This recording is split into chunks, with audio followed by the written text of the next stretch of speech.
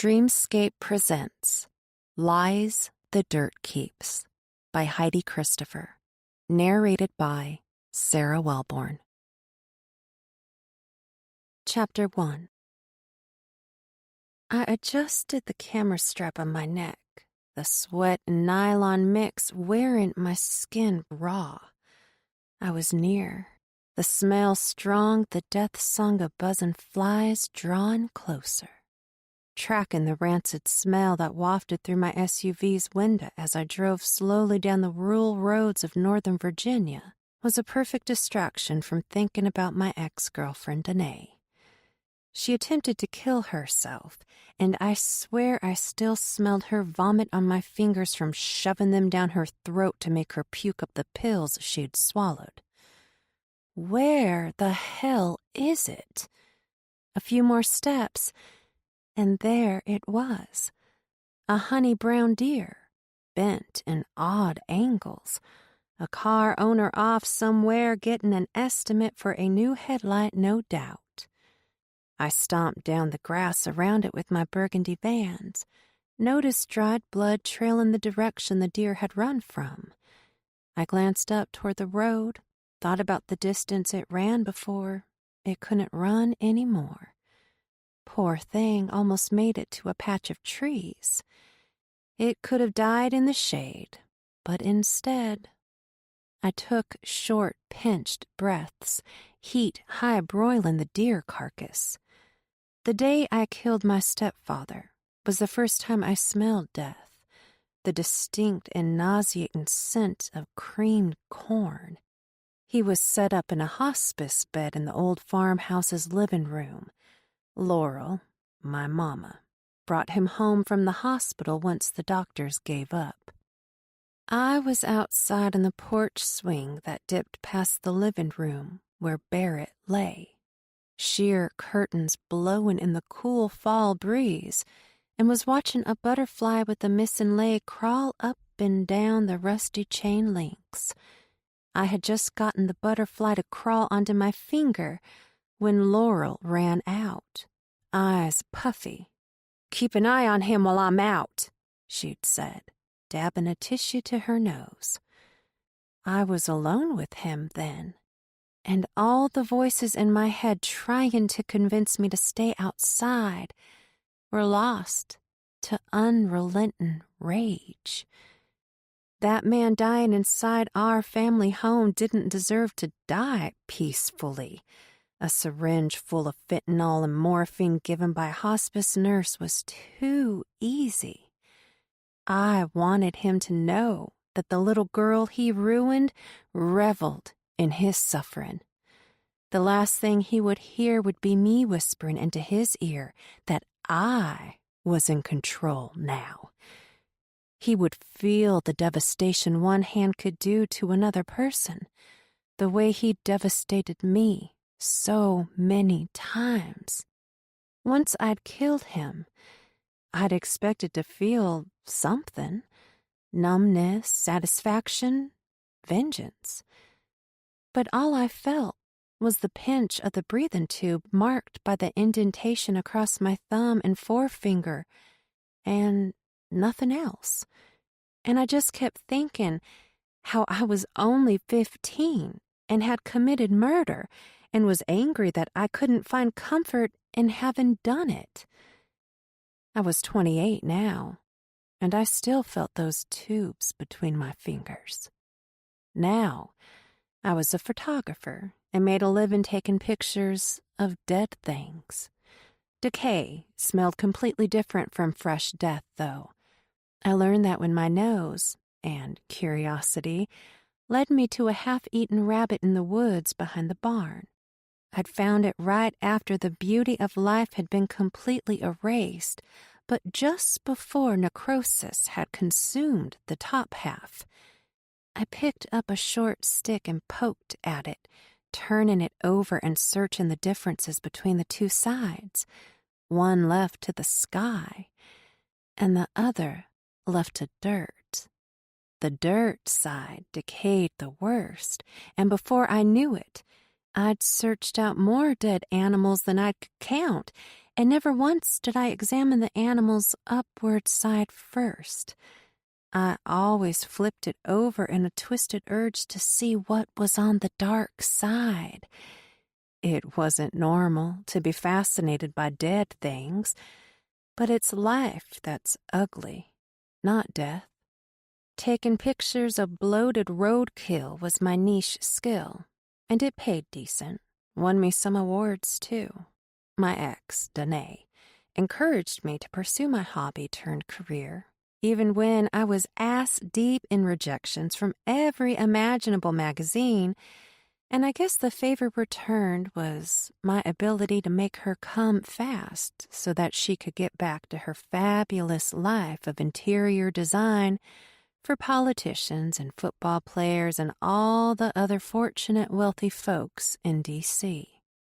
All she did was work, and all I did was photograph dead shit and eat good pussy. Until she was right, and I got my first job with some obscure online magazine that paid pennies. Then my name made it to bigger circles, and there I was now, wading through tall grass full of ticks and snakes, the sun on my back like an asshole high school coach who believed verbal abuse weeded out wimps. Oof, I waved away the air in front of me. The carcass was rotten and bulgent and perfectly spectacular for my newest project, though the excitement of my first art exhibit next week was really strangled by Danae's suicide attempt. How was I going to get through that night with 100 people asking me about her, unaware that we'd broken up? I needed to tell my agent at least. She'd probably have some sort of damage control plan in case the news got out that her next big client had baggage. I let out a breath too deep to not be replaced by the same measure to inhale. I fucked up. A rush of rotten mammal stench pumped my lungs like a balloon lipped on a helium tank. I took another breath, noted that the stench didn't trigger nausea, which was surprising since my nose was superbly sensitive. All I smelled was pure rot, like vinegar and spoiled ground hamburger. And here I was, totally at home, a worm in the compost, just where I belonged. I bent down to scope my angle and ignored the nagging voice in my head telling me I was a monster, which was easy considering I'd practiced brushing that shit off for years. It was noon, the sun directly above, not a cloud in sight to keep the heat from the cut above my eyebrow. The wound throbbed with each step I took, and the stitches itched like a son of a bitch. I'd need to adjust my exposure to capture the mood for my project, so I lifted the camera, swatting away gnats, and pressed the viewfinder to my eye.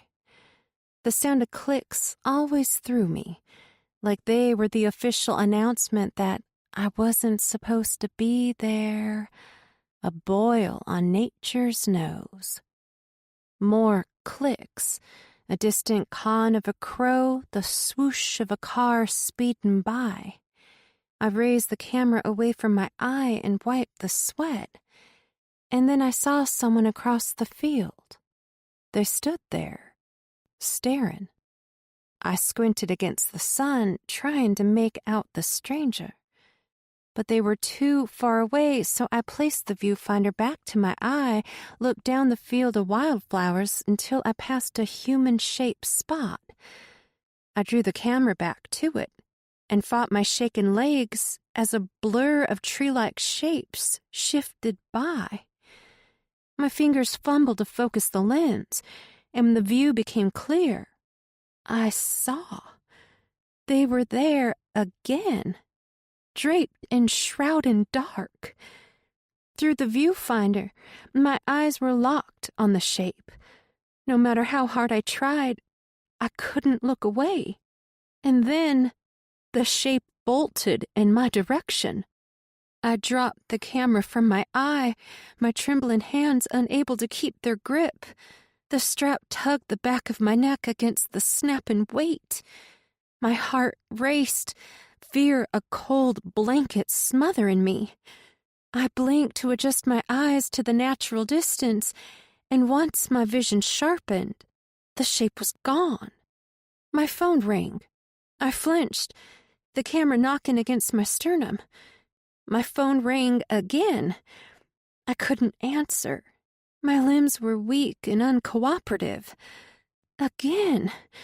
I finally gained feeling in my arm and reached for my phone, flipping the screen over to read it. Claire Perry, my manager.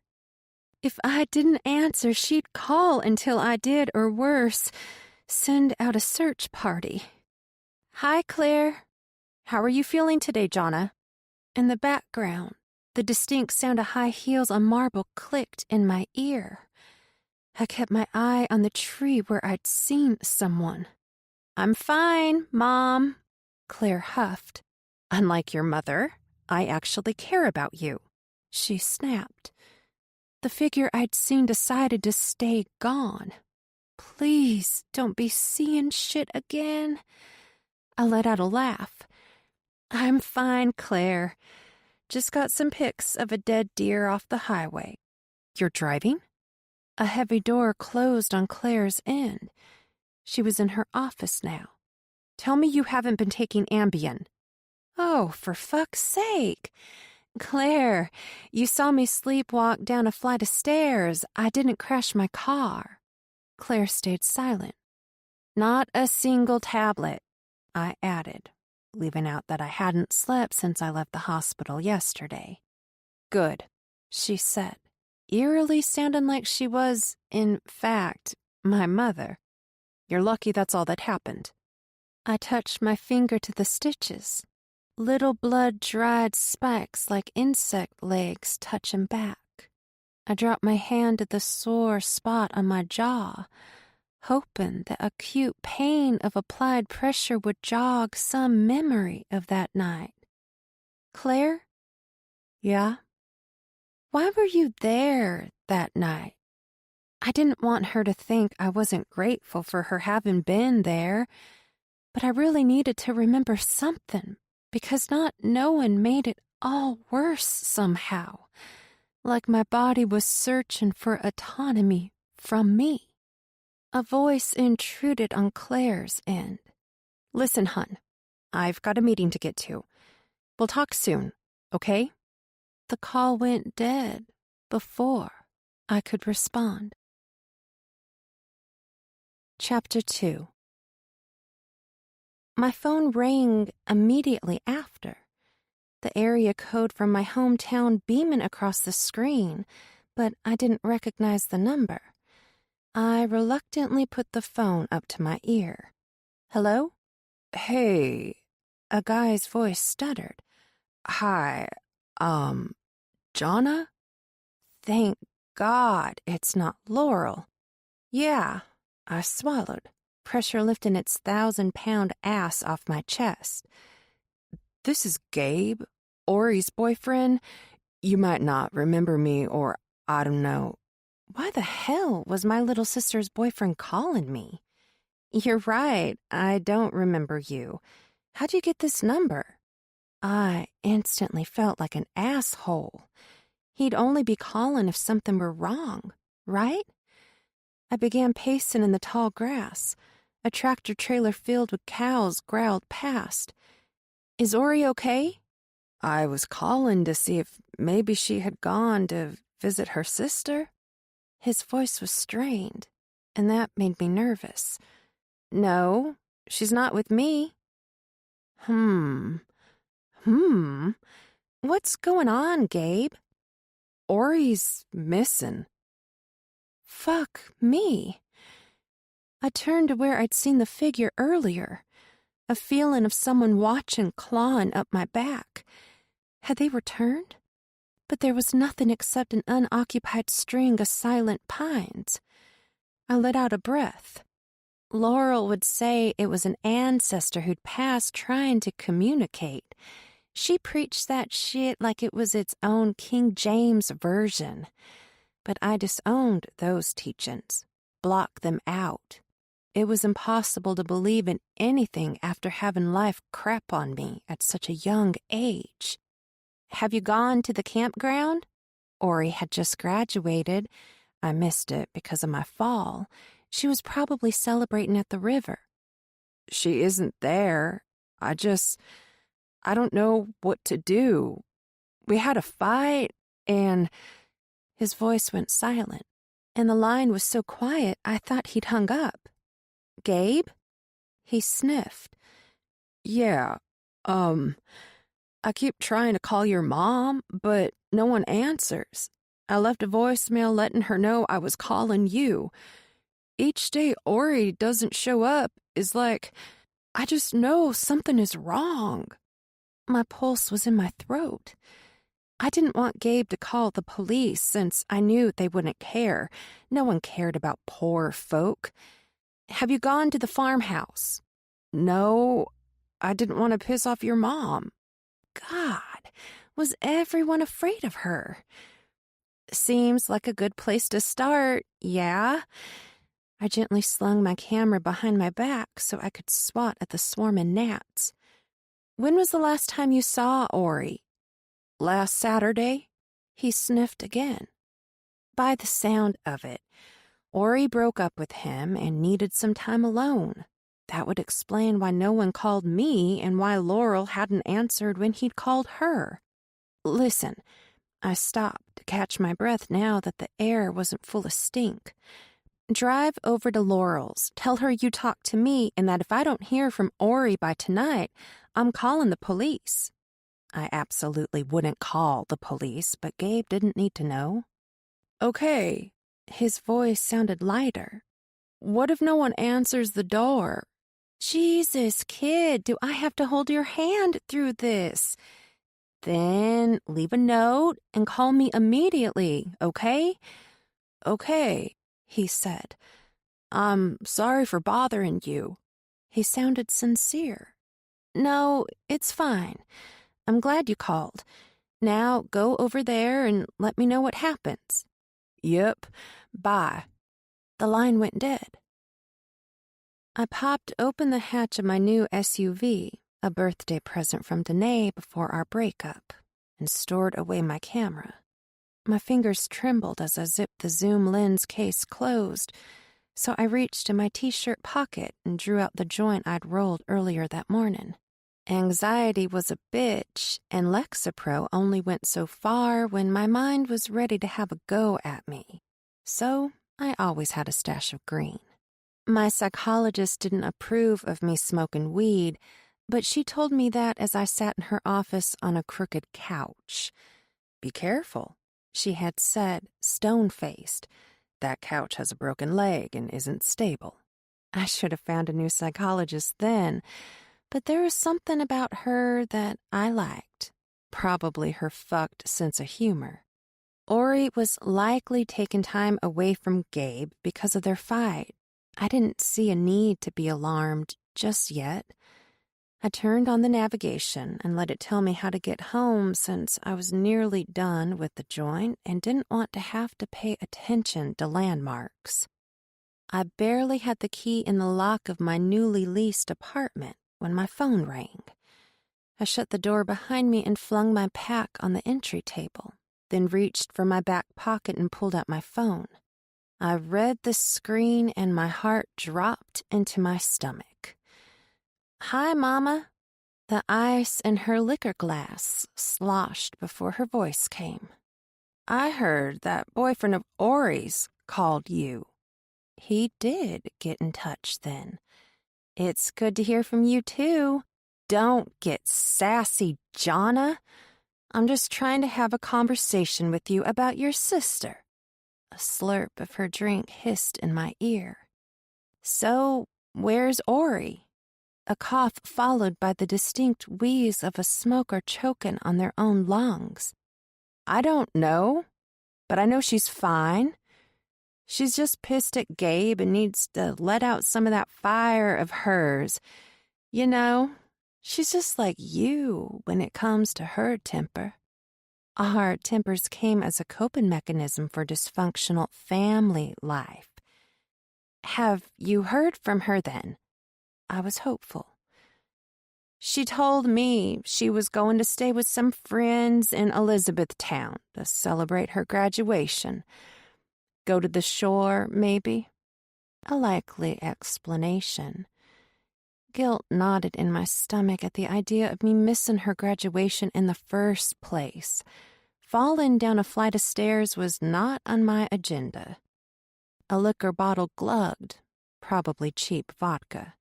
She'll be back before too long. A broken heart makes us do stupid shit. It ain't nothing she ain't done before. Like move 5.5 hours away from your family as I did. She's gone missing before. Glass hit the table a little too hard, the loose hands of a drunk. Missing, no. A runaway's more like it.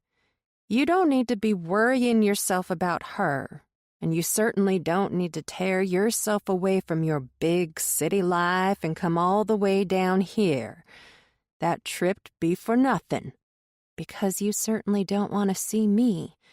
Ditto, Laurel. Ditto. It's just D.C., Mama. It's not a big city. A hiss. You've always bucked me.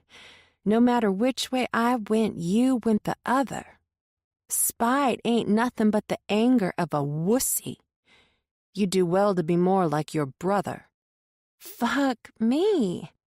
Michael never had a reason to argue with Laurel because she gave him the world every damn time he asked for it. I let out a slow, methodic breath. Thought about the tactics my psychologist gave me for calming myself down when I felt anxiety building. Breathe and count to 10. I'm not being spiteful. I'm just concerned. She sniffed, the flick of a lighter cracking in the background. A long drag that made my mouth water even though I didn't smoke cigarettes. Something about the smell of a freshly lit Camel Light, Laurel's brand, sent all kinds of conflicting shit through me. Ain't you got some big show coming up? The chest flutter from flattery wasn't lost on me, though I stomped down the feeling until all that was left was suspicion of why she knew I had a show in the first place. Yeah, well, don't miss that by coming down here. Ori's fine. If she ain't home by Monday, I'll call you. I hated thinking Laurel was right, but in this case she more than likely was.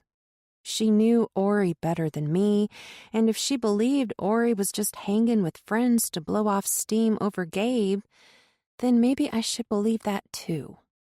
Fine, Mama. I won't come. She let out a sigh that sounded like pure relief. How's Michael doing? She pulled on her cigarette so long that I thought she hadn't heard me. Mama? What do you mean, how's he doing? He's fine. Why wouldn't he be? Because he could drink a liquor store dry, and he ate opioids like a fucking candy necklace. His behavior before I moved away from home was already that bad, and he was only 13. Just asking is all. Well, she slurped her drink. See ya when I see ya. The line went dead, and I hung up. I was lying on the couch downloading the pictures I'd taken of the deer when a non-thought wouldn't leave my brain. Shannon Hager, my on-and-off boyfriend through high school. I would have seen him had I gone back home. The idea of that happening set a tickle in the pit of my stomach that I couldn't shake. I wondered what he was up to. Had he gotten married, had kids, done all the things with someone else that he wanted to do with me? I found myself typing his name into my laptop's search bar, and before I lost my nerve, hit enter. Local police officer Shannon Hager saves infant from a fiery vehicle crash on Route 9. Investigators state that the driver lost control as the vehicle sped into a dangerous curve locals call Meet Your Maker. Both the driver, identified as the infant's mother, and her passenger, still unidentified, died from injuries sustained in the crash. I stared at the photo taken by a local news journalist, lost myself in the murky grays and blacks of a burnt steel car frame. I imagined where the bodies had been sitting inside the mangled claw, how they must have bent and broken under the force of metal buckling around tree. But my eyes didn't linger too long as they dragged across the image to another, the photo of Shannon, a formal photo the newspaper pulled from the department. He looked the same, more mature, but the same. There was something different about the look in his eyes, though. The wonderment of youth stuffed uncomfortably into an adult persona. I understood that look. I was still trying to convince myself I'm an adult. But then I fall down the stairs like some drunken teenager. Memories flickered. Screenshots of bright hospital lights, mild-mannered doctors, the sting of disinfectant on my face. I glanced over at the breaking news section on the sidebar, saw the byline posted 3 hours ago. Local teen found dead. My heart stopped. Ori! I gasped, my fingers trying desperately to click the link faster than thoughts could formulate in my mind. The page opened, and a photo of a redhead popped up front and center. I immediately recognized her from Ori's social media. Dahlia Cochran, I read. Ori's best friend. Chapter 3. I was already on the interstate and couldn't remember exactly what I'd packed. The urgency to get to Sweetwater was a hand closing over my eyes. My heart raced even still, and the fact that neither Michael nor Laurel was answering their phones wasn't helping. A young guy in a burgundy Honda Civic whipped around me, encroaching on the vehicle ahead, and slammed his brakes before hitting the bumper of a brand-new Jaguar. There was a sea of slowing cars on I-95 South, and I was willfully driving into it, willingly hurling toward the rural southern town I swore never to return to. All the horror that happened there, I was heading right back into it. What the hell was I thinking? A memory of my stepfather's hand sliding down my back flashed through my mind, and my body clenched. I shook away the memory, my skin crawling in disgust. I reached into the console and took out a joint, lipped it and lit it up on the interstate like some bank robber on the run. And when the calm rushed over me, I smiled. Thank God for weed. Welcome to North Carolina, I snarled at the state line sign. Each mile took me farther from the life I chose and toward a life I fled. And the only thing making this bearable was that I might get to see Shannon. He was the only person I ever loved, and a part of me still did. But I'd hurt him when I left Sweetwater, so I wasn't sure he'd be happy to see me. I looked down at the gas gauge just as the low fuel light flashed on. A stretch would be nice. A delay, anything to slow down arriving in Sweetwater. I jabbed the gas pump into my SUV, set the pump, and turned my back on the flicking dollar amount as I gazed at the dwindling afternoon, a lid of gray capping a brilliant slit of amber sun on the horizon. Just then, the sky looked the same as it did the night. Barrett asked me to take off my nightgown. I was 11. and had gotten up to pee. He was down at the kitchen table, but must have heard my door squeak when I opened it. "Jonna?" He had called up after me. I froze, instinct telling me to be quiet.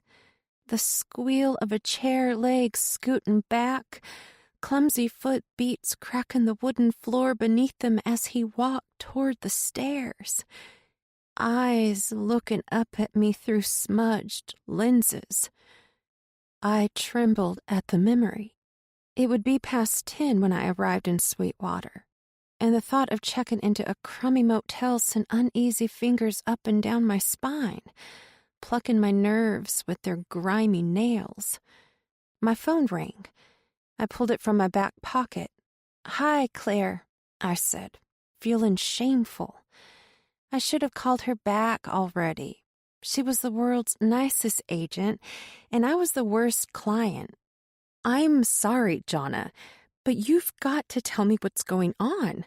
A voicemail saying, 'Hey, I'm going out of town for a bit,' isn't going to cut it." Claire's tone leaned closer to worry and further from dismay. She was clicking the top of a pen up and down, and I imagined her staring blankly out of her office window at the lit skyscrapers walling her in. "I told you it was a family emergency."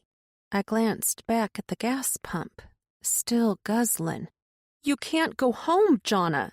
Her tone startled me. She must have sensed I was uneasy because I heard her let out a controlled breath, and then, "What I mean is that you'll miss the art exhibit next week."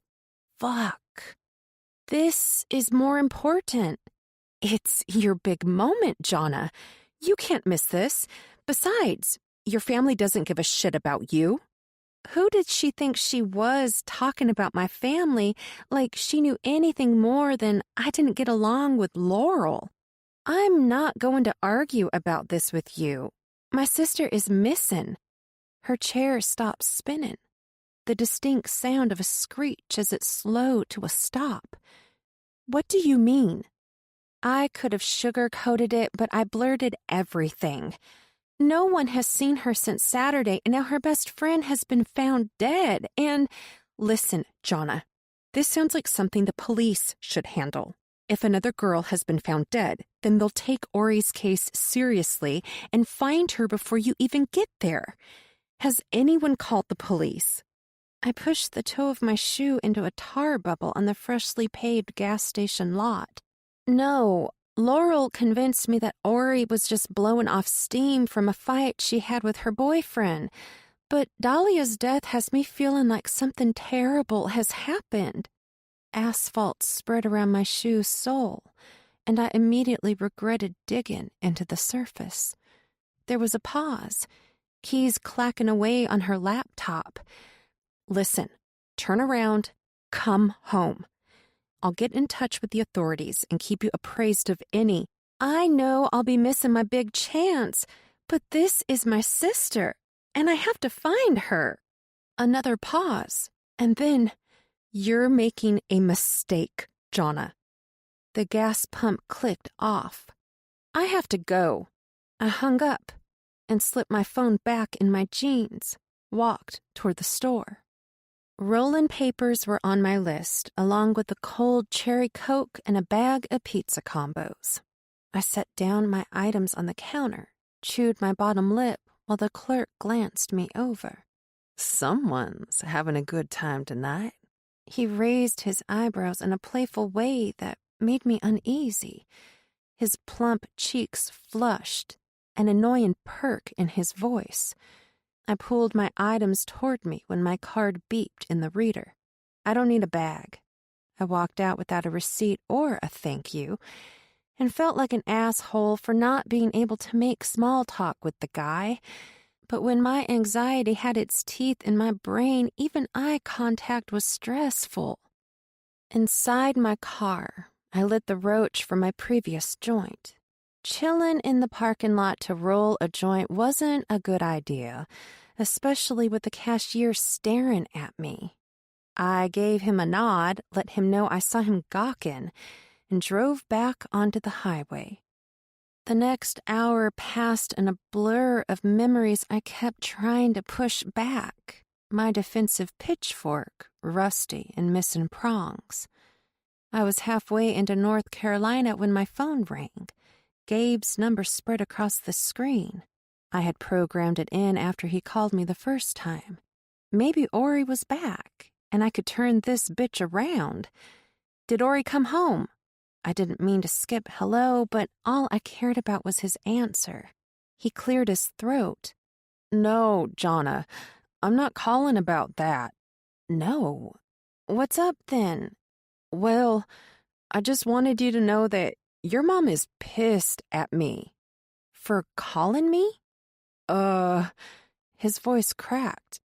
Yeah, and now she's blaming me for Ori's disappearance.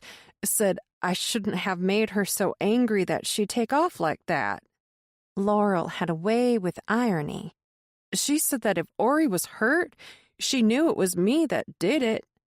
The distinct clatter of digging through a box for beer shuffled through the phone. What were you guys fighting about anyway? I asked, noting the reflective mile marker as it passed. Another inch closer. A beer top popped in the background. Just regular bullshit, he said, taking a gulp. Regular bullshit like you don't listen or... Nah, he stifled a belch. Then what? Did someone stray? Another gulp. Maybe. I don't know. So it was Ori who cheated? You didn't ask her or she didn't admit it? Nah, I asked her. She got all pissed and told me I was too clingy. Are you? Oh, I don't know. He slurred. I guess I was to her. I'm in North Carolina now. I'll be in town around 10 if traffic stays chill. I gotta go. I didn't wait for his goodbye. My chest was thudding, and all I could think about was Gabe doing something horrible to my sister because he was jealous. And shit, the speed limit was too slow and too fast at once. My stomach pitched, a sickening tide churning. I pulled over and threw open my door, artificial cherry flavor rising in my throat. Goosebumps pricked my arms while my brain went through the act of vomiting, my stomach a champ holding down the combos. My victory bell, a rhythmic beeping of door ajar. A trucker whizzed by, horn blaring. I didn't need a jerk face to tell me I wasn't pulled over at a safe distance. I snatched closed the door, the noisy interstate muffled now, and turned shuffle on my playlist, all punk rock for a serotonin shot. I wanted to drown out my thoughts, and the only thing loud enough for that was a screaming, pissed punk rocker. Traffic didn't stay chill, and neither did the weather. My windshield wipers couldn't keep up with the downpour that started an hour ago. Area flood warning alerts constantly popping up on my phone. Sweetwater was already trying to wash me away. A pain shot down my leg as I passed the sign, "Welcome to Sweetwater." I prayed for a blood clot to climb my leg and clog my pulmonary artery and end me then. But it was just sciatic nerve pain and had followed me since my early 20s. My SUV slowed to a stop, eyes flicking over every single thing. Freshly painted storefronts, some with murals likely donated by a local artist. There was the coin laundry, with the giant wooden sign decorated in blue bubbles foaming out of a detergent bottle. Ferguson's, the best hot dog joint around when I was growing up, had closed and was now an Inman Realty. Damn, I'd been looking forward to a footlong. A car behind me laid on its horn. I'd idled too long at the red light on Main Street. If I took a left, I'd go down a road where my first crush lived, the first place I kissed a girl and wasn't afraid of messing it up, because I'd practiced on an older boy a few weeks before when I'd gone down to the shore with Laurel and her coworker. The boy was eager, and I was determined to make a good impression on Rail. If I remembered it right, I made a great impression, all the way to a secret summer fling and a lot of making out and Roman fingers. I smiled at the memory, wanted to go back to that summer where it smelled like Marc Jacobs perfume and tingling lip gloss. I turned right and headed for the heart of town, curiosity leading me. The Piggly Wiggly was closed for the night, which sucked because I wanted to pick up some tampons before checking into the motel. My period was due, and I wanted to be prepared for that at least, among all the things I couldn't possibly prepare for. There was a new burger joint, lights still on but dimmed in the front dining area, a skinny high school kid mopping the floors. Ornamental streetlights trailed off to ugly utility poles with fluorescents, sheet rain like needles in the ugly glow. Tantrums, the local bar, was ahead, its big neon light cast like red glass across the wet road. I had my first line of coke in the men's bathroom with the guy I'd just met. I ran in there to pee because the ladies was full, and there he was. Tall, dark hair, dark eyes, a fucking chiseled masterpiece. We fucked in the back of his brand new extended cab GMC truck out in the parking lot. He came. I didn't. My hands gripped the wheel. A part of me wanted to stop in and get drunk. I could walk to the motel from there, rain or not, and at least I'd get through the awkward first night easier. But my head still throbbed from my cage match with the stairs, and I needed to take out my contacts. So I looked back to the road and pressed the gas. I got all of a foot down the street before I saw the fight on the corner of the bar parking lot, lightning cracking overhead. Two guys, both throwing clumsy punches, one off-kilter much more than the other, but when a punch landed in the face it hit spun my direction. My breath hitched in my throat. Michael? God damn it. Chapter 4. I flung my SUV into the lot, slammed the brakes, tires grind in the gravel underneath, and jumped out. Michael! I ran over in time to hear his fist thud against Jamie Hager's jaw. His homie since they were kids. What the fuck, guys? I thought y'all were friends. My voice startled them, and they stumbled to stare at me, blinking. They'd attracted a crowd, and I knew half of them, too. Fucking great. Jonna! Jamie exclaimed. His voice was more surprise than excitement, and I couldn't place why that bothered me. Yo, Hollywood! Some guy shouted from the crowd. I didn't know who. Don't you take pictures of dead shit? Another voice said. Jonna! A smooth voice said from inside the crowd. Kimber Hager, Shannon's older brother, emerged parting the human floodwaters like Moses. He was the last person I wanted to see. Men who hurt women for rejecting them were exactly the kind of men to stay clear of, and I had rejected Kimber several times. Why has the eldest Kern returned? He asked, a fluctuation in his voice that teetered on nervousness.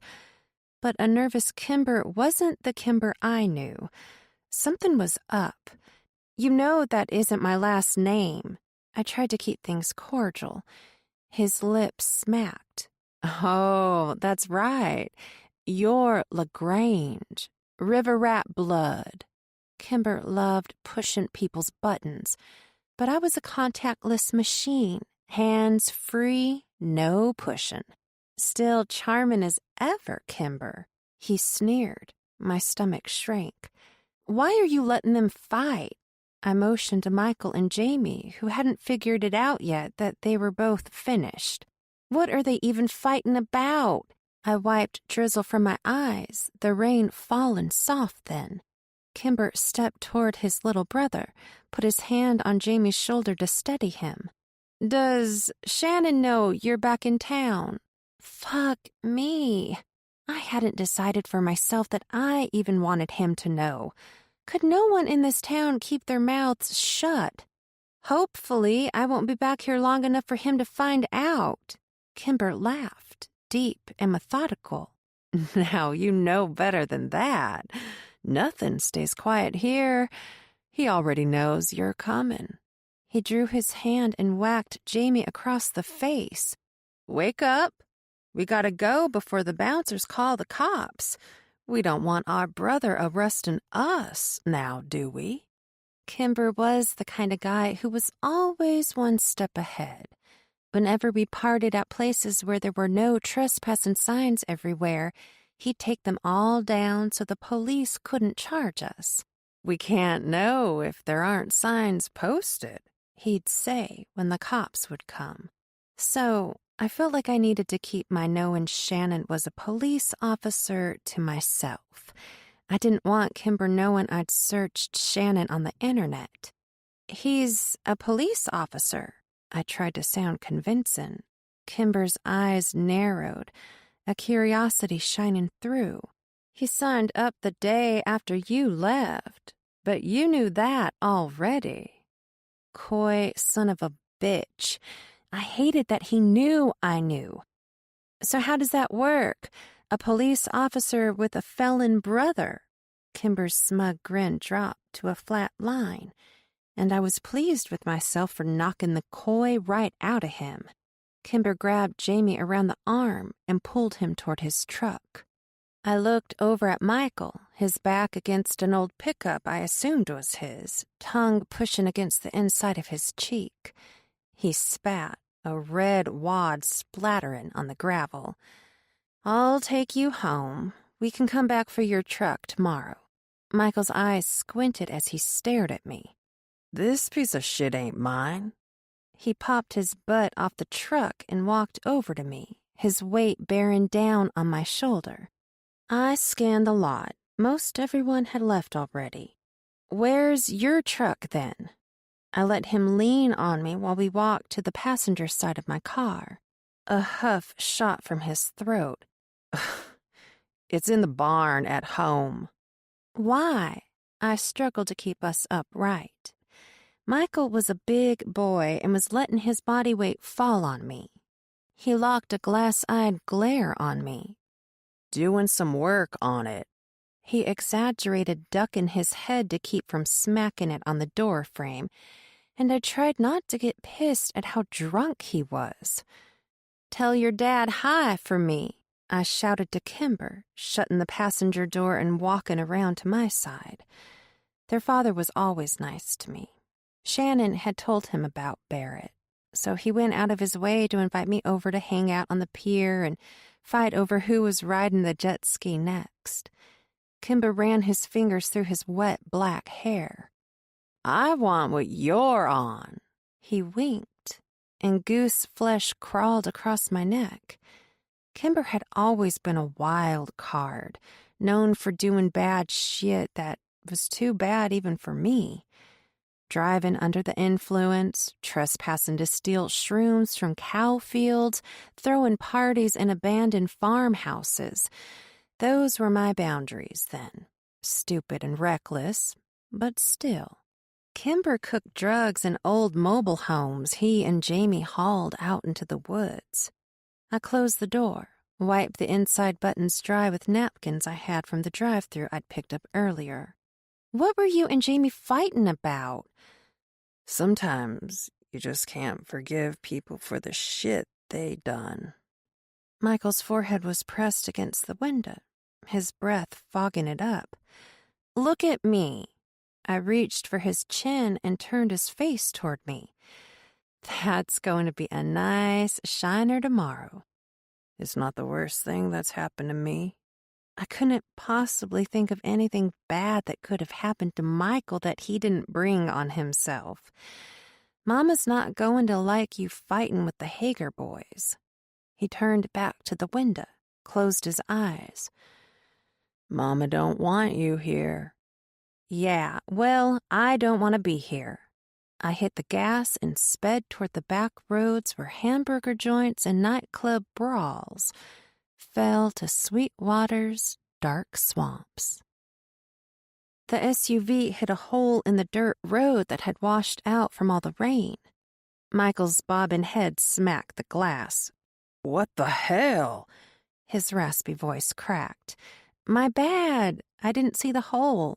The swamps are flooding out on the roads. He perked up, gazed out the windshield. Damn, Jonna.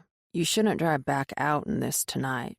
I gripped the wheel tighter, thread slipping under the loose ground. I think I'll be fine. I'll just drop you off and leave. He huffed, a grin peeling his lips apart. That's gonna go over like a turd. It's one thing to come uninvited, but to not even say hi, she'll give you shit until the day you die. His perky attitude faded. Quick as it came, it was gone. We pulled up to the house, the living room light on, like always, and he opened the door, his back to me. You better come in. The farmhouse loomed, weather-beaten and unkempt. It was pretty once, but even then, it was like some kind of two-story haunt with dark eyes watching. The house knew I was there even if Laurel didn't. God damn it, Ori. I wouldn't be here if it weren't for you. I leaned over. Don't slam. A resounding thud bounced off the house when the passenger door slammed shut. Asshole. I followed through the horseshoe driveway that Laurel used to keep up with white gravel. After Barrett died, after I killed him, and the money ran out, that luxury dropped off. Another pothole gripped my SUV, and for a moment, I thought I was stuck. But then I was out and rolling down the hill into the long driveway that would take me back out to a paved road. I reached the one-car bridge and stopped, water gushing over it like some giant brown snake in chase. Shit. Michael was right. I wasn't making it out of there tonight. I bit my bottom lip and gripped the steering wheel until I thought my knuckles would pop out.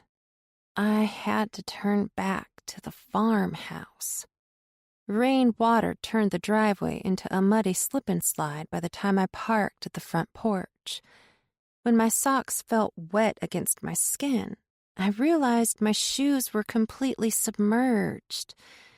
I walked around to procure my overnight essentials, then ran up the crooked stairs and knocked, holding the screen door tight behind me so the wind didn't take it. No one answered, so I turned the knob and let myself in. The door screamed shut, and still no one stirred. Where was Laurel? Asleep, maybe. It was still a little early for her to be in bed. She wasn't yet elderly, not like the parents of most people my age. We were only 16 years apart. The stairway stole my attention, and when I dragged my eyes up it, my little self was standing up there in Sailor Moon PJs staring back down at me. My heart hurt for that little girl. She never had the childhood she deserved. It was the floorboard at the top landing that had given me away that night. As a kid, I knew it was there, but that night I drank too much water before bed and was making a mad dash for the bathroom. That fucking floorboard. I stared at it in the dark, the way I had my eyes locked on the floor when Barrett called up the stairs for me. The scrape of his calloused hand down my arm, the smell of cheap whiskey on his breath. You sure are pretty and so grown up. If you're gonna stay here, I'm gonna need some rent. Water and electricity ain't cheap, you know." Laurel crept up, her superhero ability even in drunk mode. I blinked away the blur in my eyes and turned to her. "I'm getting a room at the motel in town, but the bridge is flooded. I just need to stay here tonight. I won't run up your utilities." She scratched a fingernail on her scalp, black hair bleached all the way to the roots, and drew a cigarette up to her mouth with her other hand. She glanced at my belongings, one small suitcase and my purse, which is almost as big as a suitcase. "That girlfriend of yours too good to come home and meet your mom?" She sniffed and walked through one of the 2 doorways that led into the kitchen, reaching for an empty rocks glass on the table. God knew I didn't want to have that conversation. "No, Mama, we aren't together anymore." Part of me was happy that she even knew I had a girlfriend. She disappeared behind the kitchen wall, the sound of ice clinking into her glass, cracking as warm liquor poured over it. "You aim too high there, Laurel. Big money girl, get tired of educating a country bumpkin? Bitch." I bit my tongue, tasted iron. A verbal altercation wouldn't solve anything, not now, not with her drunk. And I needed a bed for the night. "I'm just going up to bed. I need to take out my contacts." The stairs creaked as I walked up, ones that didn't used to. But the 4th one had a crack in the middle and made a loud screech if you stepped on it. And I didn't even think about it before my foot was already landing on the stair above it, my survival mechanism kicking in even after all these years. Lightning cracked, and the entire house shook, and when I looked up at the hall window, I saw someone moving past. "Michael," I whispered, not wanting to alert Laurel. The shape moved closer. Still too dark to make out any details, so my mind made up the missing pieces. Barrett's pale-faced corpse flashed in my vision like a fluorescent about to go out. I blinked, rubbed my tired eyes, and went for a second look. I knew it wasn't Barrett. He was dead, and I didn't believe in haunts. White light exploded in the hall as another bolt struck nearby, assuring me I was alone. Cautiously, I stepped toward Ori's bedroom door. Could she be in there? Hope was shrink wrap, and I was under a hairdryer. When I opened the door, the hinges whined, pressing a sharp noise against the walls. I expected to see her just as I had every time I'd gone in her room before. Ori was always there, curled up on her bed with her books or playing her latest favorite video game on the console gifted to her at Christmas, the years when money wasn't hard for Laurel and Barrett. I walked to a floor lamp, slid my hand under the lampshade to pull the chain, the dingy beige shade tilting crooked when I bumped it with my knuckles.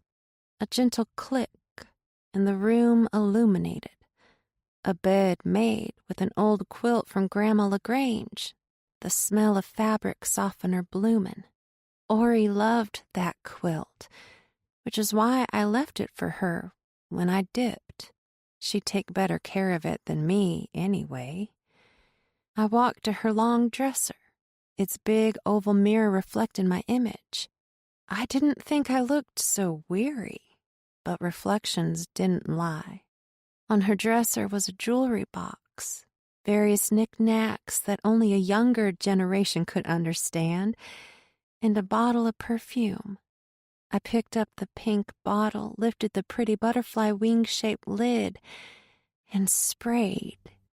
Screams, the shattering of glass, a high-pitched sound of rubber screeching along asphalt. The sounds wrecked my ears, and I slapped both hands over them, buckling under the nausea stirring in my belly. And just before I retched, the noises stopped.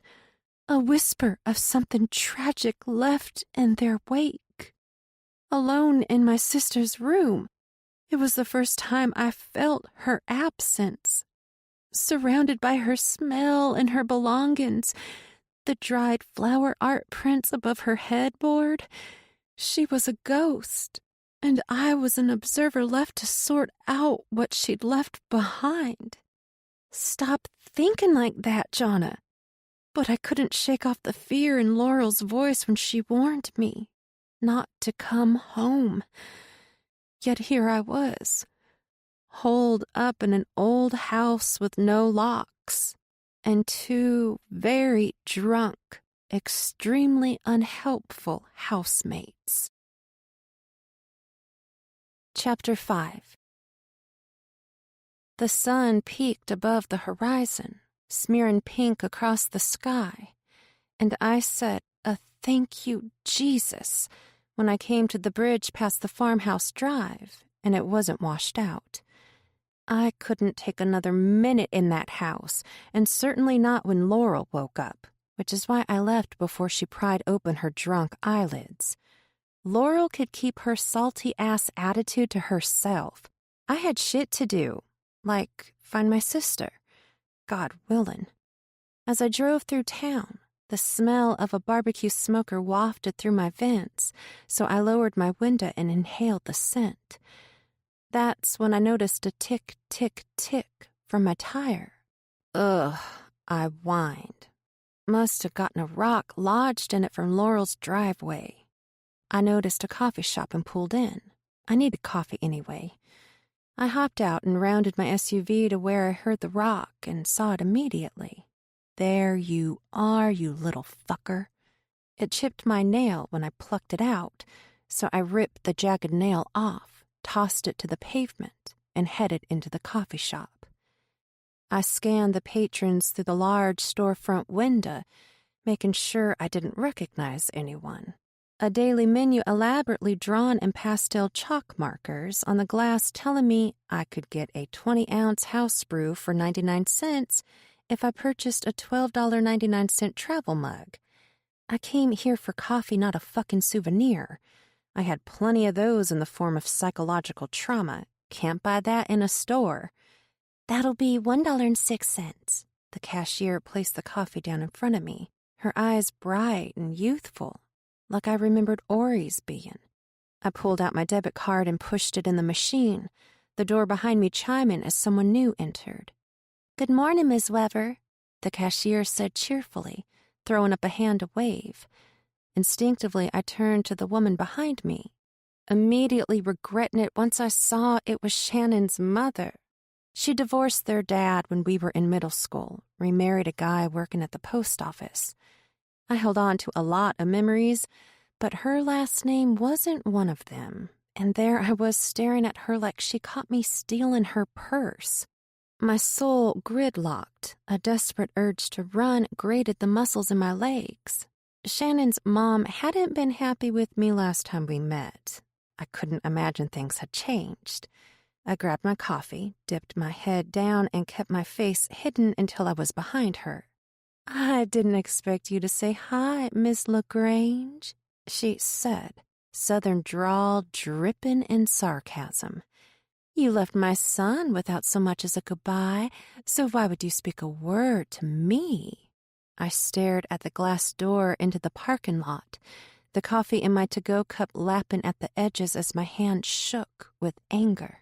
"I'm sorry, Teresa. I wasn't trying to be rude. I'm just a little wrapped up in family drama. For her to act like she gave a shit about Shannon was a fucking joke.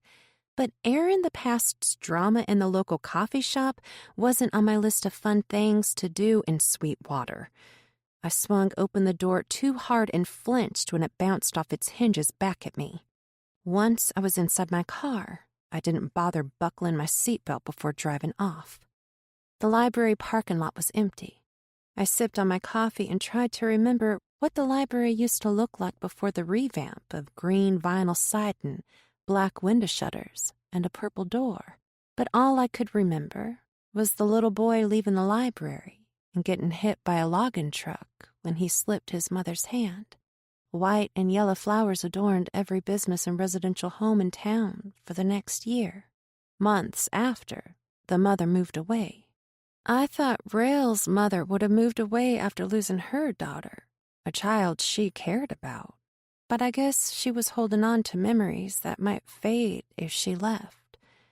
If I weren't too afraid to talk to her, I'd tell her how much Rael still lived in my head 10 years later and 4 states away.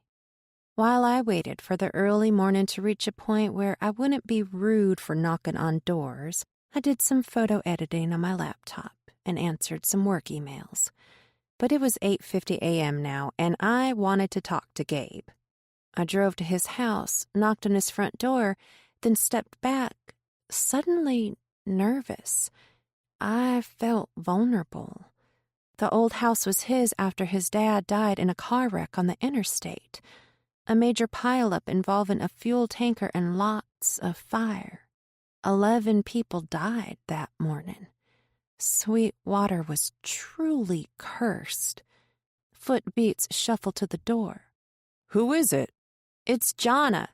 The door cracked open, sleepy eyes peeking through. "I didn't know you were coming." "I literally told you I would. Besides, did you think I was going to drive down here and not come talk to you?"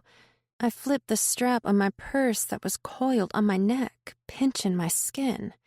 It was barely 9 a.m. and I was already sweating. "Can I come in?" He looked me over.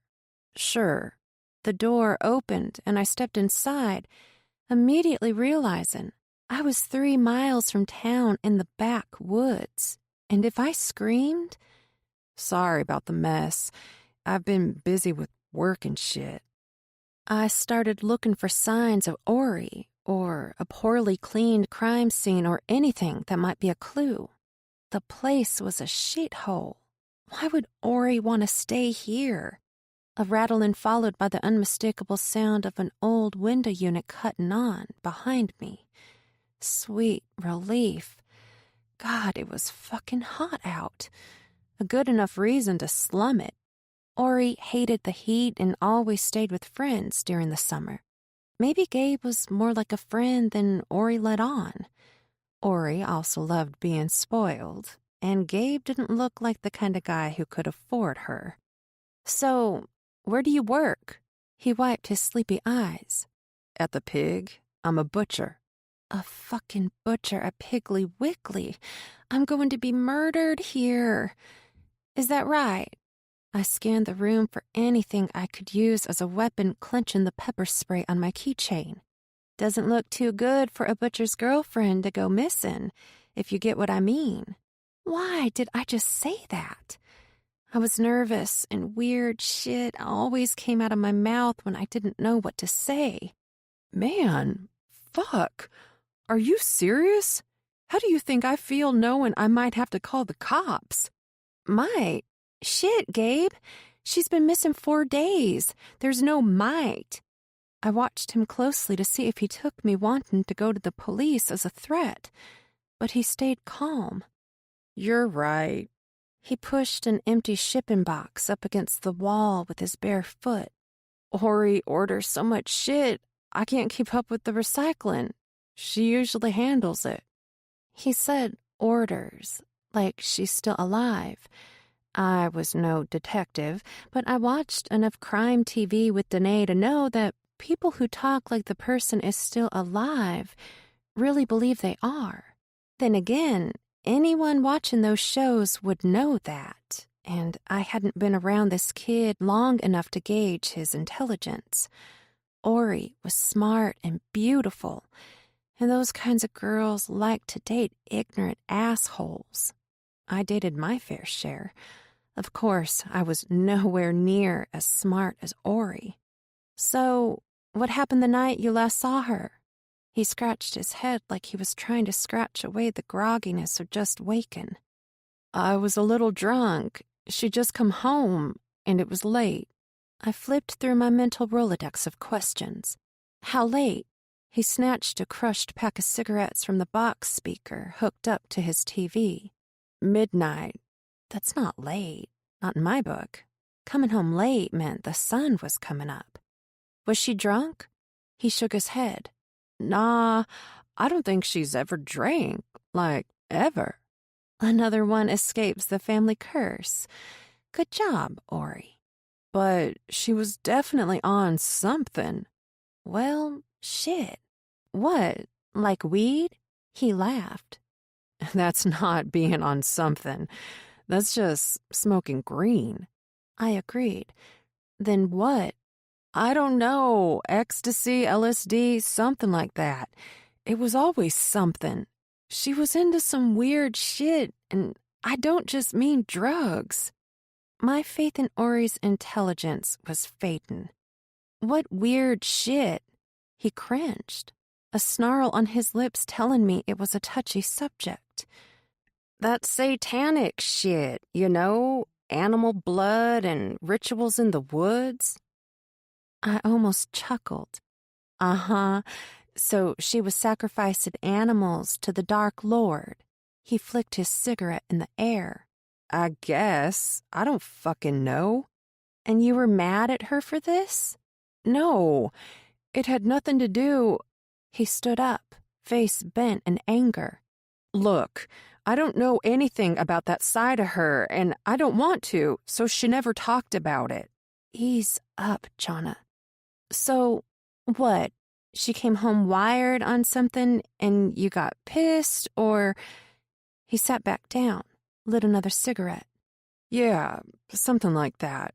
She's too smart for all that bullshit. She's better than that. Maybe he didn't know her very well either. We can think that all we want, but she likes something about it. Any ideas? He took a drag. Blue smoke rings like it was a trick I should be amazed by, and shrugged. I don't know. This was going nowhere. Come on, Gabe.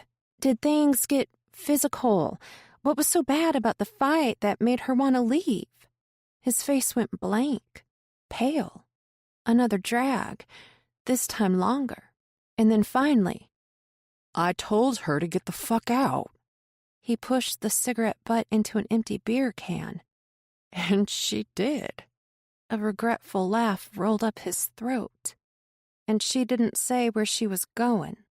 My peripheral picked up a dark spot on the wall in the next room.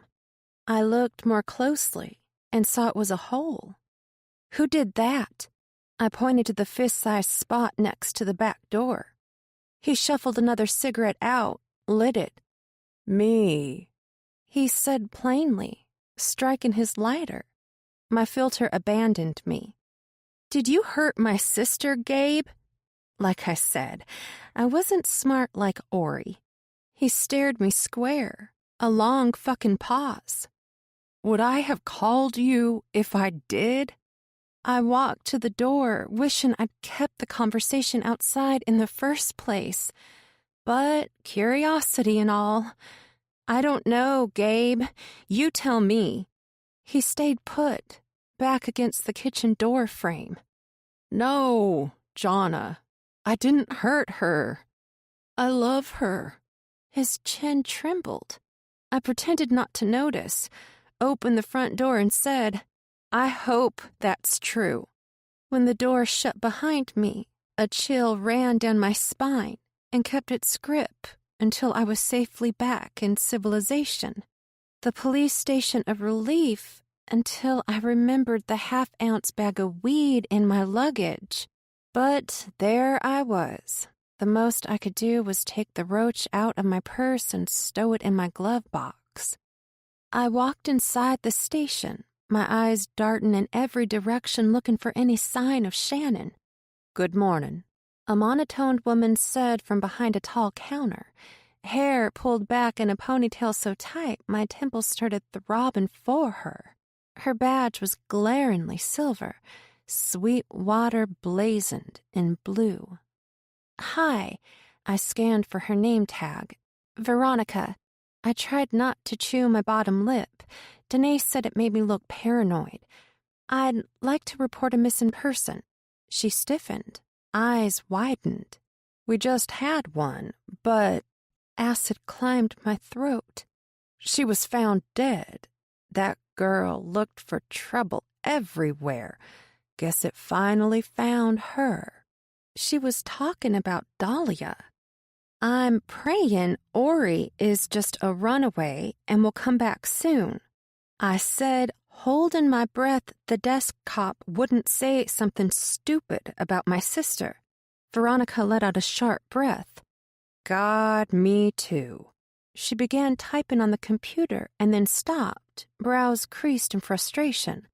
Hold on. I need to get my supervisor. I'll be right back. I sighed, relief and anxiety coiling inside my chest, two snakes trying to eat each other. She was gone and back in a blink, and when I saw her supervisor, my throat locked up. Hi, Shannon, I said, trying to maintain some sort of coherence while my nerves took target practice on my brain. He smiled, not sweet like I remember, but more of a courtesy. Hi, Jonna. I was wondering if I'd see you. I played it cool, though I was a little flattered he was thinking of me. I guess Kimber gave you my salutations. Confusion briefed his face, but left in a hurry. No. I haven't seen him in a few days. He looked at the desk cop. I've got this. You can go get lunch. Her eyebrows drooped. Don't you think I need to watch you go through this process with her? I'm still training. The way he stared at her blankly made me want to laugh and cringe at the same time. She tried to hold her ground, cheeks flushing. Fine, she said, defeated, and left in a huff that made her ponytail bounce. So, what can I help you with? He asked. Ori's missing, Shannon. How do you not know this? He shook his head, aimlessly shuffled some desk items around. Good question, since I saw Miss Kern yesterday and she didn't mention it. Yesterday? What did you go out to the farmhouse for? He took a sip of coffee he'd been swishing around in its cup. Your brother. That was just perfect. What'd he do this time? I was following up on a case. My mind buzzed with confusion, and then I remembered what I'd read online. Are you talking about Dahlia Cochran? He nodded. Shit. Was it a homicide? And oh my God, was Michael involved?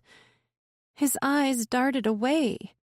Jonna, I can't talk about this with you. I tried to understand, but part of me felt betrayed he wouldn't confide in me. What did Michael have to do with that?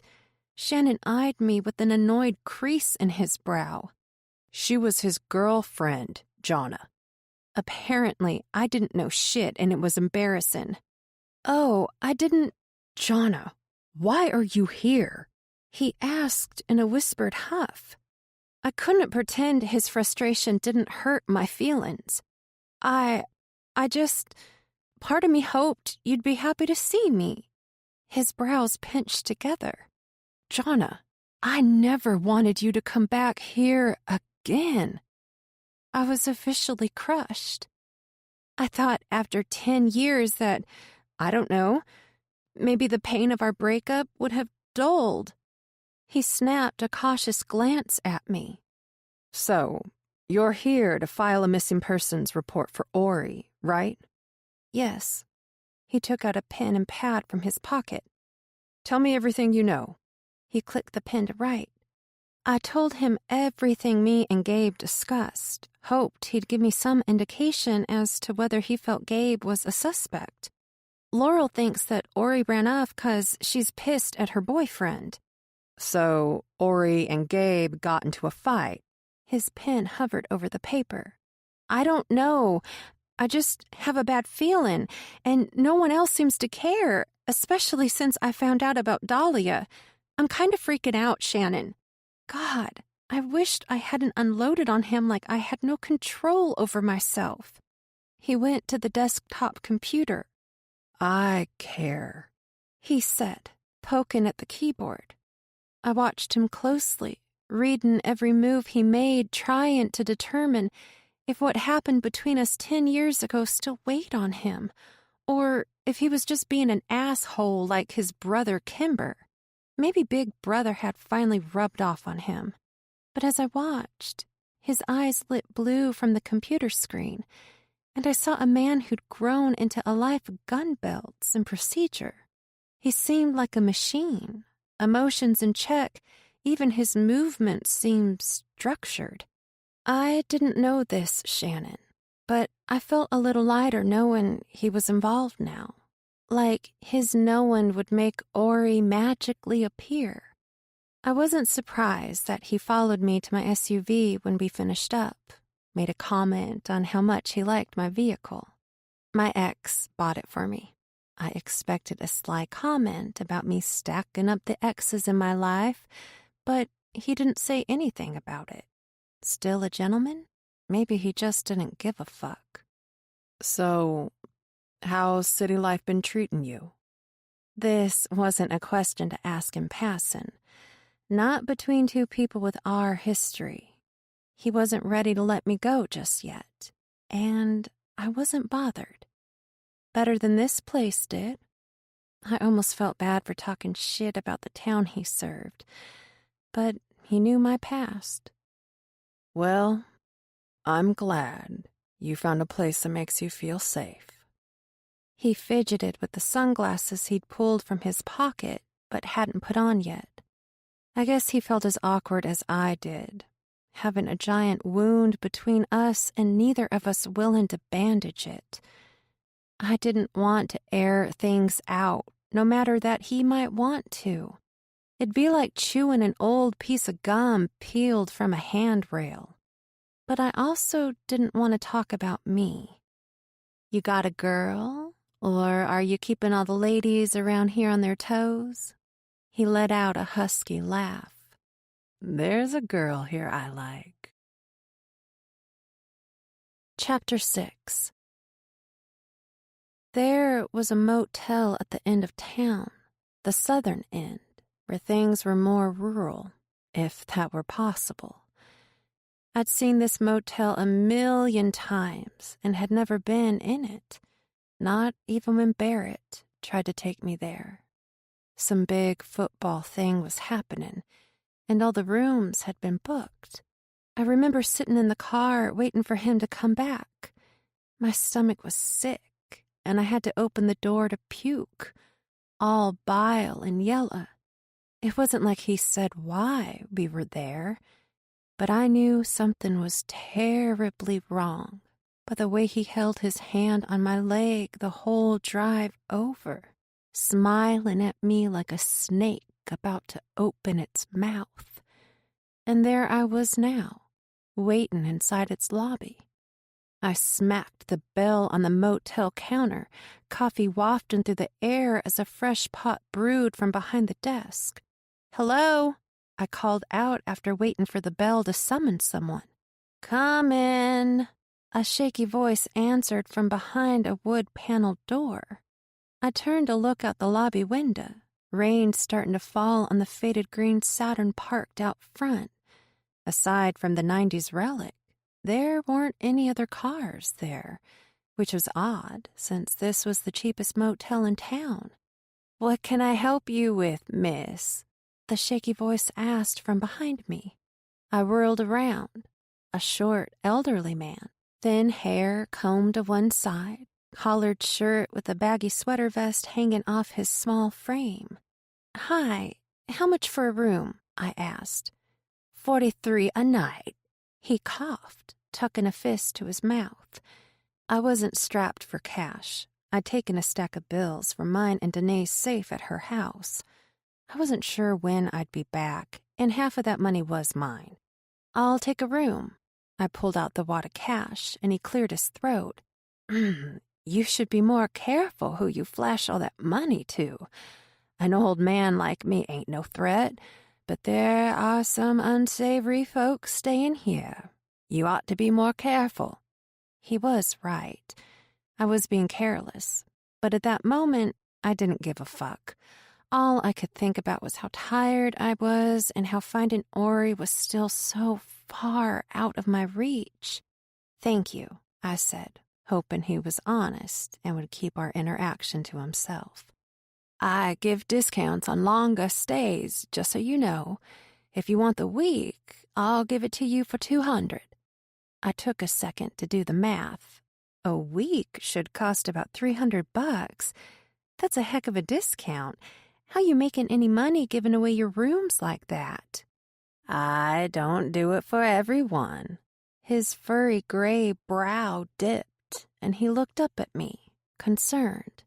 "But you don't seem like the normal deplorables that come through here. You look like you could use a life raft, if you know what I mean." "I could have used that life raft 15 years ago." "Well, I count out enough to rent me a week. Here you go."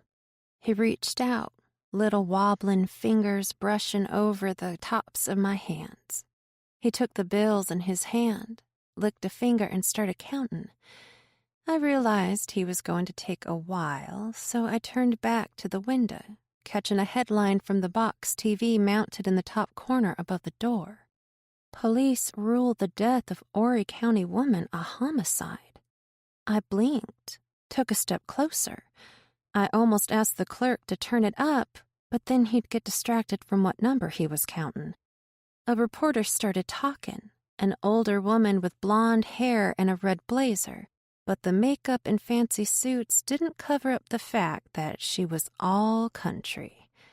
I wondered if she went to school with my folks. She seemed like she was from these parts, but I guessed anyone with a southern accent seemed like home. 23-year-old Dahlia Cochran was found dead yesterday, and now police are ruling it a homicide. According to the sheriff's department, Dahlia Cochran was shot and then dumped in the swamps near the old Kern farm. Police are still searching for a suspect. My body flushed, then went cold. My mind began putting pieces of a puzzle together that had no picture. Ori was missing, and a girl was found murdered near the farmhouse, and she was dating Michael. And there was nothing I could do except wait on my motel key. "Did you know her?" The old man's voice snatched me away from the news. No, I didn't know her." My eyes flicked from the TV to the clerk. "Did you?" In small towns, people usually knew everyone. "I've seen her around town before, but that's about it. We don't run in the same circles, if you get what I mean." I couldn't help the laugh that bubbled up. He was a good 60 years older than Dahlia. He reached behind him, lifting a key off the hook board. "Here you go, room 7. He pointed out to the parking lot. "Go around back. It's on the last row. I ain't got nobody in those rooms, so if you're careful, you can keep from running into folks here at the motel."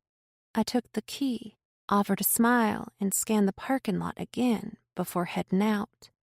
My key tag room number was almost peeled completely off, but the dirt on the sticky outline of the number 7 stood out. I opened the door, the smell of old cigarettes and dank AC greeting me. I put my bags on the small table under the window. Every motel was set up the same. 2 beds separated by a lampstand, and a round dining table with 2 chairs under the windows that shared a wall with the door. No wonder the owner hadn't updated anything. He was basically giving away the rooms. My phone buzzed, and a text banner flashed across the screen. Danae. She must have found out that I'd left. All I felt was an airplane on my chest and its turbine engines roaring in my ears. I threw a notebook on the table, sat down, and lit that joint I'd been craving all day. I drew it in slow, letting the smoke fill my lungs, my nose, my head, and then blew it out toward the back of the room. I took the pen in my hand and started writing things down about Ori's disappearance, everything I knew so far. Then I thought about things that might have happened. What if her car broke down and a long-haul trucker kidnapped her? The trucker calling a friend with a towing service to tend to the car while they drove her to a secure location to be sex trafficked. Had she fallen for the lost kid that needed help finding their mom, and then boom, she's in some guy's cellar being tortured? Fuck, Jonna. That's horrible.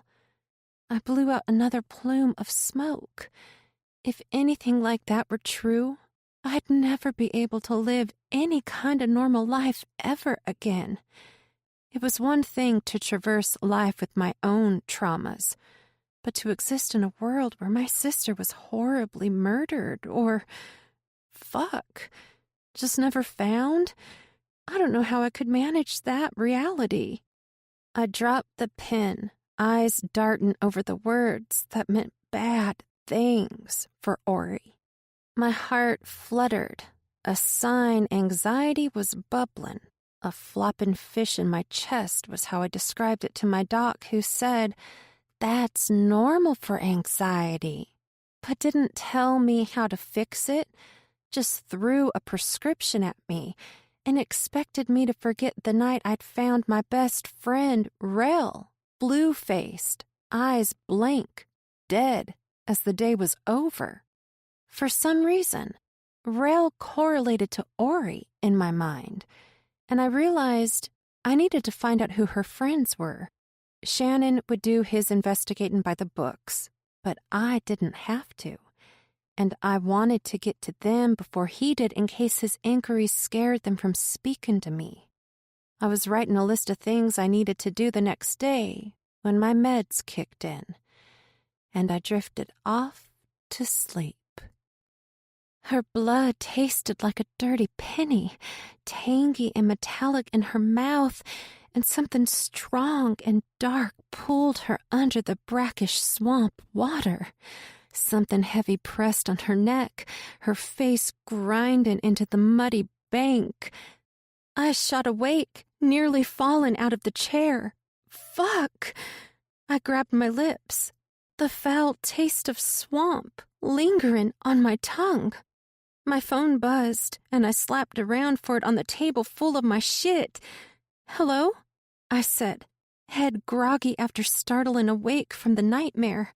I didn't look at who was calling because in that awful moment, I hoped like hell it was Ori. "Hello? What have you been telling these folks around here about us?" Laurel snapped, her words slick and venomous. "I only went to see Shannon, gave him some.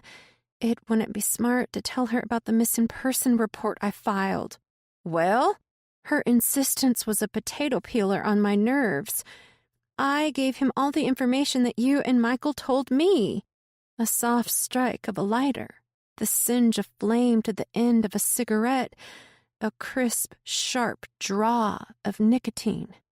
"Michael knows all the shit about anything. Why'd you bring him into it?" Always at his defense. "Mama, I'm just trying to find Ori. Michael only told me the last time he saw her, just like you, just like her boyfriend."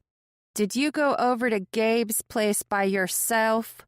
Her breath hitched, and then she exhaled, and I imagined a plume of smoke rising above her head and shaping into two horns. Yes, it was a bad idea that could have ended terribly, but I was still alive.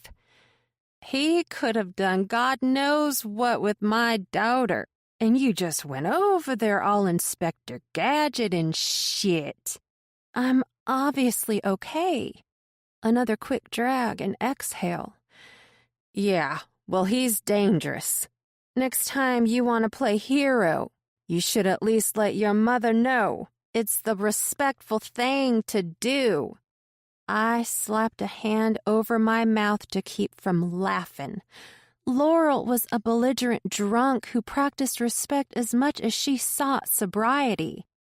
I won't go over there by myself again, Mama. I pulled out a THC vape pen and pulled until my eyeballs wanted to pop. What's Shannon say? I wondered when she would ask. He filed a missing persons report and said they'd look into it. There, I ripped off the Band-Aid. The distinct sound of fingernails clicking, a faint huff under Laurel's breath. Well, I don't want you making a mountain out of a molehill. She'll be home soon. It's a waste you drove all the way down here for this. She's not a waste of my time. Laurel sniffed. Why don't you come over for supper? I ordered takeout. I'd rather be tied to a bed in Annie Wilkes' house. I can't, Mama. I need to edit some photographs for work. She went silent, and the air around me thickened, but I held my ground. It's just so quiet here without Ori, and Michael's always working. Again, I tried not to laugh. Michael was working all right, working at putting liquor down like it was an Olympic sport. But I heard the quiver in her voice when she said Ori's name. And even if she didn't love me, I loved her, fucked up as that was. I let out a breath. I'm on my way. Chapter 7. On my way to the farmhouse, I turned the radio to a local station, hoping to get an update on Dahlia's murder investigation. Her body had been found on Laurel's property, and damn it if that didn't point the finger straight at Michael. Another surge of worry flooded through me. What if he did have something to do with her murder, or know who did, or worse, had Ori been in the wrong place at the wrong time? It's reasonable to assume Ori could have witnessed Dahlia's murder and become a victim herself. Was Ori in the swamps behind the farmhouse, too? Fear became a parasite, wormed its way deeper and deeper, and before I knew it, I was pulling into tantrums. Maybe Michael was there. I couldn't tell from outside because Michael's truck was in the barn. But Kimber's truck was there, and that meant he would make a point to harass me if I went in. I should leave. I wanted to leave. The scene would be a lot to deal with. I was already exhausted, and Laurel was waiting. Fuck it. I turned into the lot, pulled in next to Kimber's truck. Black paint lit red by Tantrum's neon sign. I got out, stared at his truck, and fought the urge to drag my key along the quarter panel. But I was a big girl, and I did shit different now. ID, the muscled guy in a Tantrum's logo t-shirt said from behind the check-in counter. A poster of a local band advertised on a corkboard wall behind him. The thud of music beyond the double doors pounding in my chest. I slid my ID under the plexiglass, a new addition since I'd last been there. Michael Kern in there? If this guy had been working the door any length of time, he'd know who I was talking about. Not tonight. He flipped my ID up to the light, then slid it back. $8 cover. Shit. I was already there, though, and I knew there had to be someone inside that could tell me something about what's going on in this town. I yanked a 10 from my purse, told him to keep the change, and pushed through the doors, loud music and smoke machine stench hitting me square. It was a strange feeling being in a nightclub alone, without Danae, to be truthful. But what made it worse was to be solo and empty-handed. So I ordered a Sprite and lime from the pretty bartender with hella curves and a southern accent that melted my cold, dead heart. If I weren't absolutely sure she wasn't into me, I'd have given her my number. A week alone in this town could break me, but she would have helped make it tolerable. I turned to the crowd, the dance floor packed, Billie Eilish's Bad Guy blastin'. I bobbed my head trying to loosen up, trying to convince myself it wasn't a dumb idea to have come inside when Laurel was waiting. "Jonna, Jonna, Jonna," a voice called, smooth as honey on a hot plate. I hated it. Kimber strolled up to me, a pool stick in one hand, a beer in the other. "Kimber," I acknowledged, wishing I had just gone straight to Laurel's instead. I didn't know what I was thinking, but seeing Kimber standing over me all Paul Bunyan and shit made me feel like a rabbit under the farmer's tractor. "I didn't expect to see you in here." He took a swig of beer, licked foam off his upper lip. "I'm looking for Michael." My eyes flicked to a nearby waitress. The urge to flag her down and order a shot of tequila pulled my attention away from Kimber long enough for him to notice. "So, is that the kind of chick you dig?" His eyes shifted to the waitress and back to me. He took another sip. "She's a bit slummy for you, ain't she? Don't you got a game to get back to?" I pointed to the pool table behind him, where a woman leaned on her pool stick, an expectant look on her face. He cut half a smile at me. "Wouldn't want to keep the lady waiting." He sauntered over to her, snatched her up by the waist with one arm and kissed her like it'd be his last. It was kind of sweet, until he turned where he could see me, stared at me while he drove his tongue deeper, pulled the woman's pelvis against his. Ugh. I turned around, saw Jamie, Shannon and Kimber's youngest brother, sitting at a long bar that faced the dance floor. I walked over, sitting on the empty stool beside him. "Hey." I sat my drink down on the bar and lazily stirred it. "Hey," he said, barely acknowledging my presence. "Any prospects?" He turned to me, confusion on his face, eyes red-rimmed, nose puffy, recognizing me after that moment of assessment passed. "Oh, Jonna." He raked his palms on his jeans. "You aren't supposed to be here." He slurred. "I don't want to be here," I said, searching every part of his body language. I had to figure out what happened before Ori went missing. Some kind of timeline to direct me. I needed him to talk, so I kept the conversation casual. There were 3 empty shot glasses in front of him. "What you drinking?" His head bobbed, eyes on the shot glasses. "Cheap whiskey?" I raised my hand and flagged a nearby waitress. 2 shots of tequila. Jamie probably wouldn't like my choice of alcohol, but he didn't seem like the kind to turn down a free drink. Besides, I couldn't stand whiskey. I hated the shit. It reminded me of Barrett's breath. The waitress smiled and nodded, took off for the bar, so I knew she'd be back soon. I focused again on Jamie. "How's the business doing?" He looked at me, a glint of suspicion in his eyes.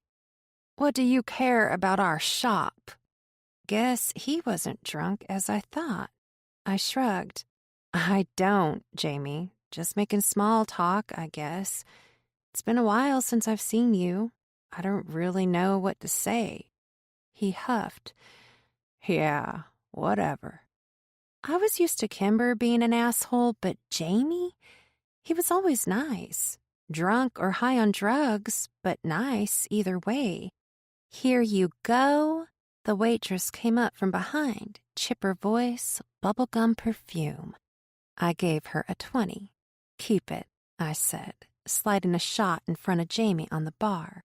"Thanks." She swished her hips over to another customer. "To the good old days." I held up my shot glass, and he took up the other. The corners of his mouth sagged. "To the good old days." He slurred, then tossed the shot back.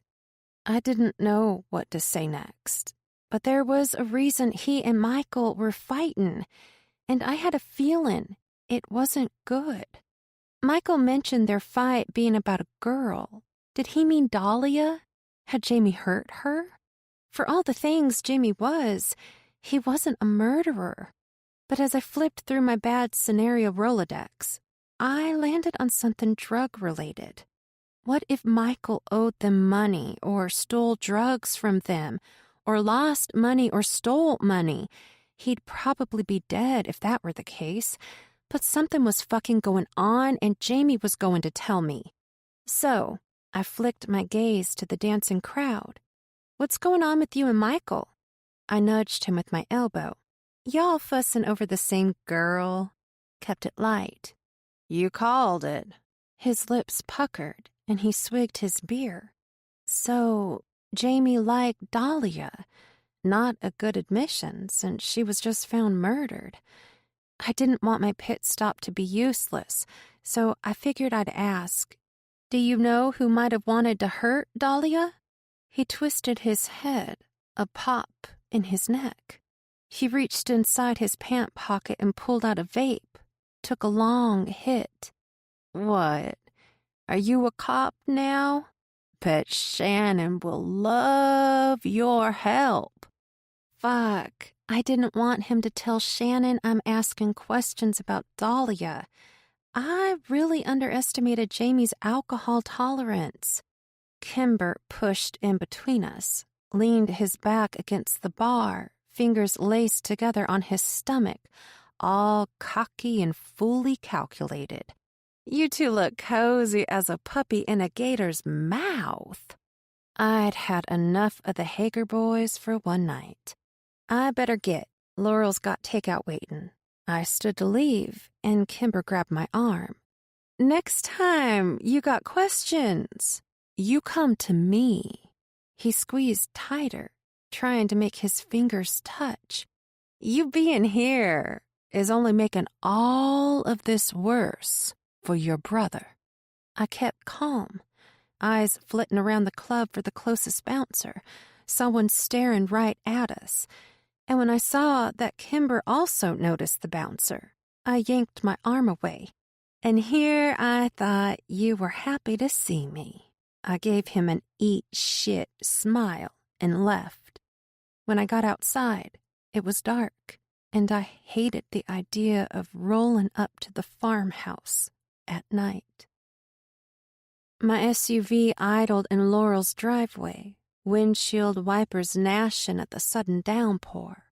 Deciding on whether or not to go inside was like tying a string to a loose tooth and making myself pull. I pulled. This wasn't a proper home with bedtimes and a family dog. It was a prison with an alcoholic warden. Mama, I called, opening the door and walking in, shaking off the rain that started pouring as I pulled up the drive. All the windows were open, curtains blowing, memories of summer nights whipping through my mind. A familiar scent, a cool breeze across my skin. Had Ori come home, showered and perfumed and ready to get back to her life? I took a moment to acclimate inside the foyer. The entryway seemed so expansive when I was a kid. Now, it felt like a cavern that squeezed in smaller and smaller. My eyes dragged up the dark staircase, stopped at the top banister railing near Ori's bedroom door. I knew she wasn't home, but my heart wouldn't listen to my brain. I was already halfway up the stairs when Laurel's alcohol-flavored voice gripped my spine. Took you long enough? Where you been? I turned back. Laurel was at the bottom banister with a whiskey glass in one hand and a cigarette in the other, hip cocked in a glare sharp as broken glass. I stopped in at Tantrums, I said, salty she had such a tone. Is Ori home? My chest fluttered. She jerked her head back. Why would you ask me that? What? Are you asking why I would wonder if she's home? Her face cinched up in the center like the mouth of a pull-string bag. No. Why did you go to the bar? She pivoted. My palm hovered over the worn railing as I walked back down. I saw Kimber's truck and wanted to talk to him. She squinted. I don't see what business you could possibly have with that Hager boy. He was hardly a boy. Michael and Jamie were fighting in the parking lot last night. I wanted to know what was going on. Laurel turned away laughing, bra strap hanging off one shoulder. What?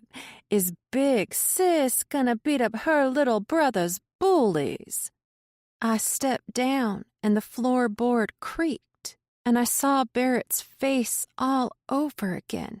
The sweat over his upper lip, the knowing in his eyes that what he wanted to do was so very wrong. I protected him my whole life. What's so different about now? I knew she'd have something to say back. She shrugged. I hope you like cold Chinese food, 'cause a microwave ain't worked for months. She pulled out a chair from the kitchen table, its pastel yellow trim chipped and fading. I sat across from her, eyeing the food, picking up a spring roll. It was cold when I bit into it, but good enough that I grabbed a second. Laurel ate mostly vodka and Sprite, with an occasional bite of lo mein. How's work? Something off topic of family matters might help keep the vibe elevated. What work? I ain't worked in months. She slid back her chair and hopped up, reaching on top of the fridge for a new bottle of soda pop. What happened? Fuck, why did I ask that? My hip hurts too bad. I can't wear them heels no more. Huh? I thought you worked at the Walmart distribution center. She rolled her eyes. You know I don't like those 9-to-5 jobs. They're too restrictive. I feel like I'm suffocating. Sounds like something Michael would say. He hadn't worked a normal job ever. So, you were waitressing? Bartending? Mama laughed, all throaty and silk. No, honey. The kind of honey that meant bitch. I was dancing. How was I supposed to pay for all this? She gestured around to the house. I wasn't sure what this she was talking about, since the farm had been lost years ago and the house was falling apart. I didn't know things were this bad. Why didn't you tell me? I would have sent money for Ori and made sure there was food in the house, but I didn't know. She turned to me, smiled. You made such an effort to leave us all behind. I didn't want to bother you with it. She sipped her drink, bit a piece of ice down and spat the other part back in. Besides, Michael provided for us. He's always been there for me and your sister. Maybe you should thank him next time you see him, instead of going on about his squabble with an old friend. My face flushed, and I was sure it was the color of the red star hanging over the kitchen curtain above the sink. I slid my chair back, flinched when it squealed against the hard wood, and stormed to the bathroom. Laurel couldn't lie as well as she thought. I knew Michael wasn't working, not anything legit. He was slinging drugs for the Hager brothers. I just knew it. But it'd do no good to argue with her. She'd only take his side. Even if she found out Michael's affiliations led to Ori's disappearance, which was totally plausible, she'd still baby him. I slammed the bathroom door shut and jumped at the sound. The light over the mirror flickered, and I walked over to check the bulb, make sure it was screwed in all the way. My fingertips gently gripped it and turned it tight.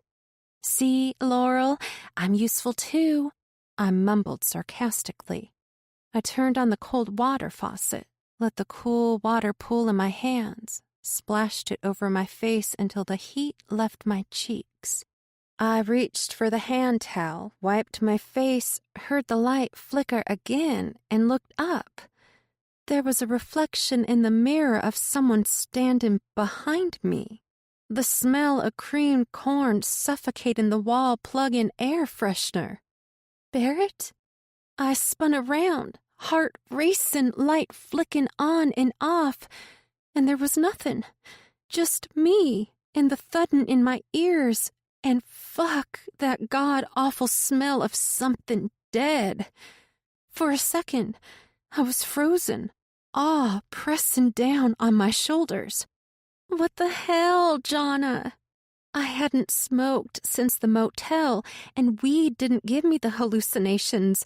My sleeping meds did, but I'd been off them since the night I sleepwalked down a flight of stairs. So what then? Had someone slipped something in my drink at Tantrums?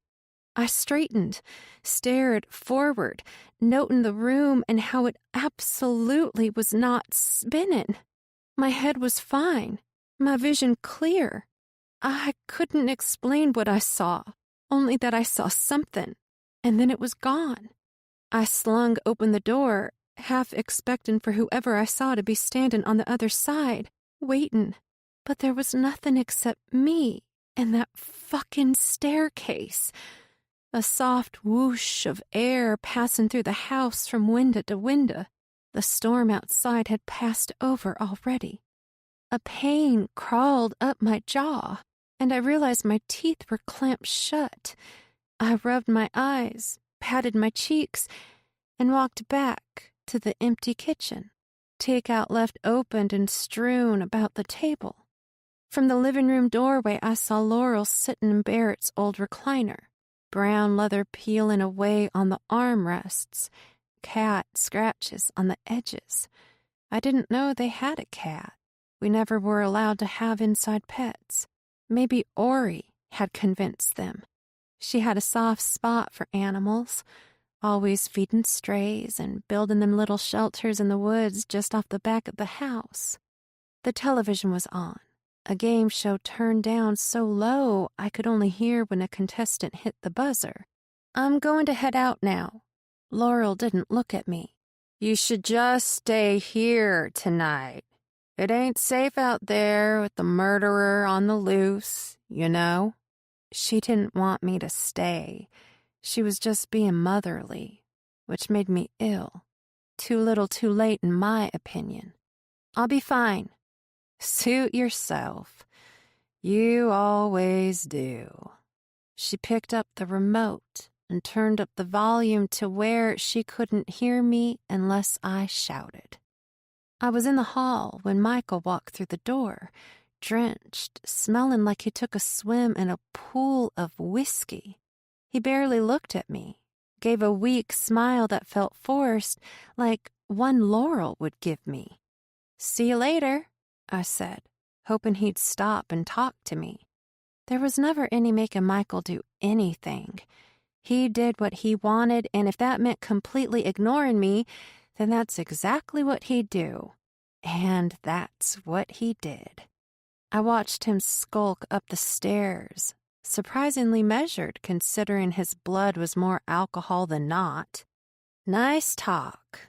I shut the door behind me, minded the wet wooden porch stairs, and got in my car. It was the first moment I was able to relax since I arrived there an hour ago. I let out an anxious breath, tried to bury the image I saw in Laurel's bathroom. The smell still lodged deep in my nose. I lit a joint, breathed it out through my nostrils just to kill the scent of death I'd smelled all those years ago. It did the job, and I put the SUV in drive, heat lightning fingering the sky as I passed through the wood-lined driveway. Chapter 8. I wanted nothing more than to cleanse the day away, as if somehow a shower would wash away the smell buried in my mind. I let hot water run down my back, watched it swirl down the drain, like I had every time I showered after Barrett had raped me. but no amount of washing could rinse that away. I tried. Filled a tub with boiling water once and plunged myself into it before I could talk myself out of it. I don't know how I escaped that with only mild burns. Laurel said, after she stopped yelling at me, that it was because I was a witch and their flesh was strong.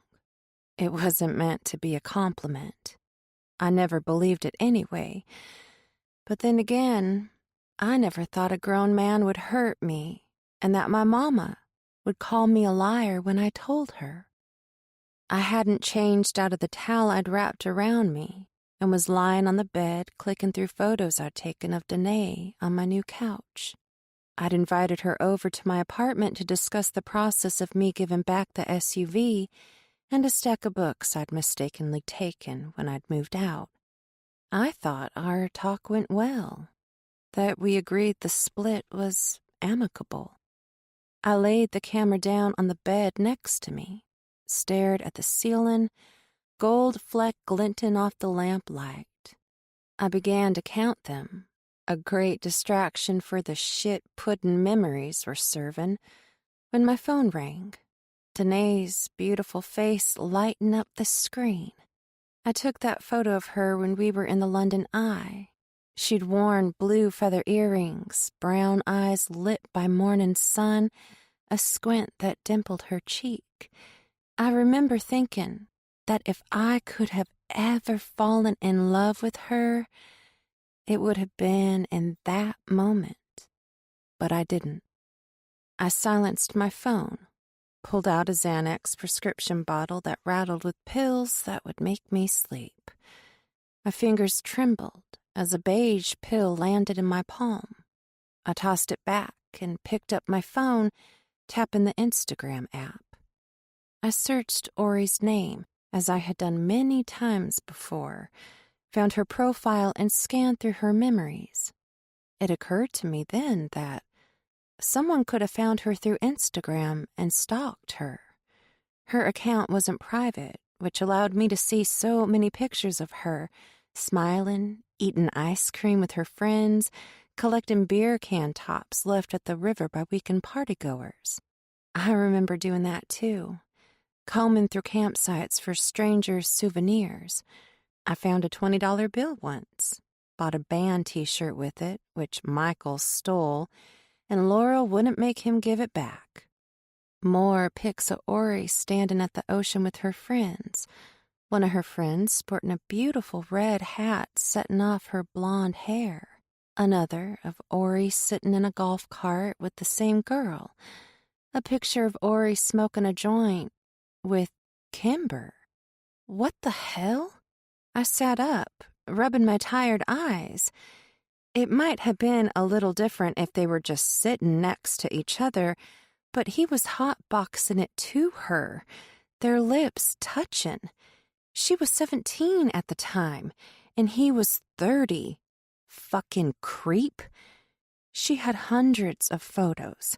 Her at the river, especially Wilford's Cliff, a place in the river that's too dangerous to swim. It has a shit ton of urban legend tales of people drowning or being eaten by something in the water. But despite the tales, young adults crowd the spot each summer, convinced of their immortality. But the hotbox picture was the only one of Kimber, or any boy for that matter. She didn't even have any photos of herself with Gabe, which was strange, but might explain their failing relationship. It was also possible she could have deleted them after their fight, which could have been a good sign for him, that she had time to go through her social and delete their history. If he had chased her down, hurt her, she wouldn't have had time to delete them. Maybe he was telling the truth. Just before my eyes got too heavy to keep open, I scrolled to a picture that shook me awake. I shot up, brought the phone as close to my face as possible before the image went blurry.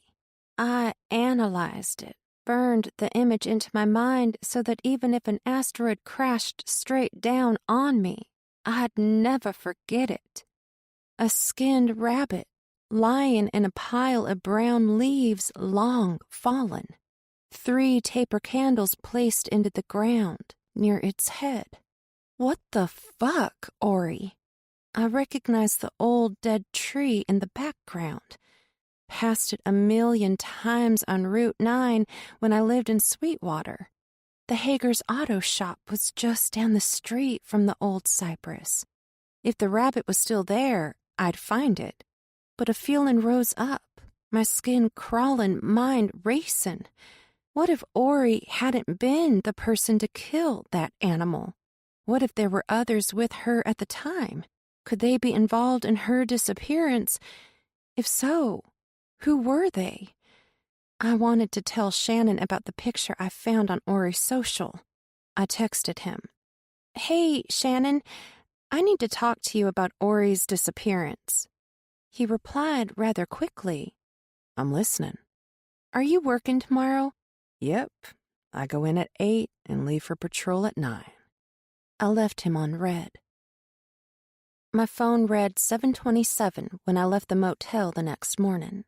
I wanted to scope out the dead cypress tree scene from Ori's social before meeting with Shannon at the police station. When I drove through Main Street, semi-trucks blocked off one side of the road. Some were loaded with carnival rides. Some had already been unloaded. I passed slowly, scanning the neon colors painted on rides and game stand boards. A purple hippo kitty ride bulged from its safety straps. Memories of the town carnival hit. The smell of corn dogs and popcorn, cotton candy, all the scents of fairgrounds. Laurel had taken me and Michael one night when we were kids. It was after the first time Barrett had assaulted me. I was convinced she knew what happened, and this was her attempt at an apology. At the end of Main Street, a banner stretched above, anchored from light poles on opposite ends of the road, announcing the fair's opening day, tomorrow. Out on a back road, Sweetwater lost in the rear view more than 10 minutes ago, I approached the rotted cypress tree. Its dead branches like fingers reaching upward a good 5 feet taller than the surrounding trees. That clued me to where Ori took the picture of the rabbit. I pulled over, listened for cars coming either way. I was home, the place I'd grown up, and yet I felt as safe as a mouse too close to the dangling cheese. A killer was loose, and it could be someone Ori knew. They could have been the one to mutilate the rabbit. Maybe she was hanging around a bad group, but if I hurried, I could snap a few pics and be back in my SUV before anyone noticed me. In the wood line, dark wove a lattice wall around me, folding away the daylight. Kicking through weeds and fallen limbs, I scanned for the ritual site, but reached the cypress tree without finding it. It had to be near. First, though, I wanted a few pictures of the tree I thought so much about the last 10 years. It was twisted and blackened by the scorch of lightning, and even with all the odds against it, remained, albeit different. The core of the tree still existed. Like me, I had been struck by a different kind of lightning, and I was still alive. The tree and I were connected in a way no one could understand, unless they'd been through hell, too. I knelt by the tree, the cursed cypress that drew in folks who believed they could conjure dark magic from it. I was disappointed Ori had fallen in with those idiots. I dusted the ground for biting things, and then lay down, my camera lens pointed upward, following the trunk that nodded and twisted toward the dancing canopy. Click, click, click. A series of snapshots filing into the SD card, safe and secure, forever there. The tree would not be forgotten even after it withered itself into a goo of swamp mulch. There was too much ground debris to find the site with a quick scan. I'd have to stomp down thigh-high weeds and wildflowers in search, not to mention strands of old barbed wire fence, parts of it still nailed to blocks. I began pushing soft green stalks down with my shoes, stepping forward in a pattern that lay straight outward from the tree trunk. I'd walked back to the tree and then out again a few times before a dark spot caught my eyes. A few feet away lay the animal, a rabbit. In Ori's photo, it'd been pinned to the dirt with sticks and vines, rudimentary yet sophisticated. Now, though, it was lying over a tree stump marked with what looked like a word written in blood. I knelt, brushed away some leaves to read it. "Michael," I whispered. "What the actual fuck, Ori?" I lifted my camera and snapped a few pictures from different angles. I stepped closer, the possibility of a discovery that could lead me to Ori stoking these flames of courage. My heart wanted to close up shop, go hide somewhere safe, because I wasn't safe out here, alone. Dahlia was murdered, and my sister was missing. Was any girl safe anywhere in Sweetwater? A car honked, whizzed by in a rusty streak, and my shoulders shot up to my ears, my heart pitching in my throat, and I bolted for the SUV, rising panic blurring the world. My heart raced, and fear took over, and I ran faster without taking the care I should have. My foot caught a string of barbed wire fencing, and I tripped, face smacking the wet, dank ground. I lifted my head, a skid mark of dirt from eye to chin stinging my face, a nice scratch from the barbs running down my arm. Ugh! I spat, knelt up, frantically wiped the swamp stink off my face. I held up the cut, blobs of blood pooling where the spikes dug in deeper. I couldn't remember when I'd had my last tetanus shot. Shit! I ran back to my car, pulled the door shut. My finger pressed the lock button so hard it hurt. But I was safe from the scary world. Fuck!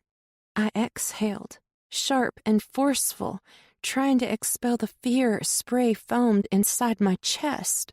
My fingers trembled to grab my phone from my purse. I flipped it right side up and started dialing the number for the police department, but a glance back at the woods, the tree line seeming to creep nearer and nearer, pushed me to drive off, tossing the phone in the passenger seat so I could flip a U-turn and head back to town. The image of the site scrolled through my mind constantly until I put the car in park in the drugstore parking lot, wiping off the dirt on my face with a balled-up napkin from the glove box. I pulled open the door, careful not to announce my entrance, but in small towns, it was almost impossible to blend in, especially when your name was Jonna LaGrange. The aisle with antiseptic products was all the way in the back, and by the time I'd wormed my way through the store to find it, a few customers had spotted me, mumbling to each other under their breath. I kept my head down, pushed past them, wished I hadn't heard syllables sounding like sister and murder. I snatched a basic medical kit and walked to the register where I was greeted by a middle-aged woman, hair fraying out of a bun that looked thrown together without much care. She scanned my items, the restraint to keep from asking me questions visibly snuffed on her face. I hadn't made it to the door before the patrons ascended on the cashier in hopes for the tea. Not today, nosy Nancy's. In my car, I wiped clean my face and was happy to see no visible marks underneath the dirt smudge on my cheek. But my arm was a different story. I tried to remember the last time I had a tetanus vaccine, but came up with nothing. If I cared at all about my health, I'd have gone to the Med Express. But the urgency to seek treatment was pushed out of my mind by the gnarly shit I'd just seen in the woods. I was not willing to believe Ori had anything to do with it, but I didn't know her the way I should. As her big sister and sworn protector, I failed her. First, I find she's hanging out with a bad crowd, and now she's cutting up animals and using them for wicked shit she had no business meddling in. Satisfied with the wrap I'd placed over the fencing gash, I headed over to the local print shop. I wanted physical copies and didn't want to drive all the way to Bellhaven to get some done at Walmart. The door there dinged too when I walked in. Satellite radio played low through a mounted corner speaker, something indie rock and unfamiliar. "I'll be right with you," a voice said from a back room. A young girl, arms filled with boxes, high school, maybe first year of college, big brown eyes lightly dusted with silver glitter, cherry sheen lips. There was a warm, familiar feeling about her. The boxes slapped the floor with a thud when she dropped them next to a machine, and then she made eye contact, paused, her smile straightening. "You're Ori's big sis, Jonna, right?" I cleared my throat, surprised to hear mention of my sister's name. "Yeah, I am." And then it clicked why I knew the girl. "You're Lexi. I knew you looked familiar. I go by Alexis now. I didn't think you'd remember me, though." She flicked the box cutter in her hand, skimmed it along the edges of a package. "I heard it's official." I wasn't sure what she meant and shot her quizzical look. "That Ori's a missing person." For the first time ever, I was glad word traveled fast in small towns. The more people who knew, the more eyes there would be on the lookout for my sister. "Any news yet?" Her sweet face looked at me, expectant, hopeful. "We haven't heard anything yet. I was going to ask you if you had any until you gave me that look." I didn't want to give her hope by saying, "I know she'll turn up," when I really didn't know if she would. "You guys still BFFs, or did y'all grow apart in the last 10 years? Her expression deepened, sadness pulling down the corners of her mouth. "We were, until she started hanging out with Dahlia." "Dahlia Cochran," I confirmed. She nodded. "Was Dahlia not someone you approved of?" She nodded again. Alexis's judgment held weight. I trusted her opinion because I had grown up trusting her family. And if she knew Dahlia well enough to not trust her, then she might know where Dahlia lived. "You got an address for me?" "Just off Cattail Road," she offered in a snap. My heart sank. A lot of criminal shit happened in that neck of the woods. Why the hell was Ori down there? In the trailer park? Yeah, Dahlia was living there with an old lady. What old lady? I don't know. Her aunt, I think, but it's the only trailer with flowers planted around it. I pulled out my camera. I want to get these pictures I just took printed, but I wasn't sure I should tell her what I'd photographed in the woods, but she'd see the photos anyway. They are disturbing, so if blood or bone or freaky shit in general triggers you, then I'll get them done somewhere else. I don't want to. "It's fine. Thanks for asking." Her expression was pique interest. "What exactly will I be looking at when they are finished?" I blew out a breath for a little too long, not wanting to bring her into whatever shit I might have been stumbling into. "It looks like a ritual setting, a rabbit, skinned, lying on a stump, lots of blood and sinew." I wasn't going to have her print the ones with Michael's name on them, so she didn't need to know about that. She stilled. "Oh. Anything else like that been found around here?" Her lips still held the O shape, eyes locked on the SD card I'd proffered. "Yeah, no," she stammered. I haven't seen it for real, but I've heard people talk about seeing it. She held the card loosely. I, um, I leaned across the counter, folded my arms together. Who have you heard talking about it? The printer's internal components clicked as the system switched on. People, you know. Her eyes dropped down, pretended to look at the printer's display screen. People like Ori. She sighed, casting an exhausted look at me. Ori didn't do stuff like that. Not that I ever knew. She mostly just practiced earth magic things, like manifestation and such. A smile stalled at the corners of my mouth. She finally putting that intuition to good use, huh? How long? Since middle school. We practiced together sometimes. I nodded. That's sweet. Your mama used to tell me ghost stories about the woods near the farmhouse. Scared the piss out of me, but I always begged her to tell me more. Me too. I still don't like the woods 'cause of her, she said, snatching up the test run copy and tossing it in the trash. Well, she told a good story, that's for sure. The room went quiet for a second. Does your mama still work with hospice?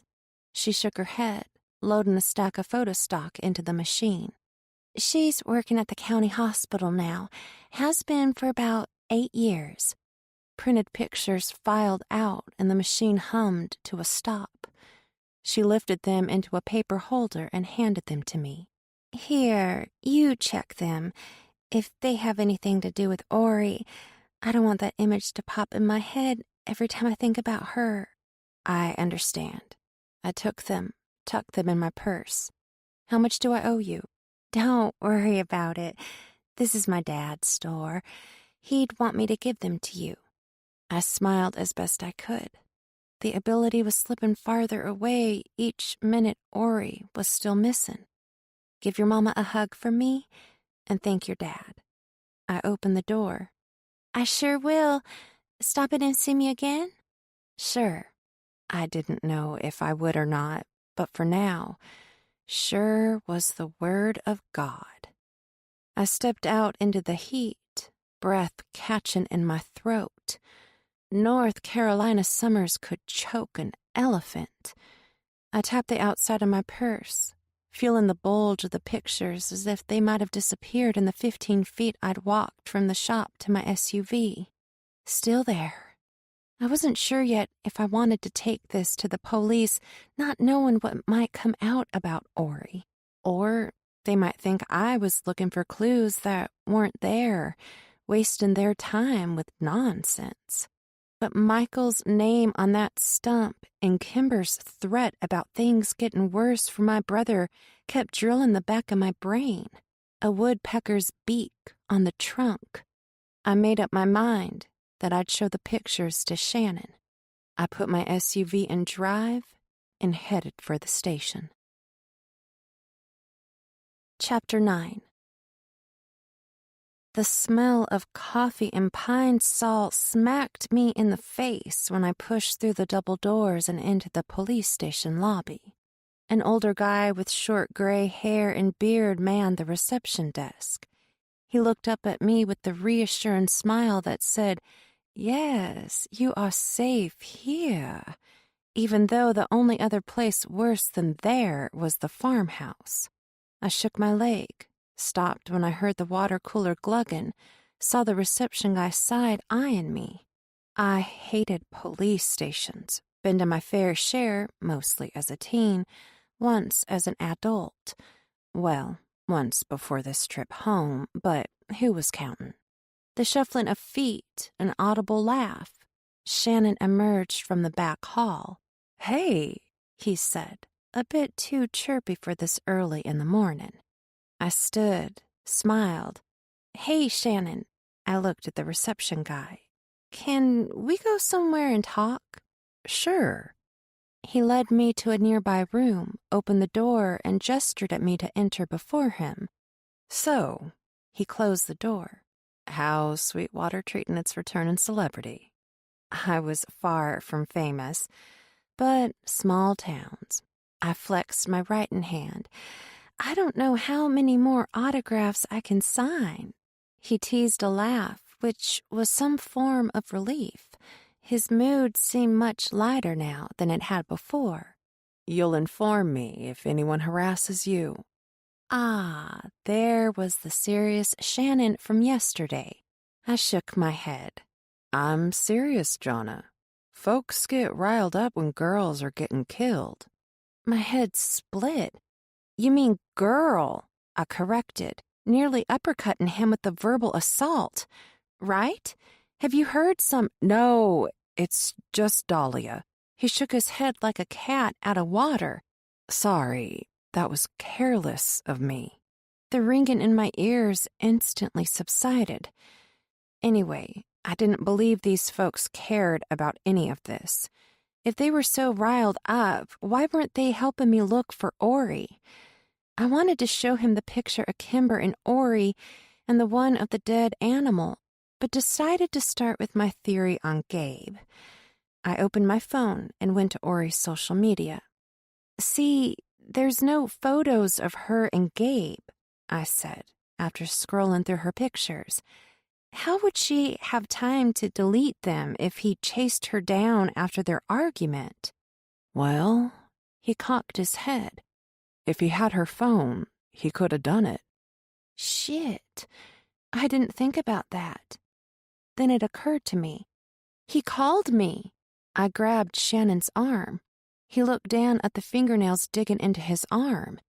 And I yanked away my grip. He never had my number. The only way he could have gotten it was from Ori's phone. He must have it. We have to go over there and ask him. Shannon shook his head. there's no we. The police will handle it. I dropped my phone to my waist. So, what are you going to do about it?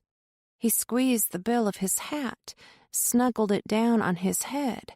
He was wearing the hell out of that uniform, and a tingle shot between my legs and fluttered in my stomach. I'm going to see how Gabe got your number. He threw up his hands. If she's even missing.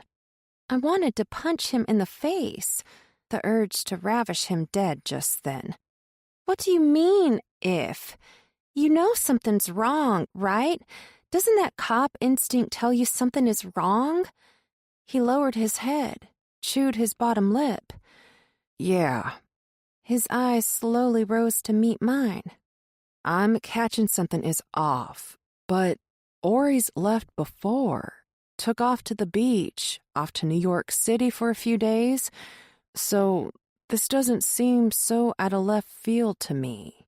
Sorry. He really didn't believe me. That hurt a little.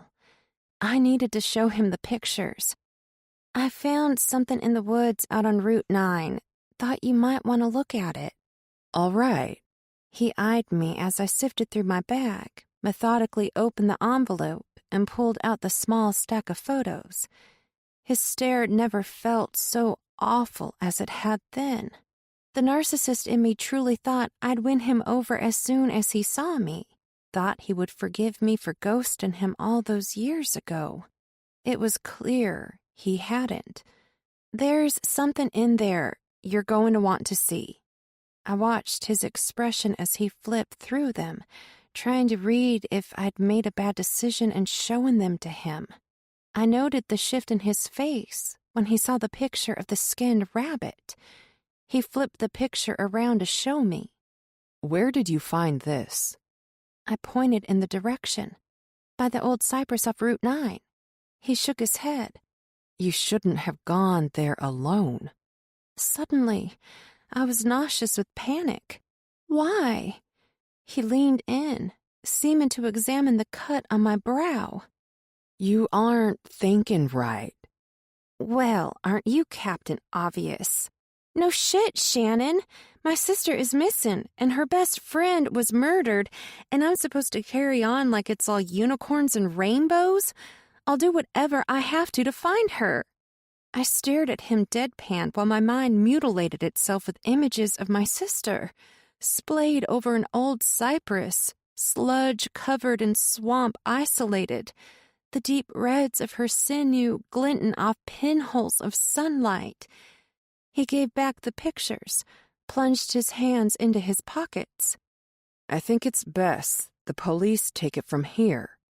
And what does that look like? I shoved the pictures into my bag. I'll tell the sheriff what you showed me. See what he thinks. We'll get an announcement to the community. Anyone sees anything, they need to report it. That kind of thing. And what about Michael? There was a reason his name was on that stump.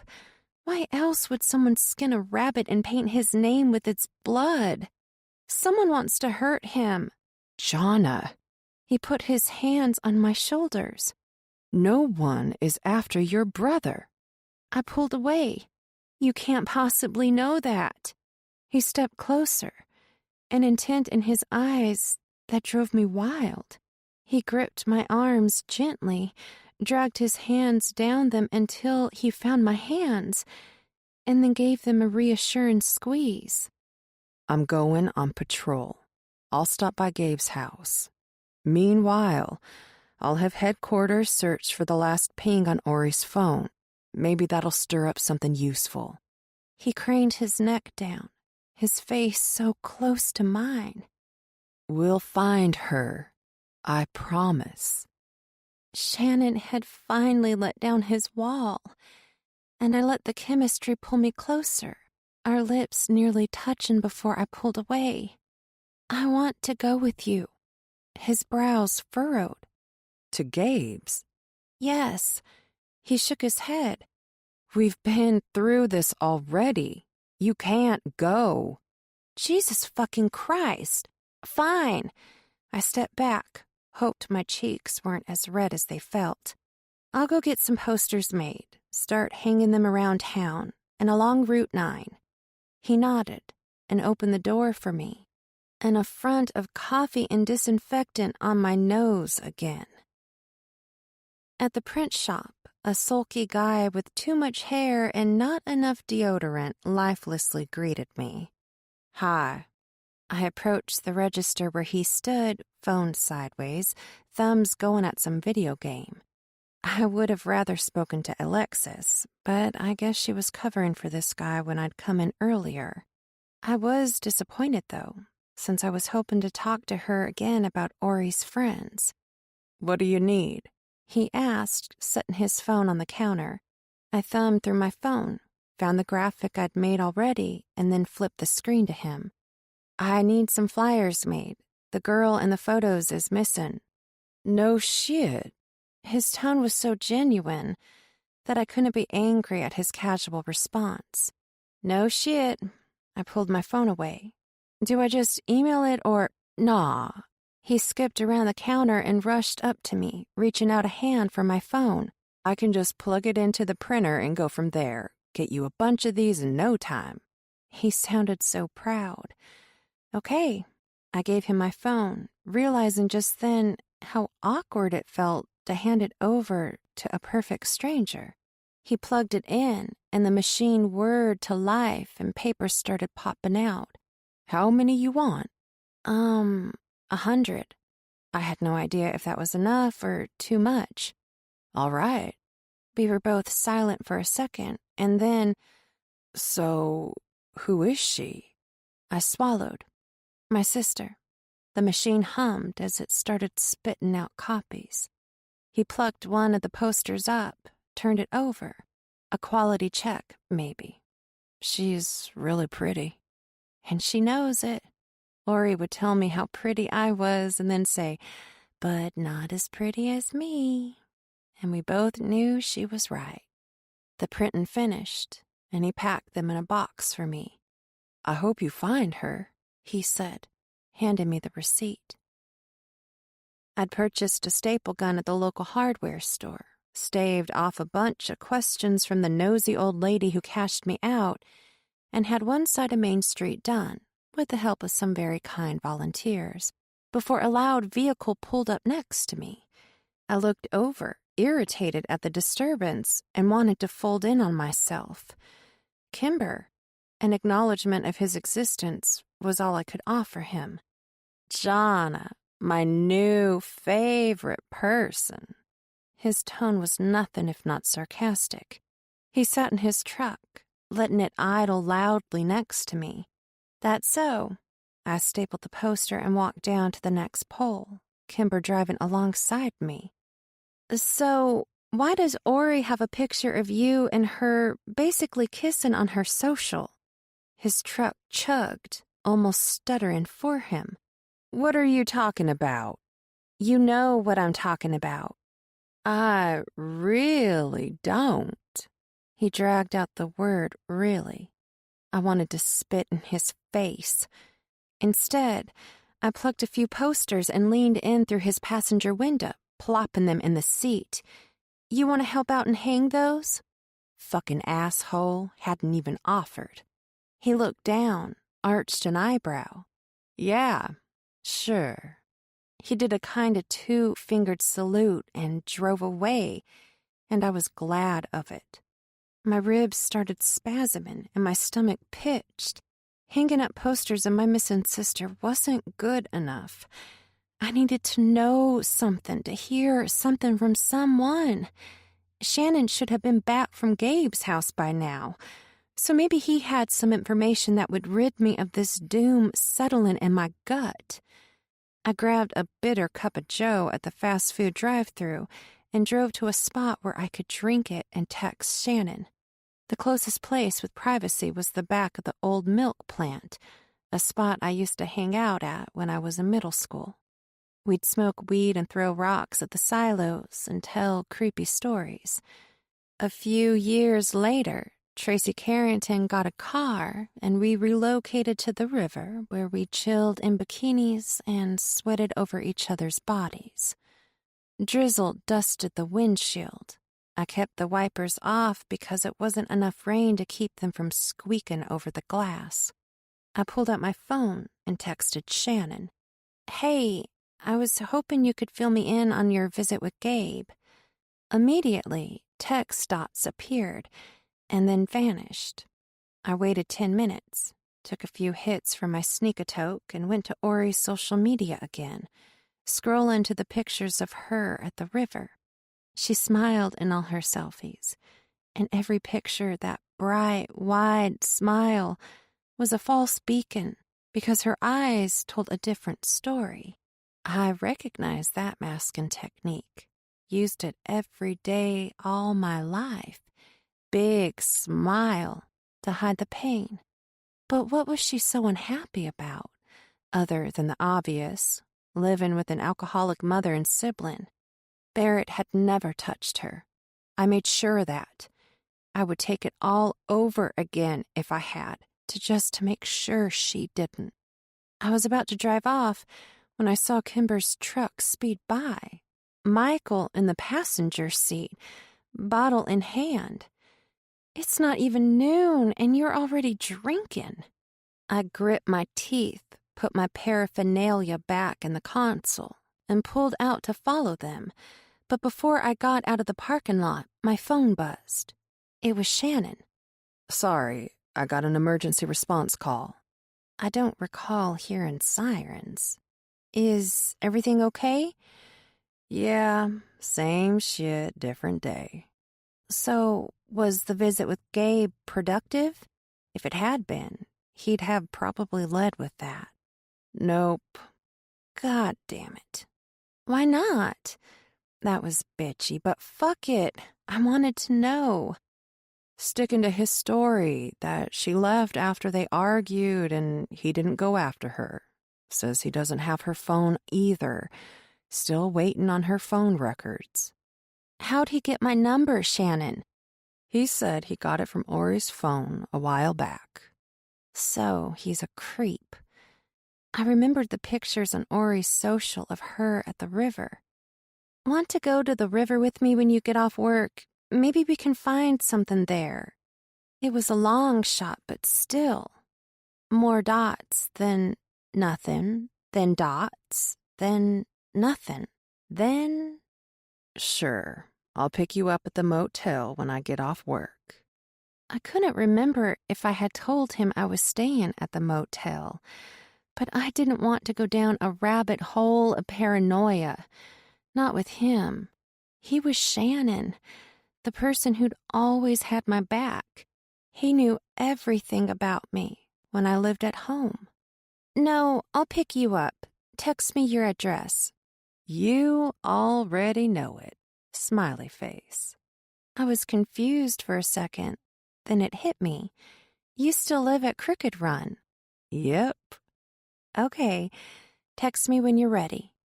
I waited for a reply of a thumbs up, and then another text popped up. It was from Laurel. I'm not feeling well. Can you pick up my prescription from the drugstore and bring it to me? Just what I wanted to do. I'm busy. Michael can't run out for you. He's at work. That's all that boy does. You know that. Can you get it for me or not? I really didn't fucking want to. Yeah, Mama. I'll be there soon. She was probably severely hungover, but just in case she had a cold, I figured I'd grab some NyQuil. My tires slid around every turn that snaked through the woods for half a mile before opening to the farmhouse. The contents of the drugstore bag jostled and fell off the seat onto the floorboard, the green liquid medicine sloshing inside the plastic bottle. I remembered Ori being sick when she was little. I brought her up a dose in a plastic shot glass. Laurel was leaving to a party for the night, so it'd be just me there taking care of her. I helped Ori sit up, gave her the medicine, and changed out a rag on her head that had gone hot.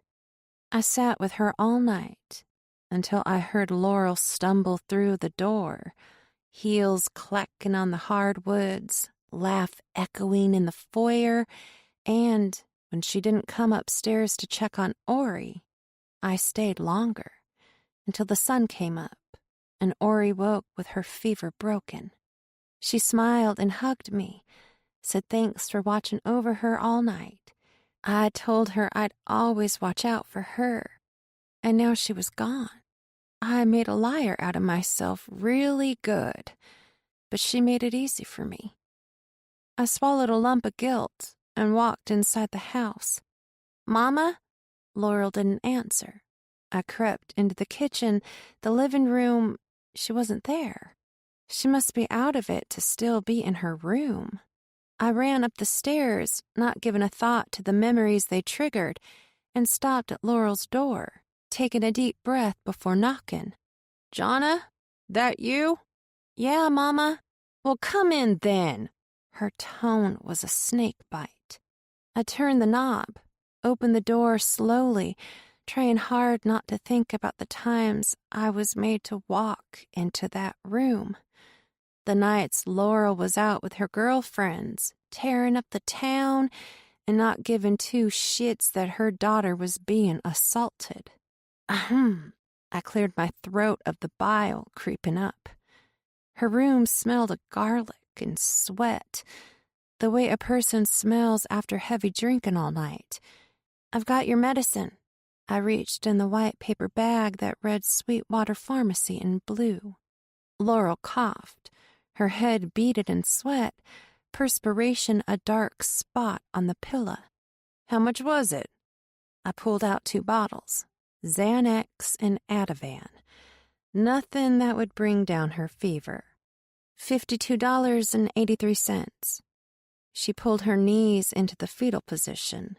You can deduct it from all I spent raising you. Her face was clammy, like waterlogged skin after swimming too long. She needed to be washed, or at least wiped down. Okay, Mama. I walked to the bathroom, searched through the cabinets and found a washcloth.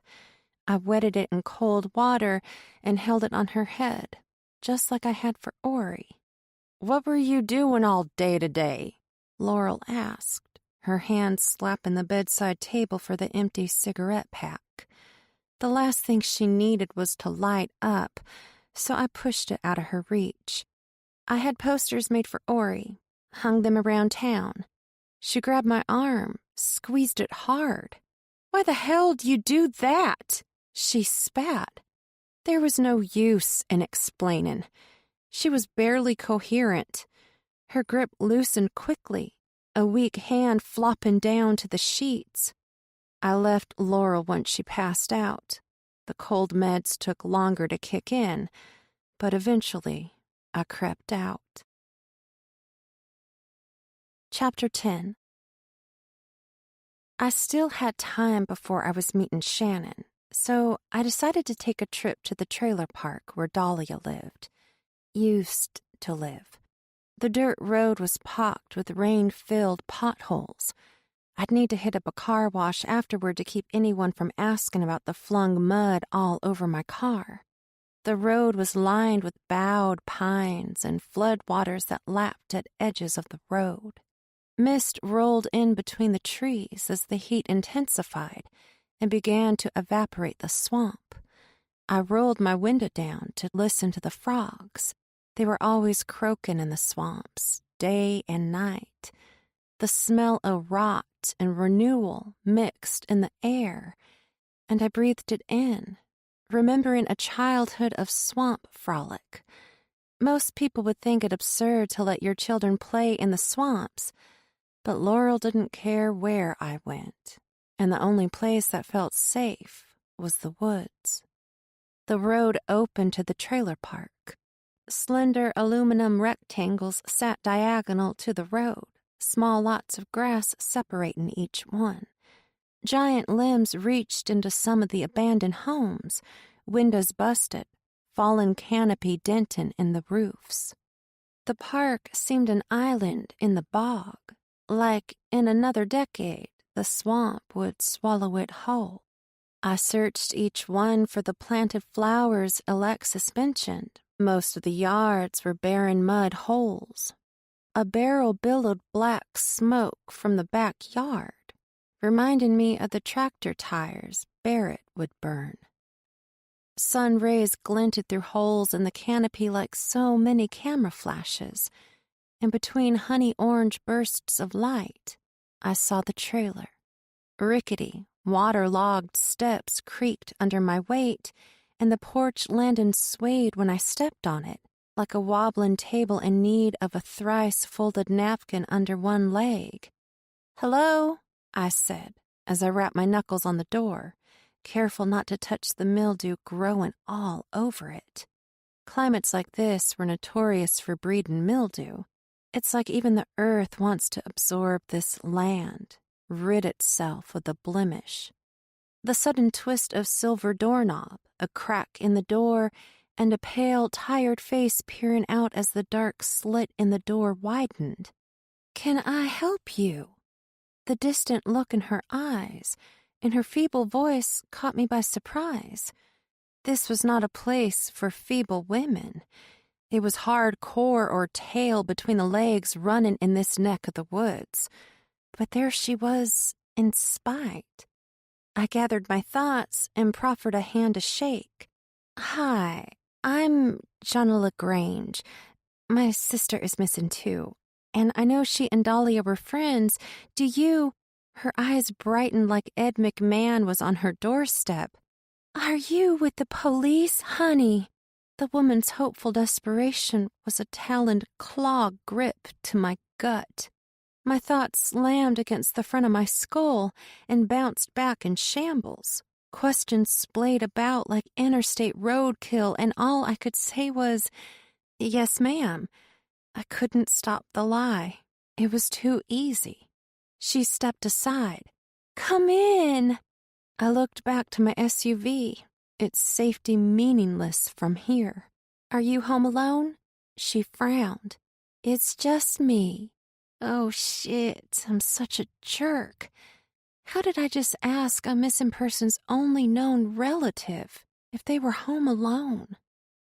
"Thank you," I said, taking the glass of lemonade rattling in front of my face, old hands unstable. I took a sip, mostly to be nice, but my mouth was already Texas dry, and old ladies made good lemonade. The iced, tangy sweet drink slid down my throat like an Arctic wind. I smiled.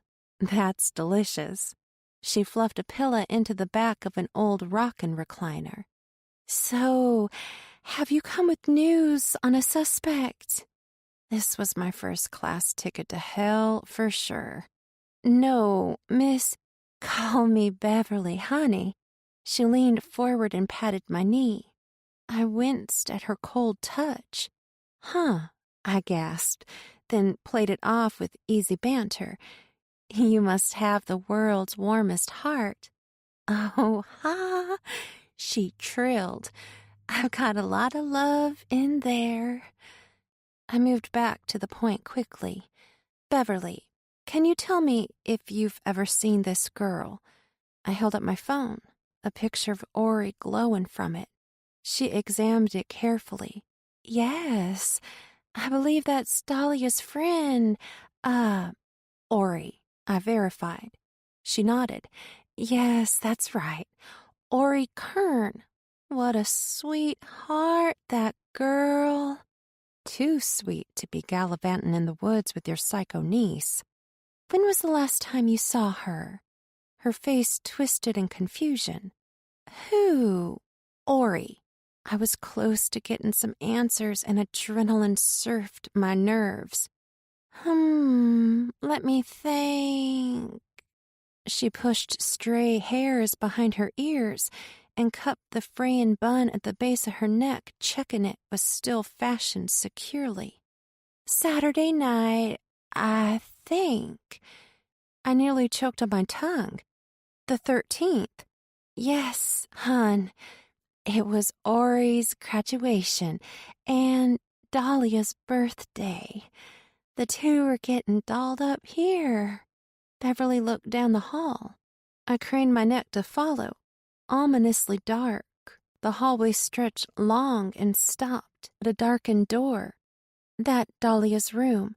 "Sure is," she said, voice trembling.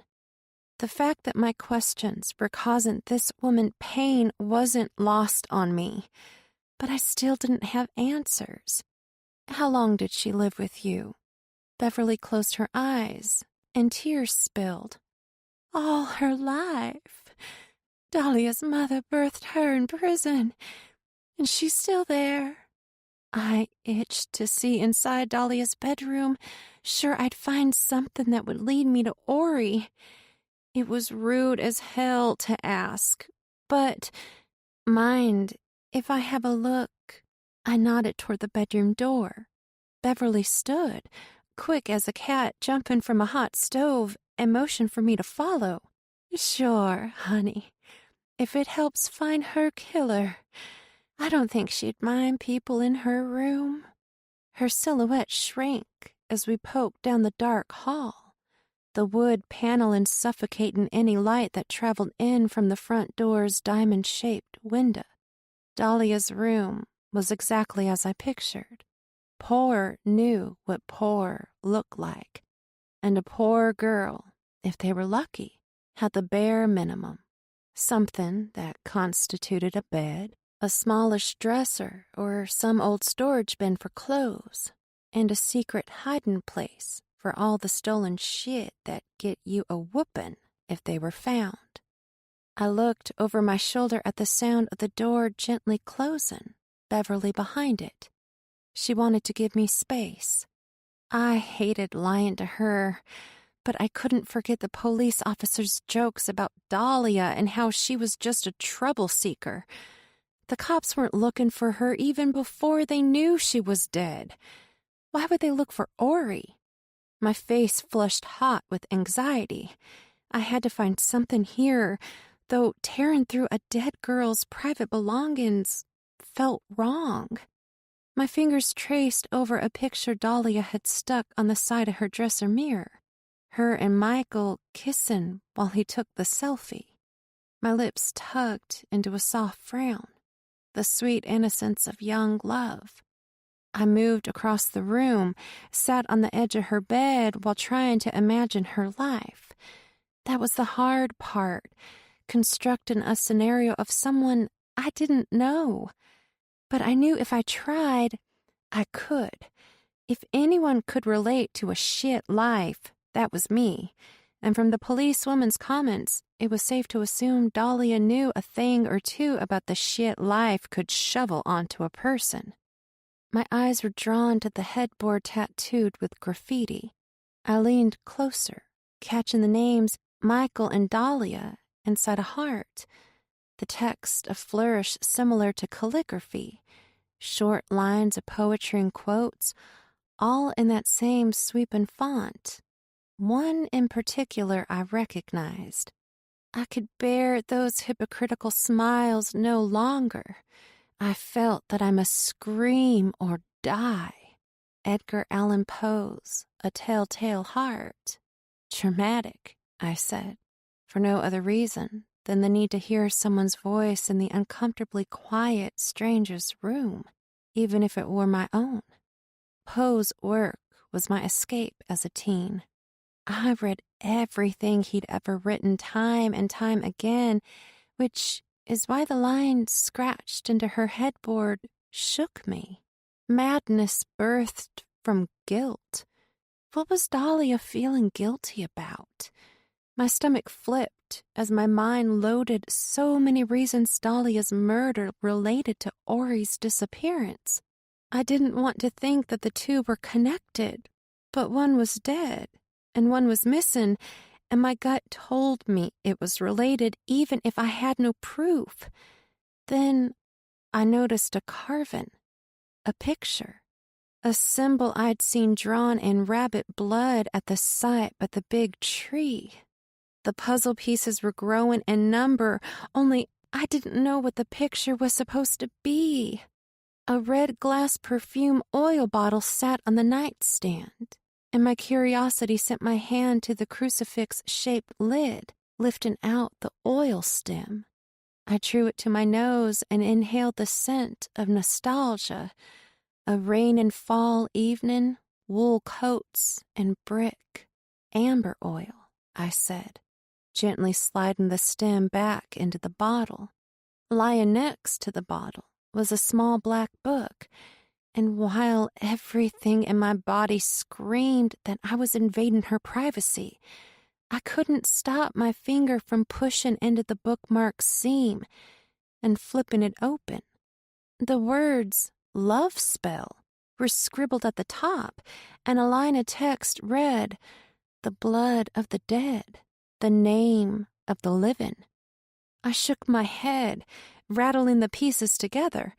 The love spell, the skinned rabbit, Michael's name. But the writing on the stump didn't match Dahlia's fancy penmanship. So who the hell wrote his name on that stump if it wasn't her? My phone buzzed. I saw it was Shannon and texted back, "On my way," before thanking Beverly for her graciousness and leaving for the woods. I could drive to Shannon's with my eyes closed. This time was different, though. Storms had taken down trees that used to be landmarks, and the old tobacco barn that was once faded red and dilapidated was now a charred ash pile too forgotten to have been bulldozed over. There was a sadness in its loneliness, and something oddly familiar in its mood, like it reflected a part of me that had no name, only emotion. I couldn't pass up the photo op. I pulled over, the tall roadside grass flattening under my tires. The sun was blotched by dark clouds, a humid breeze rustling in the tree line. It would make for a beautiful picture. I grabbed my camera, carefully crossed a battered barbed wire fence loosened from its rotted pole by a decade's neglect, and approached the burnt ruins. The air smelled like wet grass and field weeds fully blossomed, whites and yellows in a waist-high sea of sour bloom. The sound of my camera clicking was amplified among the wilds, a clear, if not deliberate, reminder that I was out of place.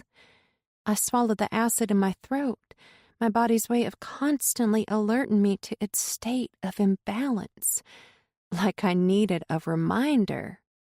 The smell of burnt wood wafted with the wind, and I wondered how long the smell would linger, how long it had lingered. Would it remain? A ghost of a place that once had purpose. My dad used to work tobacco fields, which was why I made it my job at the age of 13. Pulling weeds in a tobacco field wasn't exactly fun, but it was time away from home, from Barrett, and it was money. I was just about to capture the ruins from another angle when a whisper came, something that sounded more like metal grinding against bone and less like a human. But it was a whisper still the same. "Help me," it said, in a rasp of clicks that grated my flesh. I pulled my camera away from my eye and scanned the field, daylight smaller upon the world. Goosebumps pricked my skin, and still, I wanted to discount the whole thing, hearing voices in the woods. Everyone who grew up in Sweetwater knew not to talk back to voices in the woods. But how could I ignore the familiarity, however monstrous it sounded? "Help me!" The whisper played over and over again like some haunted recording. But who was I supposed to help? My heart palpitated and my chest ached. How could I ignore what I heard? I didn't have time for any of this. I needed to get Shannon and go canvass the Cape Fear River, which had been Ori's stomping grounds ever since she could get there on her own.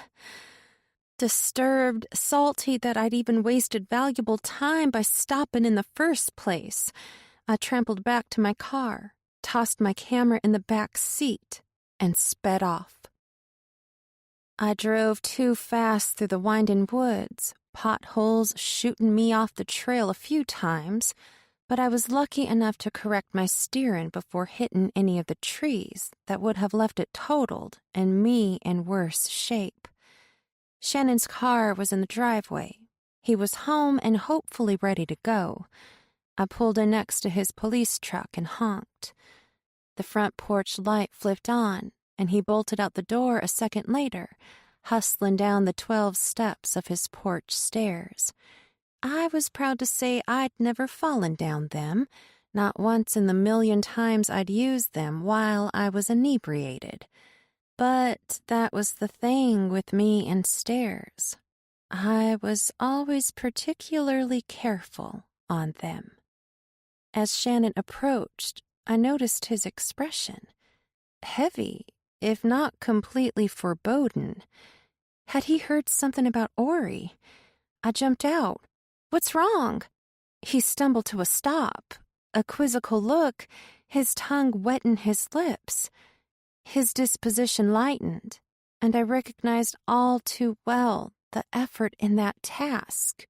"Nothing," he said, but there was a hint of a question in his tone, like he broke his dad's favorite coffee mug and didn't want to admit it. "Why?" "You look like—" What was I going to say? The look on your face was so awful that I thought you heard something about my sister. He sighed, dropped his hand that held a ball cap to his side. "Your sister is missing, and I got jack shit. It's fucking stressful. She's like a sister to me, too, you know." Fuck. Am I the asshole here? Yeah, of course I do. I'm sorry. I know you're doing your best, Shannon. I got back into my car, managed a sincere smile through the windshield at him, and he walked forward, got in. "The chief's being a dick about assigning the case because of Ori's past, but Jonna, I swear, I'm doing everything I can to convince him she's missing." I turned around in the driveway and headed back out to the dirt road that would lead to our search spot. "So what do we do now?" "We need to get into her phone records, but that's impossible without a warrant, and we can't put out an APB on her or her vehicle until she's considered missing. I'm really starting to think that maybe she did run." "No, Shannon, no." My knuckles turned white around the steering wheel. "She didn't run away." "How do you know that?" He sat up straight in his seat, stared at me curious. Why are you so sure she didn't run to get away from all the same shit you ran from? I swallowed the angry words ready to burst through the bull gate in my throat, gritted my teeth so hard a piece chipped off. She didn't go through what I went through, Shannon. I took all of it so she didn't. When Barrett came into the room for her, I didn't pretend to be sleeping. I made him choose me every single time. And if you recall, I didn't leave until after he died. So what could have been so bad here to make her run away? His expression changed to one that I'd seen before, when we used to talk about the things Barrett had done to me. But then his brow lifted, and he said, "What if she's pregnant?" I stalled, my mind processing his theory. If she were pregnant, she would have told Gabe, right? She would have come to me if that were true. There was no reason for me to say that, but I had to convince him she hadn't run away. How was I supposed to feel confident that he could convince his chief to label Ori a missing person if I couldn't convince Shannon without lying? My stomach churned. Guilt of being a shitty big sister lodged through me like a clogging sewage. Are you sure about that? Not even a little. Why did he think he knew her better than me? I wanted to yell, but I needed him with me looking for clues at the river, and I didn't want us to end up on bad terms after all of this. Whatever this turned out to be. What about the pictures of the dead animal with Michael's name? He could know something, Jonna. We need to talk to him. I shook my head. Just because his name was at that site doesn't mean he knows anything. Girls can be weird when they get jealous. I don't want to stir up a bunch of shit for him. He's already got enough heat because he was Dahlia's boyfriend. If it gets out, this town will crucify him. I have to talk to him. Shannon wasn't convinced. His eyes went blank, and he stared at me like I had 3 heads. Jonna, look, we're going to have to reveal those pictures to the investigating team anyway. Isn't it better that we talk to your brother first? I didn't know what I was hoping for Michael to say because, honestly, finding something and finding nothing were equally bad. Shannon exhaled, refusing defeat. I know this is awful, Jonna. I'm sorry for all of it. I didn't want his apology. I wanted Ori back. Fine, but let me talk to him. He won't say shit to you or anyone at the station. At the riverbank, I pulled the parking brake and watched my footing getting out, my van sinking in mud. I blinked to adjust my vision in the fading light. I forgot how quickly it gets dark at the river. We'd better hustle, I said, aware that the window for our search was smaller than I'd wanted. The trail to the riverbank was overgrown. Shit grew fast out here, and that made me worry. How quickly could evidence be ruined by weeds and mud? Would we find anything at all, even if there were anything to find? We both acted like we'd never been to the river's edge before, our knees wobbling and limbs flailing to keep steady footing. What a decade could do to muscle memory was surprising. So, what was his excuse? I thought you'd be able to traverse this place with the grace of a water snake. You're out of practice. I let out a light chuckle, then added, That job keeping you too busy for some good old river adventures? He huffed a laugh. Nope. But my job has shown me what happens to people out here. More than you'd ever think. Kind of opens your eyes. You'd know better than anyone. Yeah, but my dad's drowning was a normal case of someone who got too drunk and lost a game of sink or swim. We grew up hearing all the tea of people drowning or nearly drowning from falling in or having their tubes or kayaks turn upside down.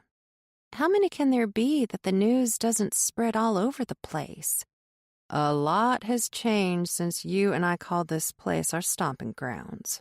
Tourists found our little town right after you left, and the shit that goes down with out-of-towners is mind-blowing. I hadn't thought about that.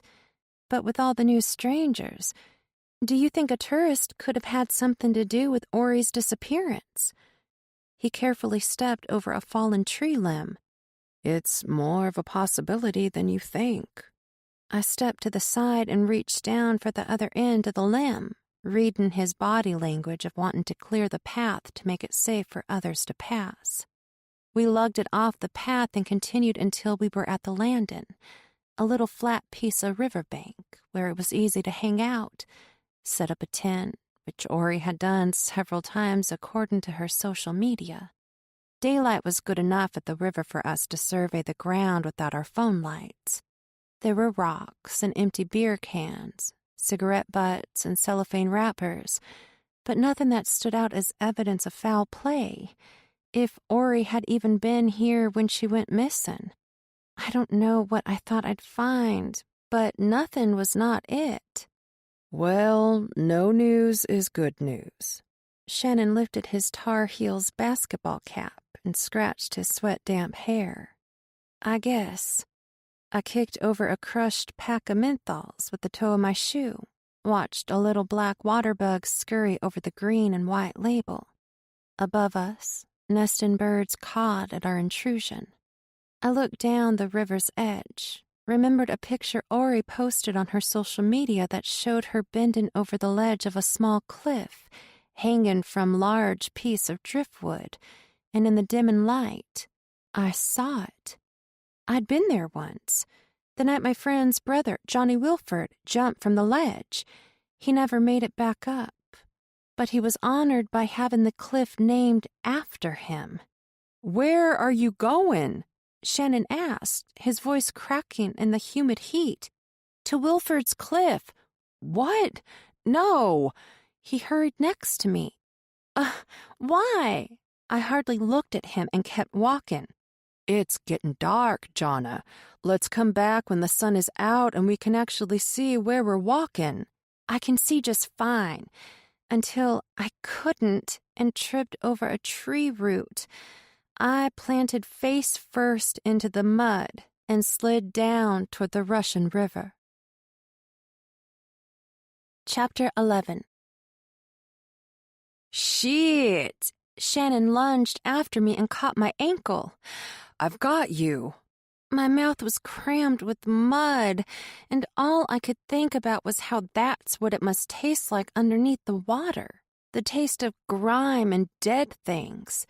Shannon yanked me up, and before I knew it, I was standing, facing him. "Are you okay?" He wiped mud off my face with his t-shirt, while I was trying desperately not to look at his sculpted physique, like a character for one of those military shooter games.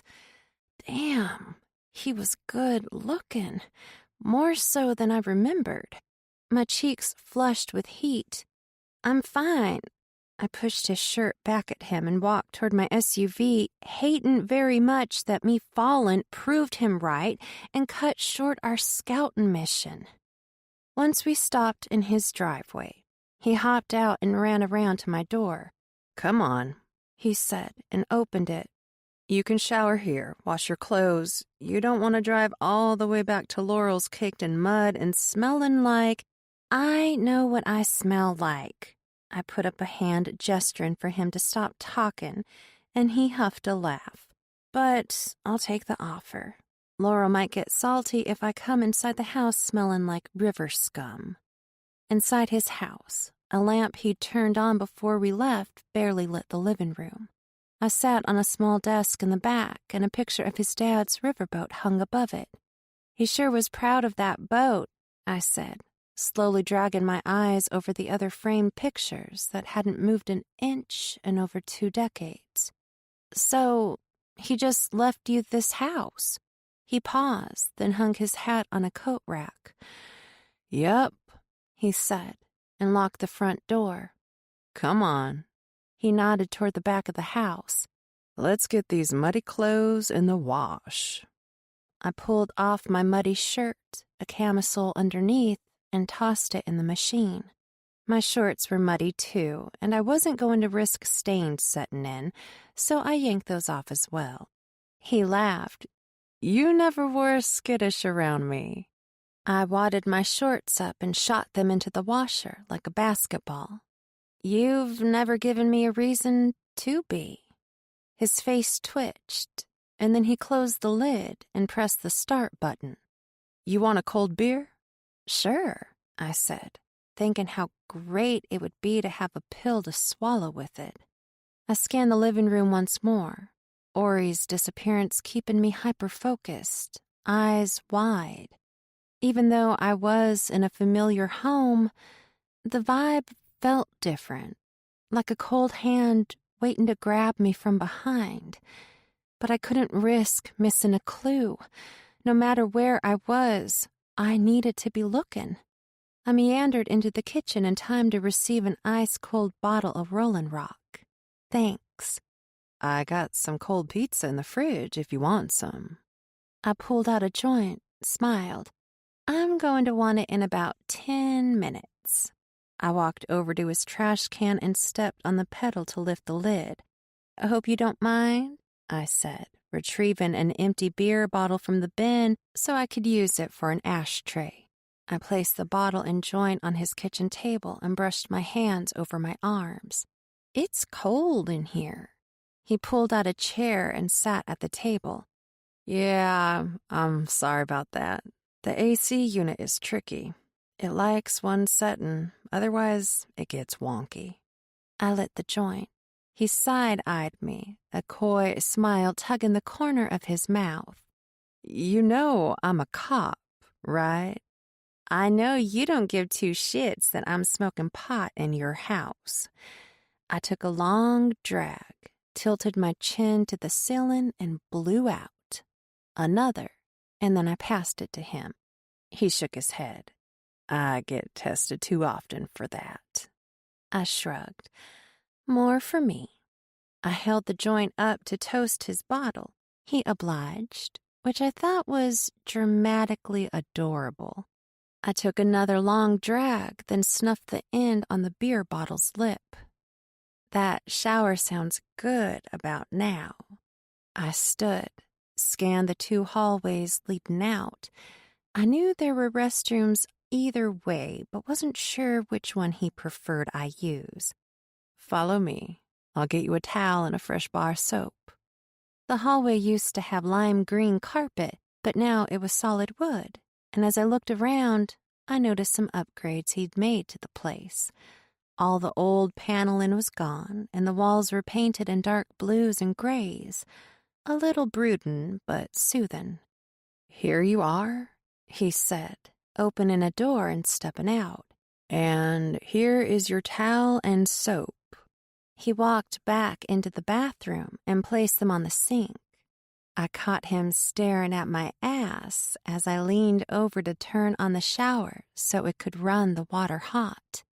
That's a state-of-the-art rain shower system in there. He pointed to the giant square nozzle attached to the ceiling, spraying a colossal amount of water. Cool. I'll be in the kitchen.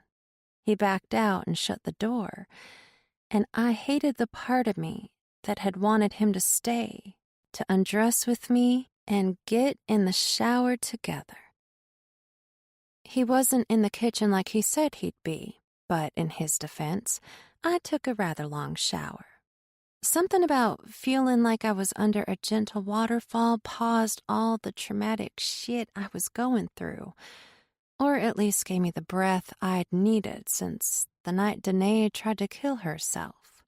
Shannon, I called out, and when I didn't hear anything, I got a prick at the back of my neck, like something sinister had happened to him while I was showering.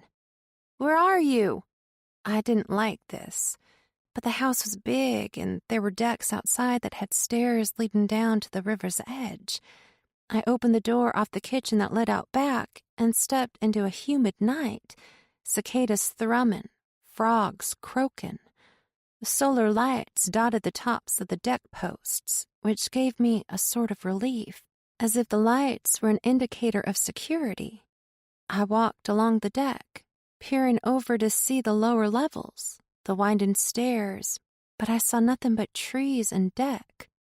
As my heart began finding its familiar cadence of 90 miles an hour, it dawned on me that he was probably passed out on his bed.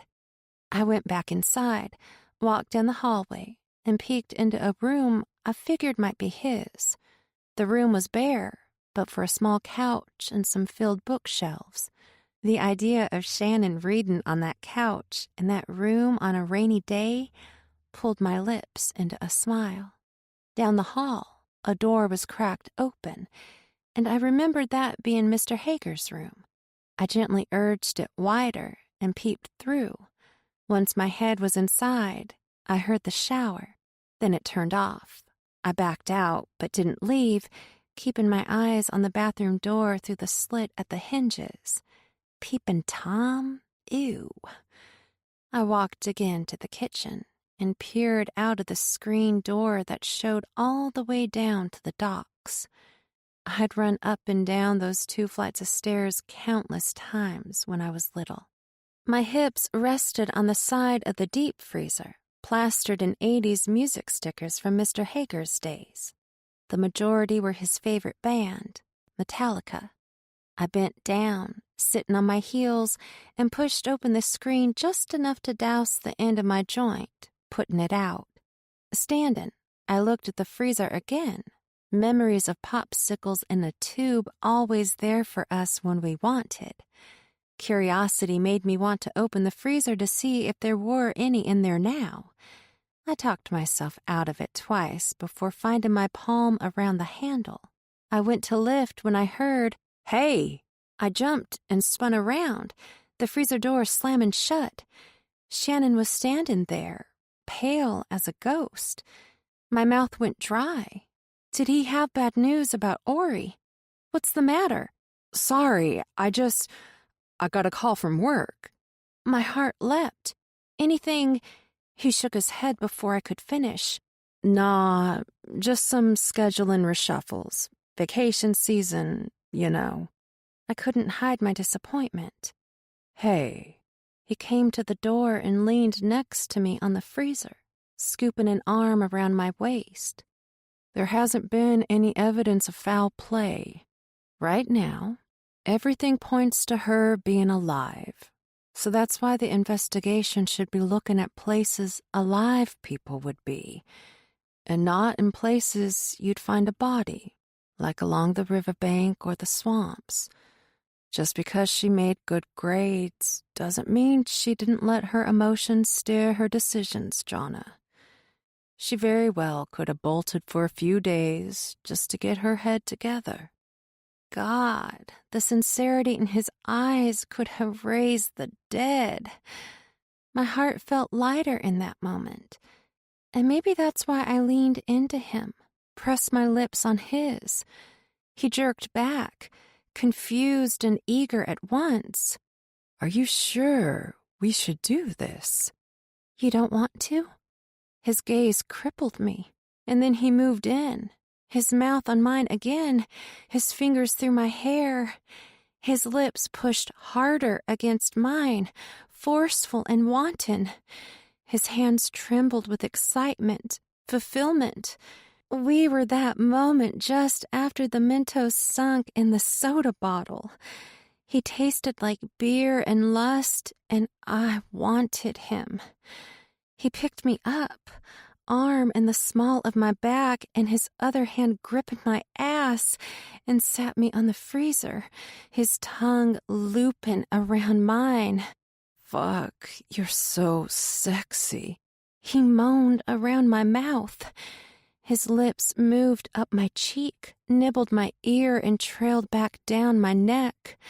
The string on my cami slipped over my shoulder, his teeth tugging it down further, kissing my collarbone. I pulled back, lifted my cami up around my arms and threw it somewhere. When his fingers found my jeans shorts button, my body tingled. Are we really doing this? He leaned back, a crease of disappointment in his forehead. You want to stop? Oh, hell no. I pulled him back in, took his hand in mine, and led him between my legs. He rubbed me gently, the wetness building, and then his fingers were inside. A moan of pleasure danced between our lips, and I laid back. He took my nipple in his mouth, his tongue circling it. A bite, gentle and teasing, then lips pecking their way down to my navel, on my clit, sucking and licking, fingers gliding in and out, and I closed my eyes. He grunted and brought himself over on top of me, pushing his dick inside, my reckless tendencies forgoing a condom. He looked me in the eyes, accomplishment and determination glaring back at me, and whispered, I want to tear you apart. I raked my fingers down his back, pulled him as close to me as he could get, our bodies rocking, the freezer knocking the wall with each thrust. Do it, then. Inside my car, Shannon leaned through the rolled-down window and kissed my cheek, the burn of his lips on my scratches making it no less sweet. I still felt his lips there as I drove, my fingers lifting to touch the same place. Some fucked up need to rid myself of the pleasure by wiping away the physical memory. My sister was missing, and there I was thinking about Shannon's.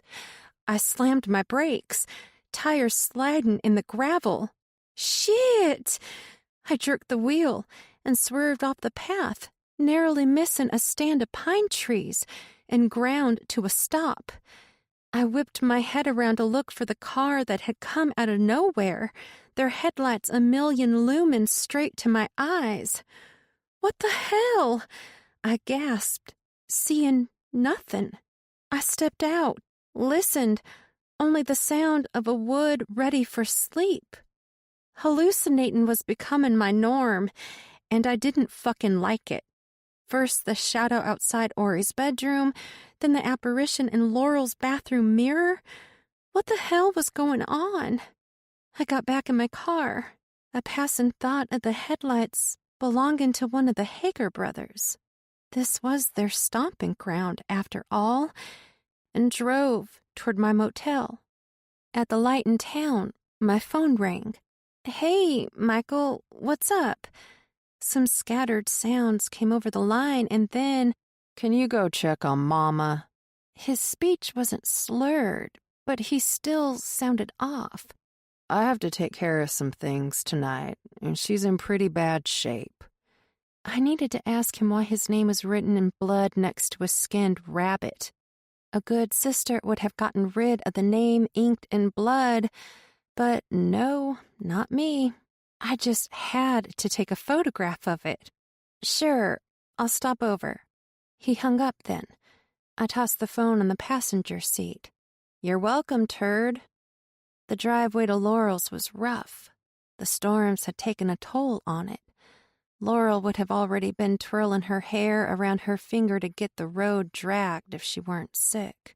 She was good at making men do what she wanted, except for Barrett.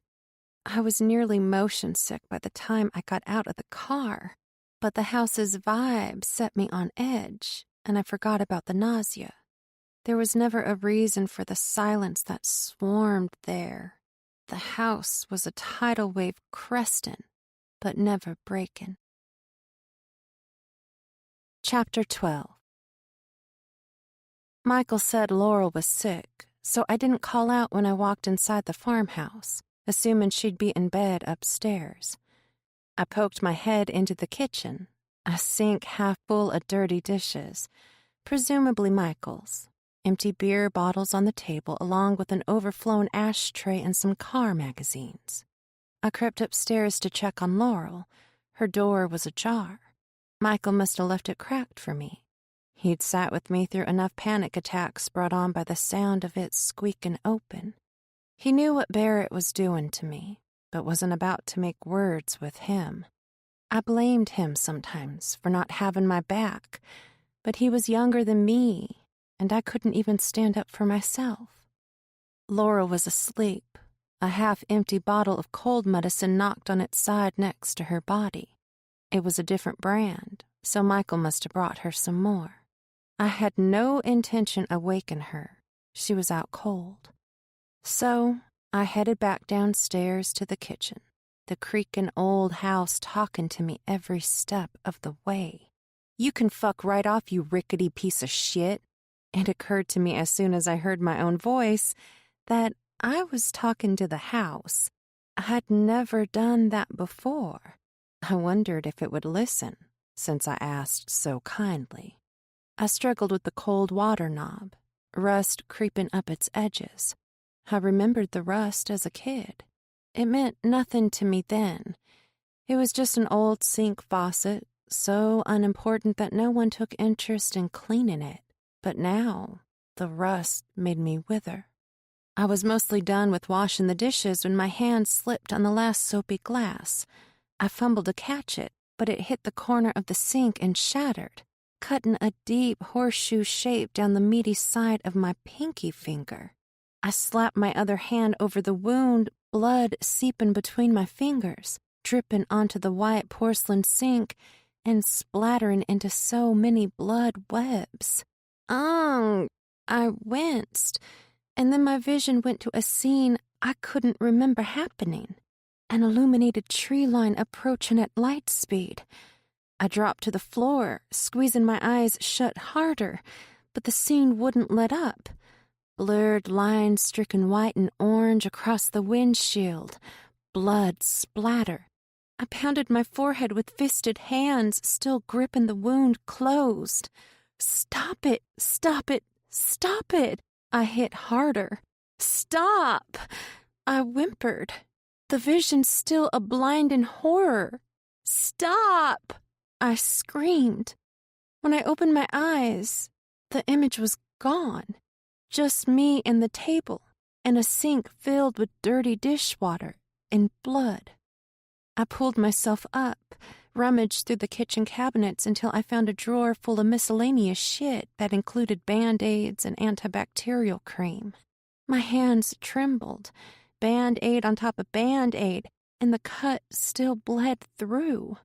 Tears pooled in my eyes, and when they broke, they found every scratch on my cheek and burned like hell. I yanked a dish towel from the oven door handle and wrapped it around my hand. It'd have to do until I got back into town and hit up the drugstore for gauze and medical tape. This town was literally tearing me apart. First the barbed wire, and now this. I held my wounded hand to my heart, the rapid rise and fall of my chest ushering in a wave of panic. I started rocking back and forth, my spine smacking the wooden slatted wall. "Breathe, Jonna, just breathe." That wasn't helping either. I rushed to my purse hanging on the back of a chair, dug out my Ativan, and popped it in my mouth. Cold water from the kitchen faucet, and it was down. The room was spinning, a high-pitched ringing in my ear, and all I could do was try not to pass out. I stared blankly at the kitchen curtains above the sink, little ducks with aprons. They were cute once, now they barely showed, stained by nicotine. "What happened to your hand?" My heart flipped, and I spun around. "Michael," I huffed out a long breath. "You scared the shit out of me." I faced him, leaning against the sink. "I thought you had things to take care of tonight." I was almost happy to see him, until I noticed how much he looked like the house did when I pulled up. Burdened. I wanted out of there. "Well, Laurel is dosed up on cold meds, and I washed your dishes. You're welcome. I'm out." His brows creased, shoulders slumped forward. He was definitely drunk. He glanced over at the sink, my blood still blotching the counter. "I'll clean it," he said, eyes glazed over, vacant. I didn't like leaving my blood there for him, not because I felt guilty that he had to clean it, but because there was something deeply personal about cleaning up someone else's blood. Having my drunk younger brother do it felt wrong, like leaving a diary splayed out to be scrutinized. Back at my motel room, the hum of the air conditioner a solace, I lay flat on the bed, shoes still on like some swamp goblin. The ceiling fan wobbled, knocking the light pull chain against the bulb and making the softest clicking noise. I homed in on its rhythm, the way it made a kind of tune. Soon words came, and before I knew it, I was singing a mantra I'd just made up, another of my coping mechanisms. I lay there, many moments too long, soothing myself. Then I sat up, grabbed my phone from my purse, and felt guilt and relief when there were no notifications. Danae would be in the observation ward another 4 days, but she was allowed to make phone calls. My skin still crawled with the eerie vision that hijacked my brain at Laurel's. Headlights and horns and a lonely death. And I thought about hopping into a cold shower, shock my senses to feel physical cues, drown away the mental anguish clutching me entirely. A noise came from outside, someone shouting and pounding a door. I rushed to the curtains and peeped through a slit to see what was going on.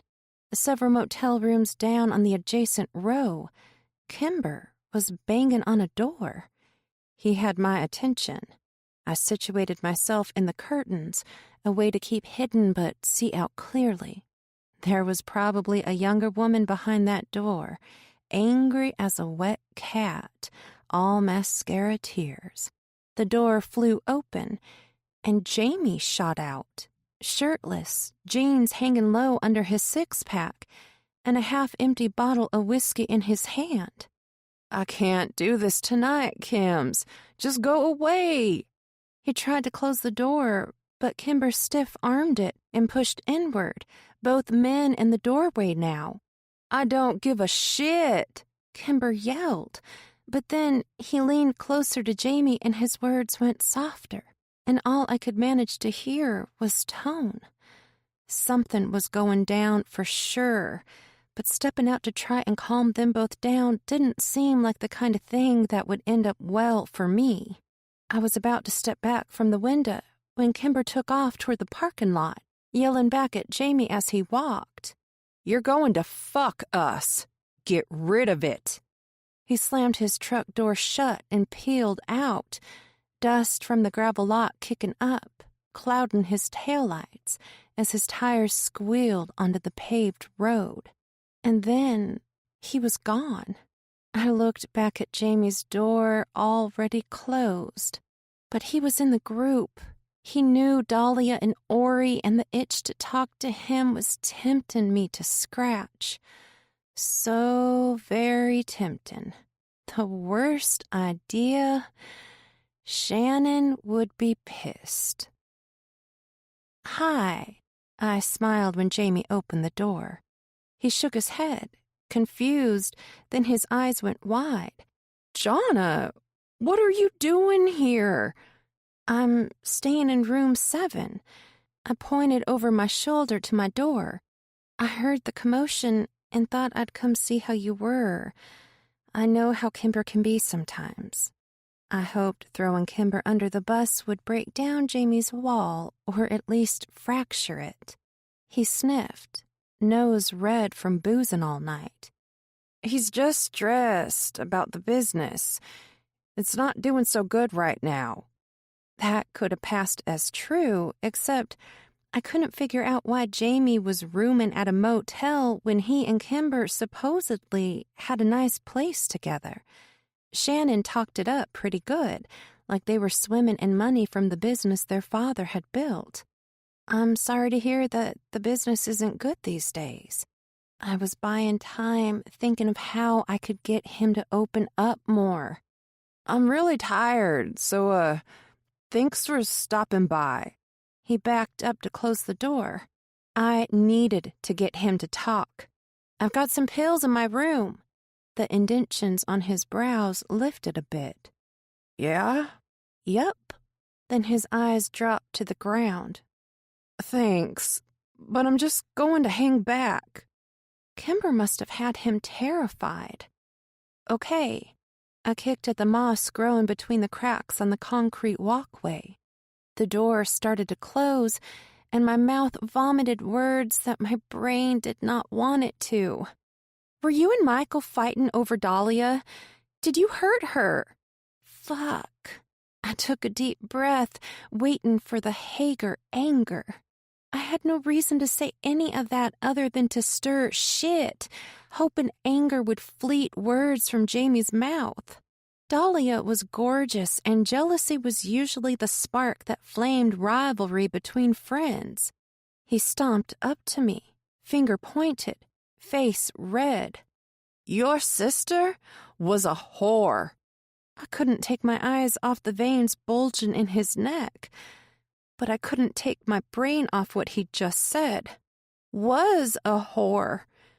I took a few steps back. Poking the bear was not a good idea, but I needed answers, and this kid had them. I know you know something about her disappearance, Jamie. Just fucking tell me. I didn't want to yell, but it came out that way just the same, and there we were, staring at each other like two deer in headlights, each of us afraid to make a move, and that told me more than he could imagine. He was just as afraid as me. Only I didn't know what his trigger was. I'm going to find out one way or another, Jamie. He didn't look up at me, and I swear I saw him tear up just before the door slammed shut. What happened between him and Kimber to make him so afraid? What did he know about Ori? The next morning, I drove by the Hager brothers' auto shop. Either Jamie was lying about business being bad, or an overnight miracle had struck with a slew of customers. As I passed, I saw Kimber in a blue one-piece coverall. He was standing underneath a lifted car, grease stained down to his elbows. Business seemed fine. So, what the hell was the scream fest between him and Jamie last night really all about? I found a dirt road to turn around on, and this time when I drove past, Kimber saw me, which wasn't exactly what I wanted, but I could come up with a reason for being out this way that wouldn't sound like I was spying on them. I was certain Jamie had told Kimber I stopped by his room last night. Kimber's stare was telling, and my skin pricked. His assumptions could be dangerous. The air went cold, and suddenly I was very uncomfortable with him knowing my motel room number. I pulled into the Piggly Wiggly parking lot. All I could smell was asphalt and the trash dumpster I'd parked too close to. The sun was full on and had dried up most of the storm's rain. I was choking on humidity. Cool air hit my face when the building's electric doors whooshed open, the low melody of grocery store music lulling in the background. It was busy for noon, maybe because it was the middle of the month and the plant paid out its employees. In any case, there were only 2 cashiers and too many people in line for me to deal with after last night at Laurel's. I debated my move, go in or leave. My mouth was dry, the heat outside sapping my fluids like a thirsty root ball. Nope, I was going in. God damn it. I walked the aisles, meandering a bit to give time for some of the customers to clear. Things like chow chow relish and pig snout weren't sold in the stores where I lived now. Northern Virginia was more organic breads and overpriced bottled water. But I'd grown up on this food, and seeing it on the shelves was comforting. I made my way to the cooler section and grabbed some bottled waters and a cherry Coke. Nothing tasted better after smoking than an ice-cold fruit-flavored soda. The cigarette line was still full, but I was in it now, and I wanted a CBD cartridge. My weed was running out, and I needed to call in a refill on my meds. The 20-minute wait in line was worth it. The cold Coke rushing down my throat, and immediate satisfaction once I'd snuffed my joint, dropped it in an empty prescription bottle, and threw it in my console. I was properly awake now. I took out my phone and dialed Michael's number, hoping to get an answer. I didn't. Of course. I called Laurel's number. No answer. Jesus, why do they even have phones if they aren't going to answer them? I took a deep breath. I'd been planning on ditching Laurel's because the thought of being in that house wedged a knot in my throat. I wanted it to choke me. Laurel's was a place of torment. My childhood died at that farmhouse, and now I was seeing things there. It made my stomach sick.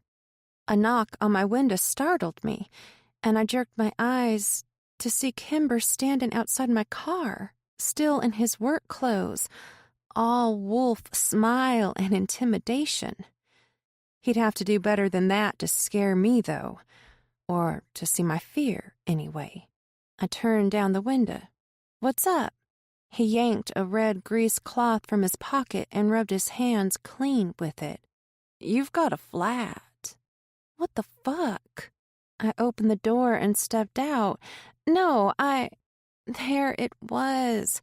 Flat as roadkill on the yellow lines. Shit. I bent down to look at it. How in the world? Kimber joined me. Nice cologne, sweat, and a hard day's work wafting from him like a fucked up aphrodisiac. "Looks like you ran over a nail." He picked at the round silver head lodged in my back left tire. "You must have run over it when you drove by the garage earlier." A tone, a look, the suspicion slipped from his mouth smooth as an eager tongue on bubblegum-flavored lips. I glared at him, then reeled that shit back in. Yeah, well, doesn't matter where I got it. I stood and walked to the hatch. "It needs changing." He stood. "I'll do it." I shook my head. "That's okay. I've changed a flat tire before." "It's my fault anyway. It's the least I can do." He whipped in front of me and opened the hatch. Strange of him to claim it as his fault. "Yeah? We really should keep a better eye out on the road for things like this. Don't want a lawsuit." The hatch lifted, and I opened the cargo space where the tools should have been to replace my tire. "Where's my shit? Did you forget to lock your doors last night? There are some sketchy people in and out at that motel you're staying at." So Jamie did tell him I visited. I do lock my doors. My heart raced. Who the fuck broke into my vehicle without me knowing and took my shit? A professional mechanic, maybe? He flashed a deviant smile. "I've got tools in my truck." He jogged the few parking spaces that separated our cars and returned with a jack and crowbar, his forearms flexed by the tool's weight. He'd unbuttoned his coverall and pulled it down to his waist, a fitted black tank top showing off the Hager family goods. How were they all so perfect looking, like they were sculpted from clay and set to life? There was usually one sibling that took on the worst of the family's genetics. I couldn't compare since Michael and Ori had a different father from me, but it was definitely a thing I noticed about siblings. He bent to place the jack under the frame, and a handmade beaded necklace popped out of his neckline, a charm of a black guitar pick dangling. "You still play?" I asked, trying to thin the air choking me. He glanced down, shoved it back under his shirt. "A little." I scanned the lot, shoppers here and there, but all of them parked on the other side of the lot. The longer I stayed around Kimber, the closer I came to panic. The fucking on and off button in my body had a mind of its own, and it was flipped on now. I took deep breaths and let them out slowly, all while watching him loosen lug nuts at a snail's pace, time dragging its ass just to torture me. I wiped sweat off my forehead, tried calling Michael again. Still no answer. Jesus, I mumbled under my breath. How's your ma? Like he cared. She's fine. I stopped myself from telling him that I was heading over there after the tire was fixed, because I really didn't want him knowing my business. All done. He lowered the car. Sweet relief. My muscles relaxed. I hadn't realized how tense I'd been. Thanks. It was all I could do to not rush inside my SUV and lock the door. He opened the door for me, and I wormed my way around him to sit inside. He leaned in once I'd fastened my seatbelt, his face too close to mine. Did you really think talking to my brother was going to solve anything? My thoughts twisted up on each other. I'm just trying to find Ori, Kimber. Stay away from Jamie. He pulled my seatbelt out and buckled it, pinning his body against mine. You ain't gonna find your sister nowhere near him. You understand? I shrank, an uneasy feeling spinning itself into a fear tornado. He pulled himself out of the door and stood, watching from the darkest eyes. I fumbled to start the SUV, threw it into drive as soon as the engine kicked to life, and pulled away, watching him shrink as he stood around a pile of tools. Chapter 13. Mama? I called out. The front door was open. I stepped inside, listened for the living room TV. A faint sound, mumbled voices came from upstairs, Laurel's room. I walked up the stairs, only thinking about Barrett for one brief second because my focus was on Laurel. Knock, knock, I said at her door, which was halfway open. A squeak, the sound of old pipes shifting behind the walls. Laurel had just turned off the shower, so I went back downstairs to wait and see if she would come down. If not, I'd have to go back up. Her bedroom door creaked open 10 minutes later, the stairs cracking under her weight. She saw me at the kitchen table, her hair wrapped in a pink towel, a pair of loose joggers, and a white T-shirt that once belonged to Barrett, too baggy to be Laurel's. "How long you been here?" she said, house shoes slapping the linoleum floor. "Just long enough to make you a pot of coffee." I stood and went to the cabinet, pulled down a mug and filled it. She sat at the table, expectant of my service, a droop to her face I hadn't seen in a long time. "Where are my cigarettes?" Shit, I took them the other night. "I don't know. Michael must have taken them," she hissed. "That boy wouldn't steal from me." "Only your money and your car and your food and everything. Want me to go pick some up from the pig?" The grocery store was a tad closer than the drugstore. "Nah, I've got a carton above the fridge up there." She pointed, as if I needed her to show me. I'd fetched them from there for her 100 times. Stole them from there 1,000,000 times, too. Guess Michael is the perfect child after all. I laughed to myself. I placed the cigarettes on the table once I'd opened and packed them down for her. "I'm glad to see you're feeling better.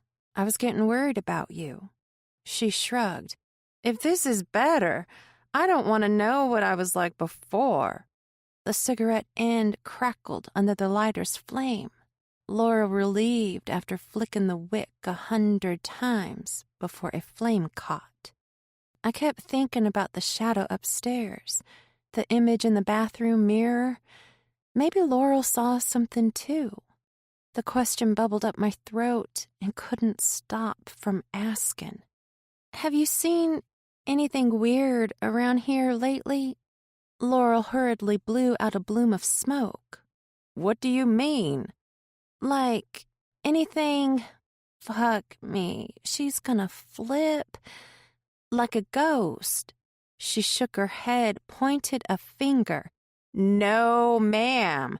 Don't bring that devil talk into this house. She slid her chair back and went to the fridge, pulled out a beer and gulped it like she hadn't had liquids in years. You and your stories. That was a direct reference to Barrett.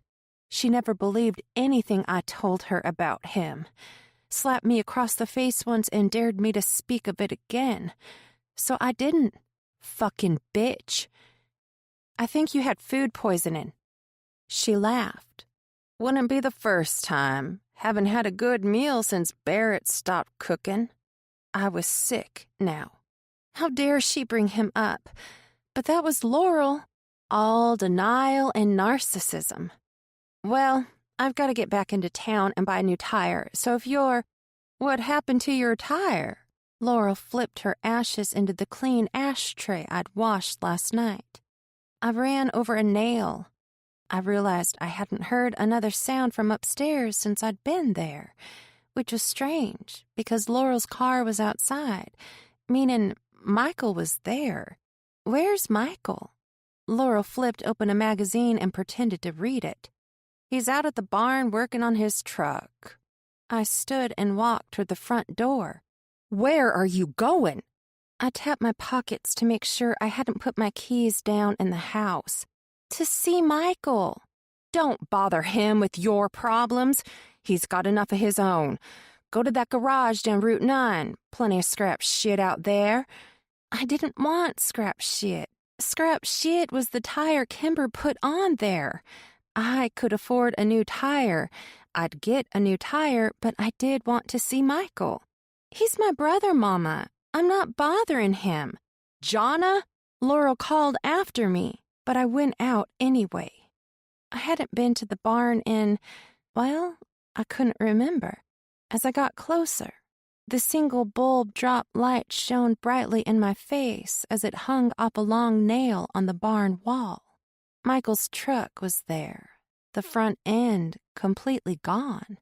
I took in a deep breath, noticed the back water stench, and thought how out of place the smell was. What are you doing out here? Michael's soft voice came from a dark stall. I started to walk over, but he met me at the side of his truck. Laurel told me you were out here. He stabbed a shovel into the soft ground. She told you to come out here? No, but I thought we could talk.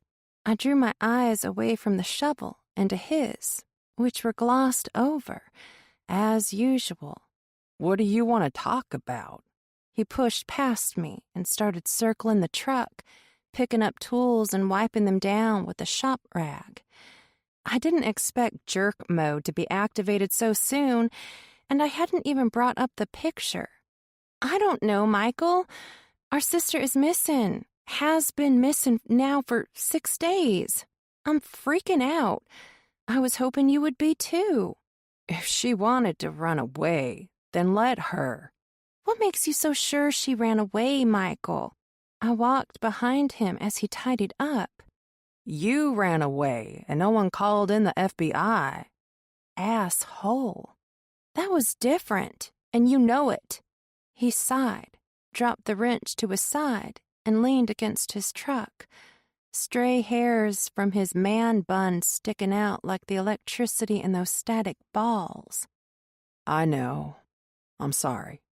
I leaned next to him and looked up at the rafters, noticed the rope we used to swing from was gone. When did the rope come down? It broke when Ori was swinging on it. She got knocked out. Mom made Barrett take it down that same day. Shame. I'd have hopped on it were it still here. He huffed, a slight smile tugging one corner of his mouth. You wouldn't. Yes, I would. He chuckled. Well, I need to go so I can buy a new tire. He pushed back his loose hair. What happened to your tire? Kimber sabotaged it. It got a nail in it. Don't go to Hager's. He bent over for another tool. I eyed the shovel, noticed the fresh dirt on its spade. I wasn't planning on it. Where are you going then? I didn't care about the tire anymore. Hey, what were you digging? He glanced at the shovel. A hole for the deer I hit? The stench wafted. Why does it smell like swamp in here? I'd noticed the smell in the house before, but it was stronger now, and I immediately thought of Ori. Only I wasn't sure why. What? He bit. I must have been having some weird kind of reaction to missing my Lexapro for 2 days. Seeing things, now smelling things. It's nothing. This was the first decent conversation I'd had with Michael in forever, and bringing up a photo that likely meant nothing would ruin it. But Shannon was going to tell his boss. Michael deserved a heads up. Hey, there's something you need to know about. I wanted to cram the words back down my throat, let the stomach acid eat them until they were nothing but shit to be flushed. That doesn't sound good. He took the shovel up again, knocked dirt around with the spade's tip. I found your name written in rabbit blood on a stump by the old tree on Route 9. His nose bunched up. How do you know it's my name? Because Ori had a picture of the skinned rabbit on her phone. Stared at his face, watching intently for that first sign of anger to flash in his eyes. I knew Dahlia was a bad influence on her. She was into all that bullshit because it's trendy. He let go of the shovel, let it smack the dirt as he walked away. You didn't know her, but she was a little obsessive. I wasn't in love with her, and that drove her crazy. I stared down at the shovel, combing through scenarios. So, she was doing a love spell? Who the fuck knows? He was just outside the barn when he pulled out a cigarette. She could have been trying to kill me. He pushed back his hair and flicked a lighter, his face a soft glow under the small flame. I had no reason to believe Michael would kill anyone, but then again, I had every reason not to trust my family. Shannon knows about it. Would this set him off? My brother flicked ashes to the dirt and shrugged. Good. Now he'll know how insane she was. I walked closer, hoping he would stay calm. And you had nothing to do with her murder. He laughed, tossed his head back, and looked up at the sky. Fucking Christ, Jonna. I didn't kill anyone. I believed him, for whatever reason, and almost hugged him as I walked past, but pulled back at the last moment. Laurel seems better, so I'll be at the motel if you need me. The Walmart tire center had to order my tire, so I was stuck with Kimber's freebie until tomorrow or the next day. I'd bought some grub from the local pizzeria and was comfortable in my motel room, ready to get back to finding clues about Ori. After stuffing my face with 3 pieces of Meat Lovers Supreme, I grabbed the extra pillows off the spare bed and chucked them behind my head. I pulled out my phone.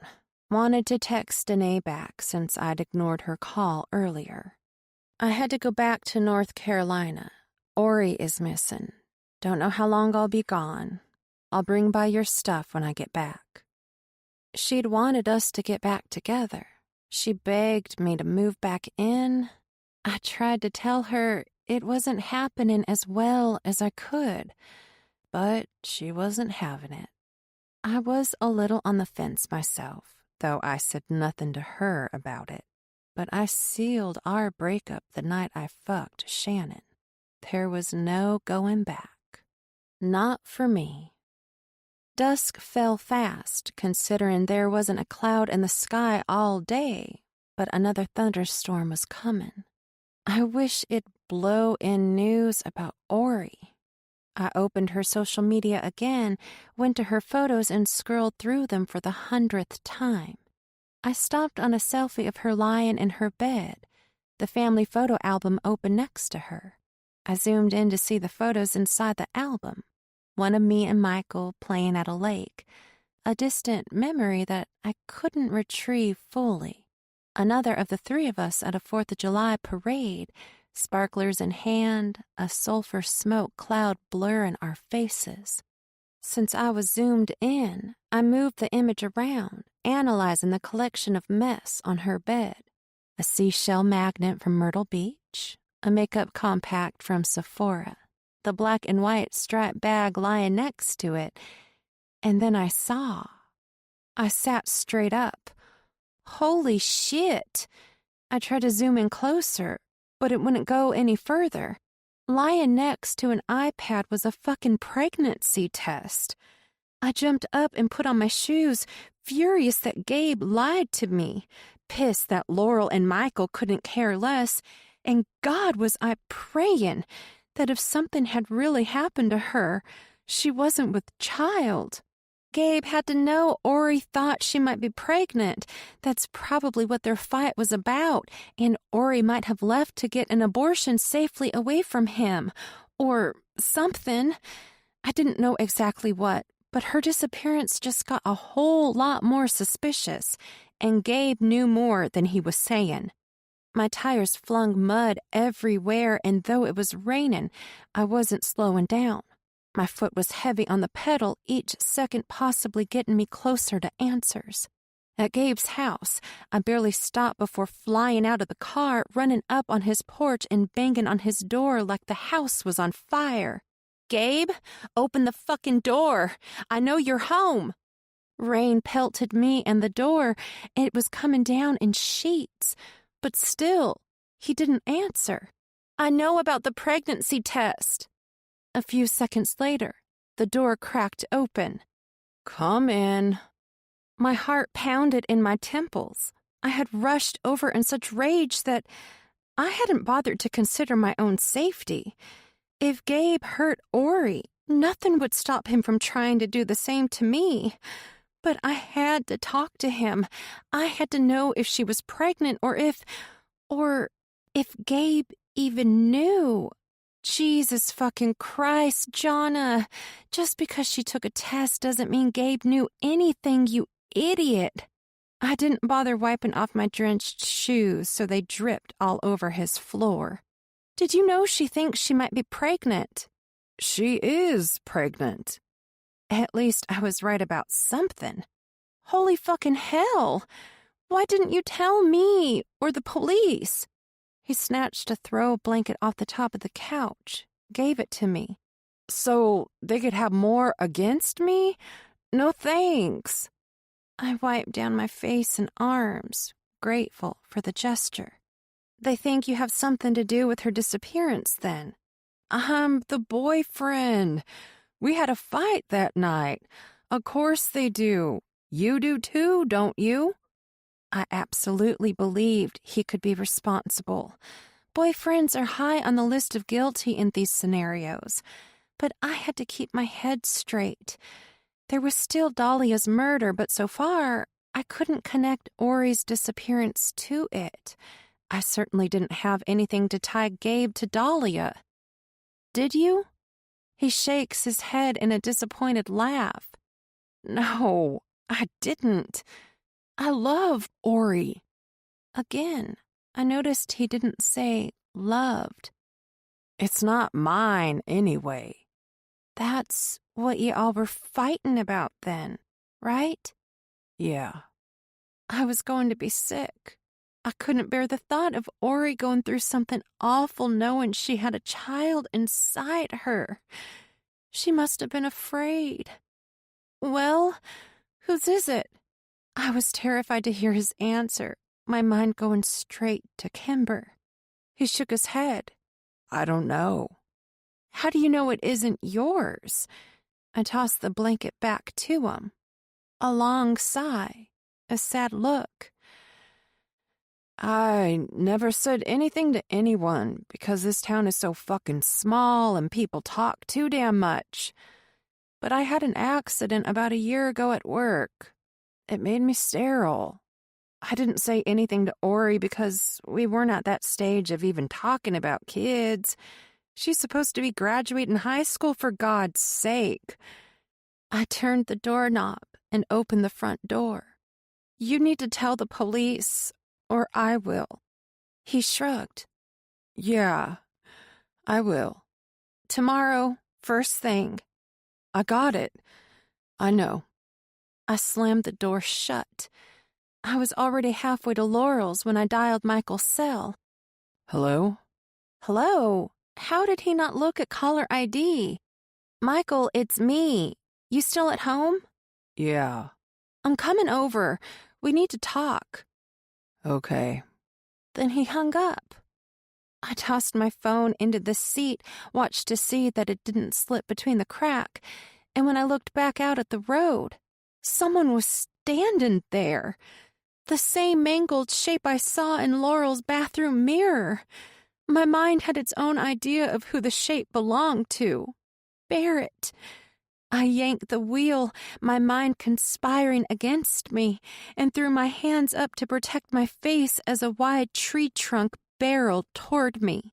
Images of Barrett's eyes, looking as they did when he would stare at me afterward, flew at me like some awful 3D movie. I'd been watching them zip past me when I saw the tree trunk speeding toward me. I threw up my hands to protect my face as my SUV plowed head on. Chapter 14. I woke to a voice, deep and reassuringly familiar. Jonna, can you hear me? It hurt to open my eyes, but when the blurry images of blue lights came into view, I saw Shannon. What? You were in an accident. Don't move. Siren's word in the distance. Are those for me? I giggled. My reactions to trauma were something to be studied by psychologists. They are, he said, smooth, calm. Louder and louder, sirens echoed off the trees until finally they arrived, shut off the alarm, and were at my car, prying me out with tools. Can you feel any pain?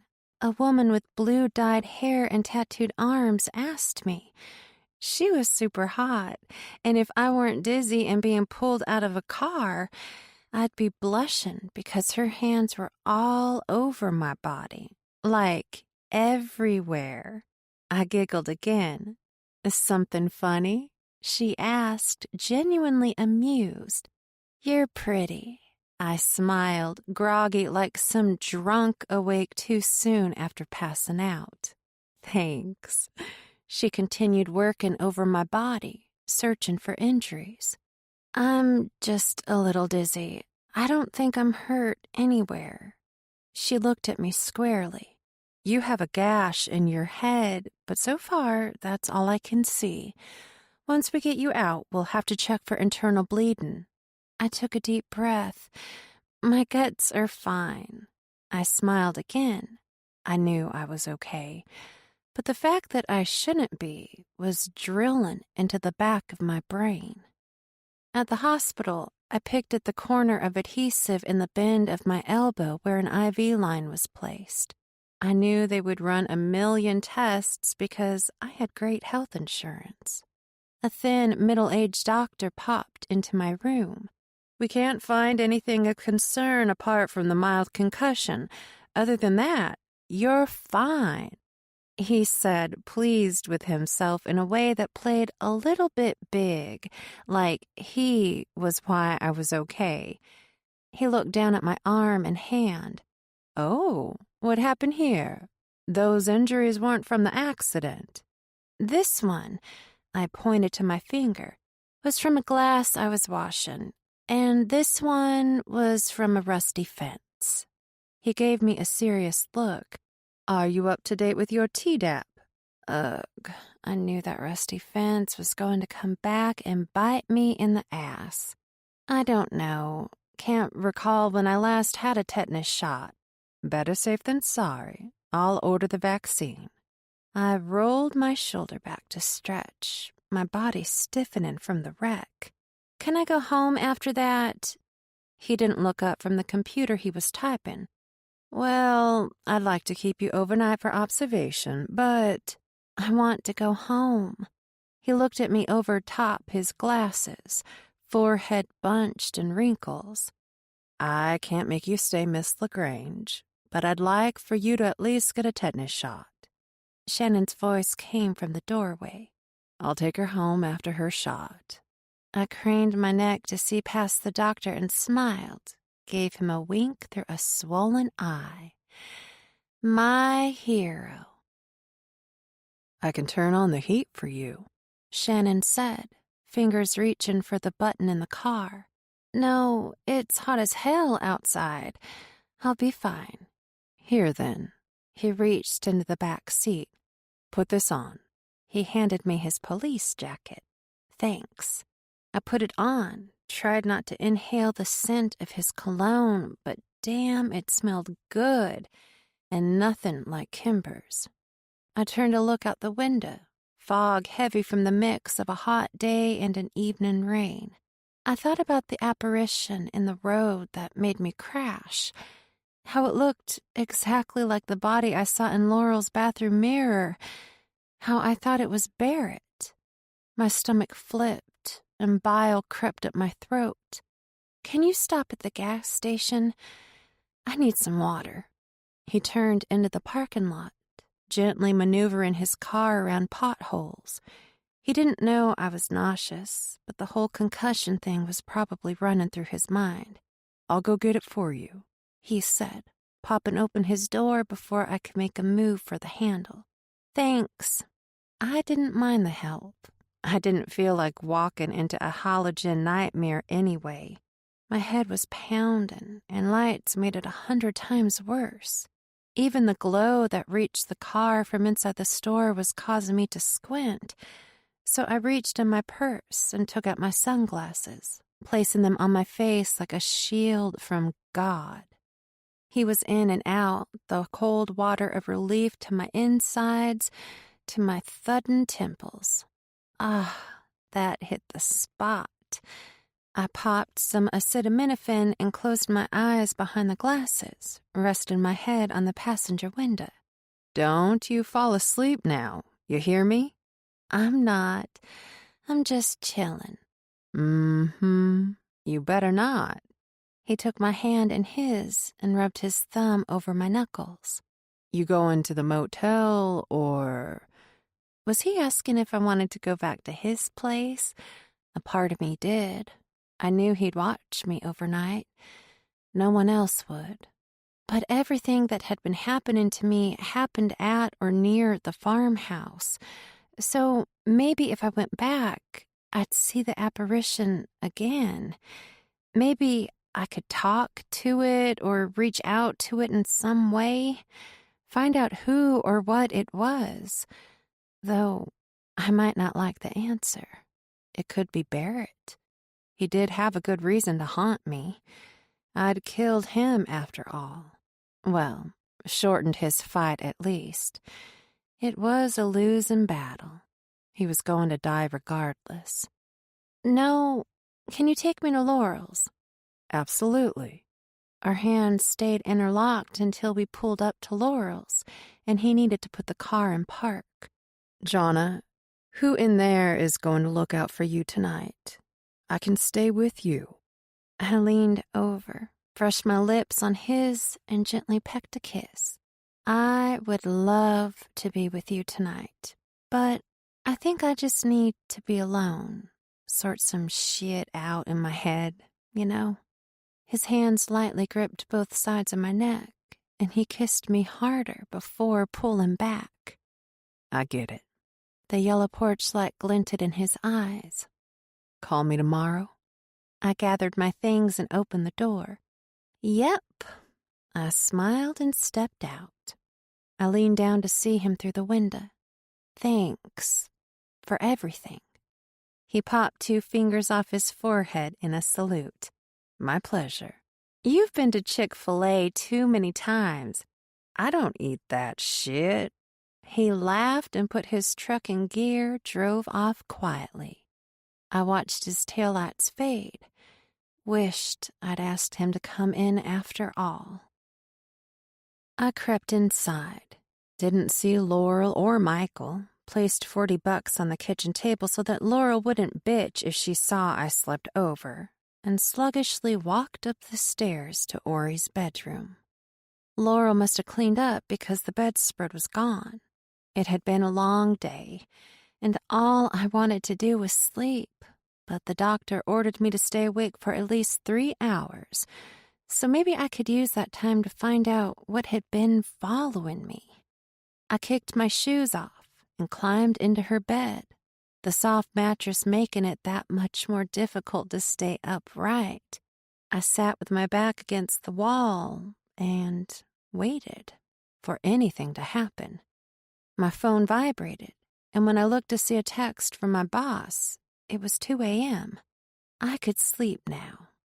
I slipped down, fluffed a pillow, and closed my eyes.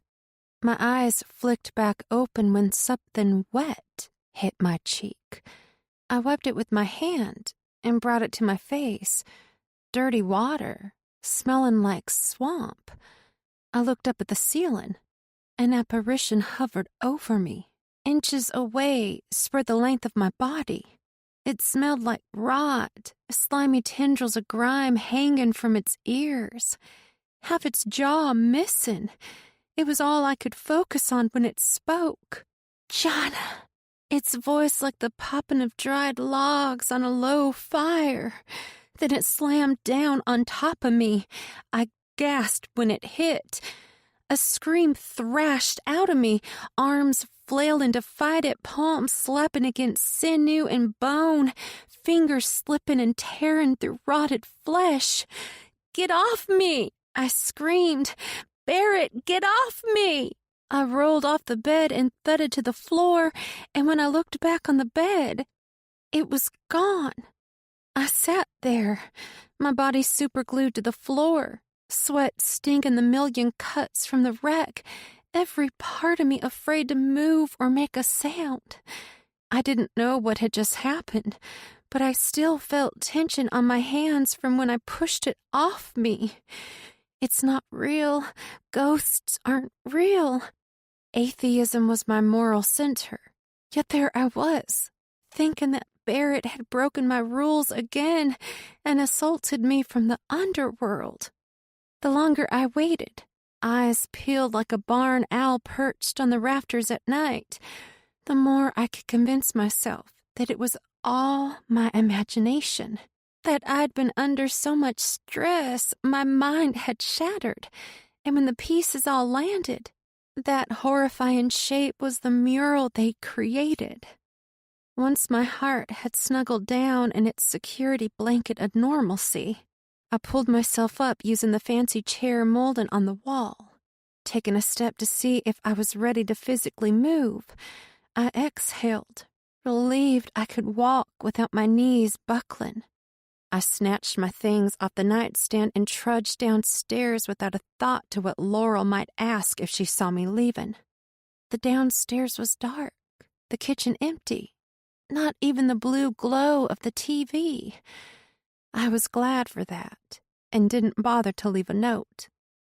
Outside, I texted Alexis, Ori's former friend from the printing shop in town, and asked if she could pick me up. I didn't wait for her reply before I started walking toward town. One way or another, I was leaving the farmhouse tonight. 10 minutes later, headlights approached, a car slowed, and when I saw Alexis's welcoming smile, I hopped inside her little green hatchback. I know this sounds cliched, but you're a lifesaver. I tucked my purse on the floorboard between my feet. A head tilt, the smack of lips. Unfortunately, that's not the first time I've heard that. She must have picked up Ori 100 times. and I imagined Ori saying those exact words to her. Folks like you are how cursed families survive. I smiled, but the truth of those words gripped my chest, and my reflection in the window painted a clear picture of how awful it felt. Alexis let out a heavy sigh. Listen, I need to tell you something. I perked, but her demeanor sagged and her forehead creased. I recognized the shift in her. She was afraid. I'd spent most of my life being afraid, and there was no way of dealing except plowing straight through it. I promise I'll keep your name off my tongue, Alexis. If you know something about Ori, please tell me. She chewed her bottom lip, kept her eyes on the road. Ori was fighting with Dahlia. That's news to me. Did Michael know? She shrugged. I don't know. Okay, so what does that have to do with Ori going missing?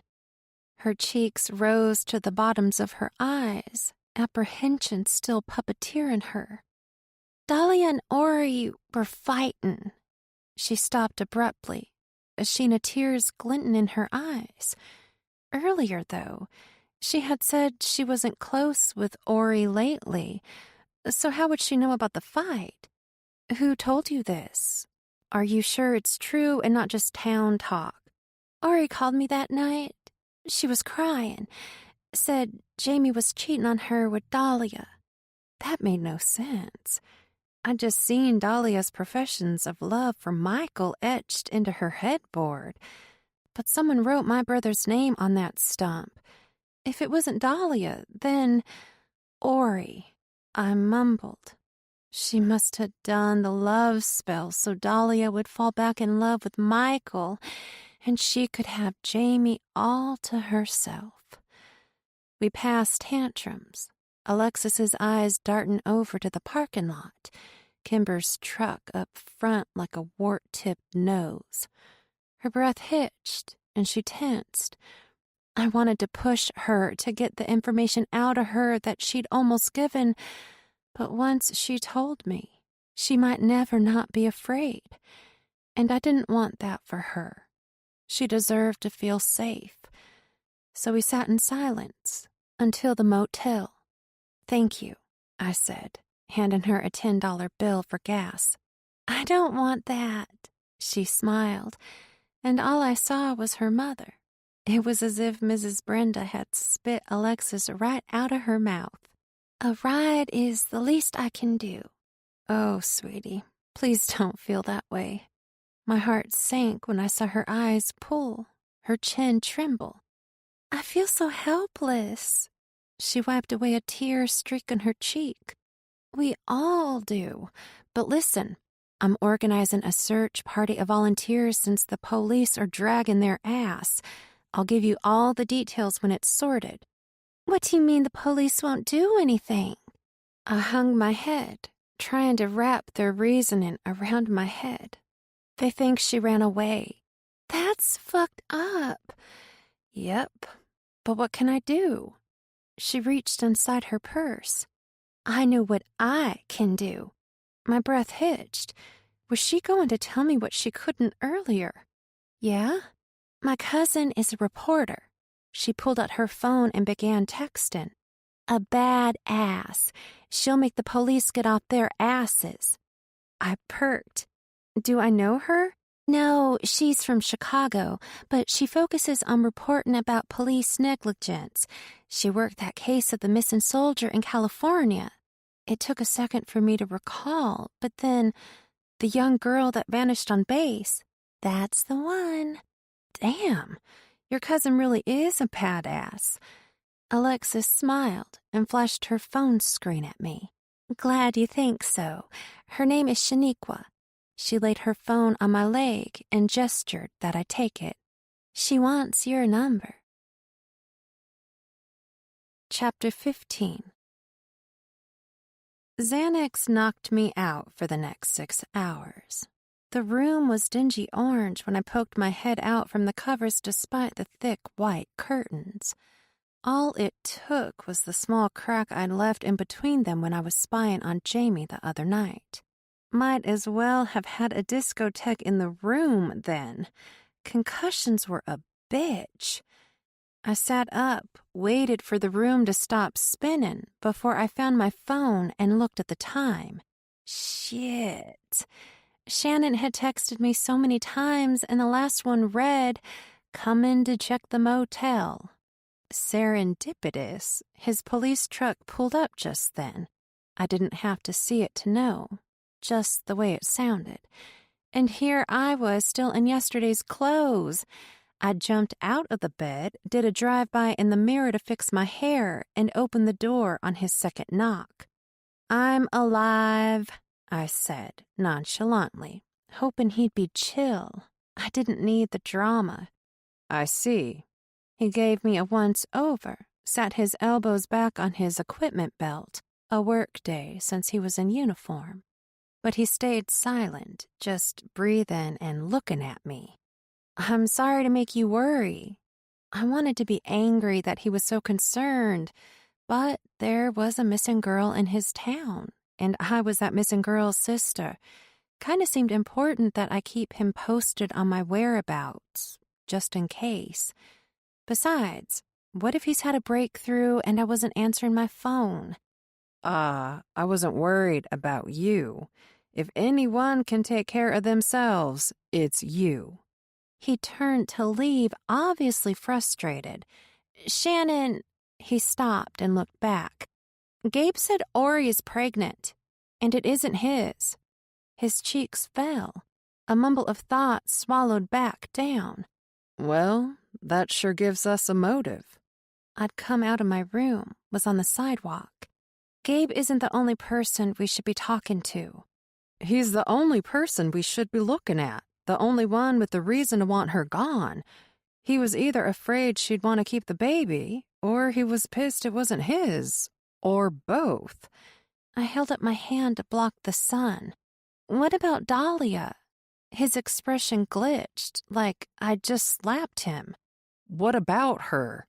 "Jesus, Shannon, I thought you were a good cop. The girls were friends, and now one is dead and one is missing, and now I know Dahlia was fighting with Jamie the night before she was murdered." His hand flexed into a fist. Who told you that? I wasn't ratting out Alexis. I threw my hand up in frustration. "I don't believe this. I thought you, of all people, would listen to me." Listen to you? What's that supposed to mean? I tossed my hair to one side, trying to block the sun. "I thought you would believe me when I tell you that in my gut, I think it could be someone else, or that Gabe had help, that you would trust me." Gabe was not my lead suspect, but I was grasping at straws. He huffed, lips clenched. I was in love with you, and you left without a word. Why should I trust you? "Shannon." I reached out and took hold of his wrist, pulled him closer. "I dumped my girlfriend of 2 years because she proposed, and I couldn't give her what she wanted. I wasn't in love with her." What does that have to do with you leaving me? You know that saying, you can't love someone else if you don't love yourself? He nodded. "Well, it's a fucking lie. After Barrett did all those things to me for all those years, I hated myself, and I still hate myself. But I loved you." If you loved me, then why did you ever leave? His face drooped, desperate for an answer. "I left here because everything I looked at reminded me of him. I couldn't bear it anymore. And you weren't ready to leave." I pulled him in, wrapped my arms around his neck, and didn't stop him from picking me up and taking me into my room, laying me on the bed. He leaned in and kissed me again, a tug at the denim shorts covering my crotch. His finger slipped underneath my panties and pushed inside me, slipping out to rub the wetness on my clit. Another finger, faster and faster. I want to taste you. He pulled his fingers out and stuck them in his mouth, lust drowned in his cool demeanor. I undressed him. He undressed me, our fingers eagerly searching each other. We kissed and nibbled, and then I got up and asked him into a shower with me, steam dripping down the walls as I bent over for him to take me from behind. I grunted when he pushed inside me, his thighs slapping my ass as he thrusted. Harder, faster, deeper, his groans lodged in his throat.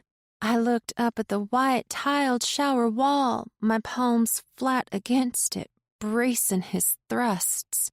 Water ran into my eyes, and when I saw the dark slime oozing from the caulking, I brushed my face clear, but the walls still ran black. The shower stall filled with an unforgettable smell of sulfur and decay, a distinct scent of the marshes. I squeezed my eyes shut.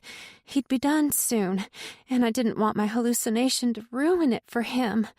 But the smell grew, rose, stirred in with the steam, and laid on my skin like a cellophane wrap.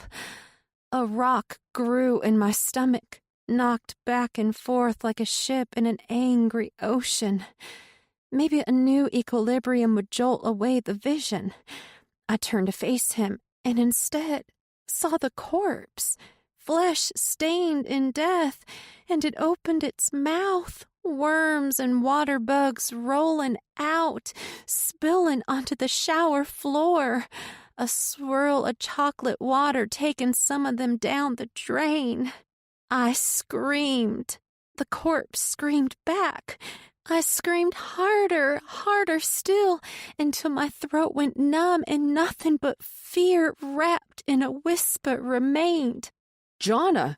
Shannon shouted. He'd cut off the shower, was dripping wet, strands of his hair stuck to his forehead. What the fuck happened? Are you okay?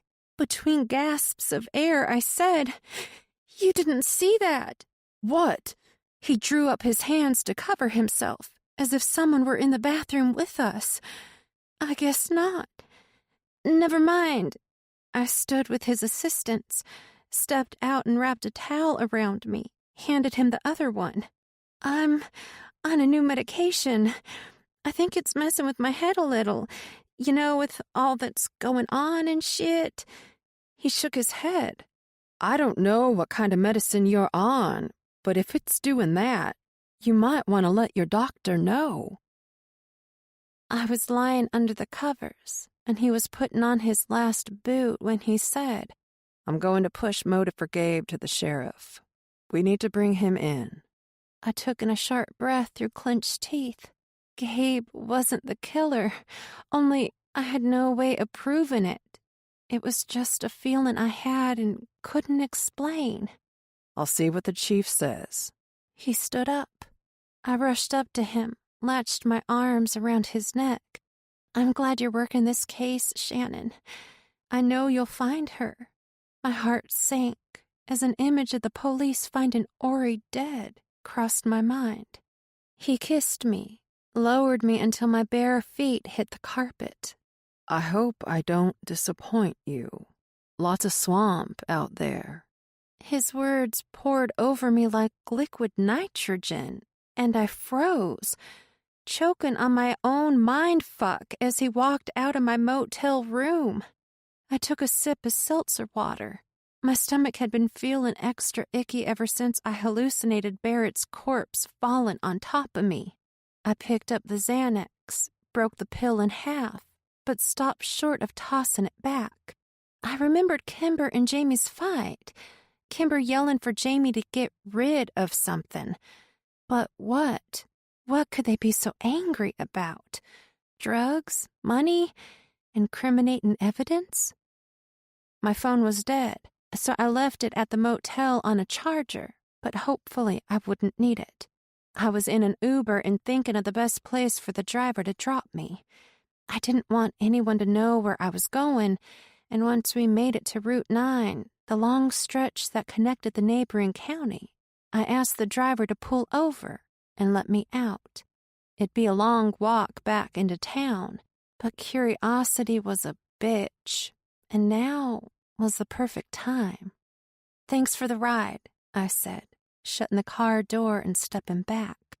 I watched until the Uber was gone, and then took off through the small patch of woods that would dump me at the Hager's lot. I walked to the back of the building, scanning the windows and doors. I didn't think they'd leave anything unlocked, but I tried the door anyway. At a window, I cupped my hands around my face to look inside. Just a desk and some file cabinets. I didn't know what I was looking for or what I expected to find, but something tempted me here. I wasn't giving up until I picked up a tire iron that had been propped up against the wall, rusted but useful. I gripped it, flaking bits popping off onto the ground, and looked again at the window. If I triggered an alarm, this would all be pointless. How the hell was I going to get inside? I walked to the fenced area where cars and scrap metal all blended into the dark trees behind the lot. I noticed a doggy door. Great. But I had to get in even if it meant risking a bite from a mean old garbage hound. I dragged the tire iron across the chain-link fence and whistled. I waited for some rabid St. Bernard to come lunging, teeth bared, foaming. But there was nothing. No Cujo in sight. Had the doggy door been an old addition that their father put in? I recalled a brown dog there when I was a kid, ears scabbed with insect bites. He was mean as hell, barked at anyone who stood outside the fence without one of the Hagers around. Confident or impatient, I climbed up and flopped my legs over, letting myself hang down before dropping to the ground on the other side. I was inside the fence. Now I just needed to get inside the damn building. Goosebumps pricked my arms, and I longed for a hot shower, but a shower was a long way from here. A low, throaty growl came from behind. I whipped around, a snarling big boy 6 feet away. Sneaky son of a bitch. I white-knuckled the tire iron and slowly backed away, heart pounding. The dog wasn't up for my shit, though. He lunged toward me. I spun around, bolted into a run for the nearest junk pile I could climb, an old military transport bus that had been in the lot since the beginning of time. I ran as fast as I could, blood pumping, throat clasped shut with fear. Dogs were so much faster than humans. No way I'd outrun it. I sped past a pile of car doors stacked one upon another, grabbed the top one and slung it to the ground behind me. It bought me just enough time to leap for the bus. Its doors were removed. The only thing to grab hold of was the large rectangular side mirror, but I'd have to toss the iron, and when it clunked to the ground, my heart did a somersault. I was weaponless. I launched off the first stair with my shoe, gripped the metal anchor arm, and threw my leg up onto the hood. My other foot, still dangling, lit with fire as the dog nipped my ankle. I screamed, more terrified than hurt, dropped my other leg down, kicked at the mangy fucker until his bite loosened, a yelp echoing off the walls of stacked cars. "Doesn't feel so good, does it?" I taunted, pulling both my legs onto the hood, burning pain consuming my calf. Sitting on my ass, I pulled my ankle up to assess the bite. Ugh, my stomach flipped, anticipation churning inside me. Good thing the dog was a wimp and didn't like being kicked in the head. The junkyard was quiet. Strange, since a dog attack had just shot the night full of terror. But it was gone now, nowhere to be seen, retreated somewhere in the dark shadows cast by piles of stacked, crunched cars. My ankle lit with pain. the dog's teeth having raked across a mess of capillaries. I gripped the bottom of my t-shirt and pulled, ripping a piece off. Once it was tied, I stood on top of the bus hood, scanning the building from the higher viewpoint. And that's when I saw a way in. Chapter 16. A small ventilation window was propped open just under the eave, but I couldn't reach it from the bus. I'd have to jump the gap onto the building's roof. Below, the dog circled the bus, determined to find a way to me. His bark was a siren I needed to silence, and the only way to do that was to disappear from his sight. I scanned the ground to see what was on the ground below in case I fell. Nothing but an old coffee can filled with cigarette butts and 5-gallon bucket of crushed beer cans. I stretched, my fingers slipping through the grated window and sliding in to grip the inside. I leapt, ducking my head, my torso coming through, and there I was again with my legs dangling. The opening was a little smaller than I anticipated. I was stuck. My palms went flat on the inside wall, cold, painted cinder block, and I tried to wiggle through. Something was catching me at the waist. I thrust forward again and still couldn't squeeze through. The metal button on my shorts was catching in the sill, pinching the skin at my belly button. I winced at the annoyance, used one hand to wrangle the button until it was free, and then slipped through, falling ungracefully onto a tool table, the breath in my lungs forced out. I rolled off onto the floor, gulping for air my body couldn't gather. I gasped, writhing. I caught my breath and sat up, looking around the dark garage. Across the building was another room, door closed. A flaking stencil reading "office" was still legible. Maybe the Hagers had secrets behind that closed door. I walked, knees shaken, across the 3-bay shop, a large vehicle covered in a tarp, another car still lifted in the air above a mechanic's pit. I wasn't sure if the elevated car meant someone was coming back soon to finish the job or not, so I needed to get moving if I didn't want to get caught. The office door opened with the twist of the knob. If only getting inside the building had been that easy. I felt a pull, the urge to go inside the office further, to the desk, as if I had an unknown piloting system directing me. A messy pile of invoices and receipts and manila folders strewn about without purpose. But just as my fingers touched down on a stack of files, they slipped past and went to the bottom drawer, as if guided. I pulled the handle. It didn't budge. Shit! Must be something important in this drawer for the Hagers to keep it locked. In the movies, the thief always pulled out a pin from their hair to jiggle the lock open. But real life was much more difficult, so I figured this would be too. I went back out into the shop, searching for anything that might resemble a wedge. Nothing. I thought about the tire iron outside, but the trip in and out of that window was one way, which reminded me that I was going to have to figure a way out once I was finished searching for whatever I was there for. Squatting in front of the desk drawer, still no idea how to get in, I slipped my fingers around the handle and pulled as hard as I could, and the more the drawer resisted, the angrier I got, like the contents were the answer to everything wrong in my life. Tears stung my eyes. I couldn't explain why emotions were boiling. I was a teenager all over again, all tempered to rage. A loud pop, my ass fallen back onto the floor, and a painful thud. But the drawer was open now, and my heart raced to see inside. I shot up, ignoring the pain and my tailbone from hitting the concrete floor. My hands couldn't file through the contents quick enough.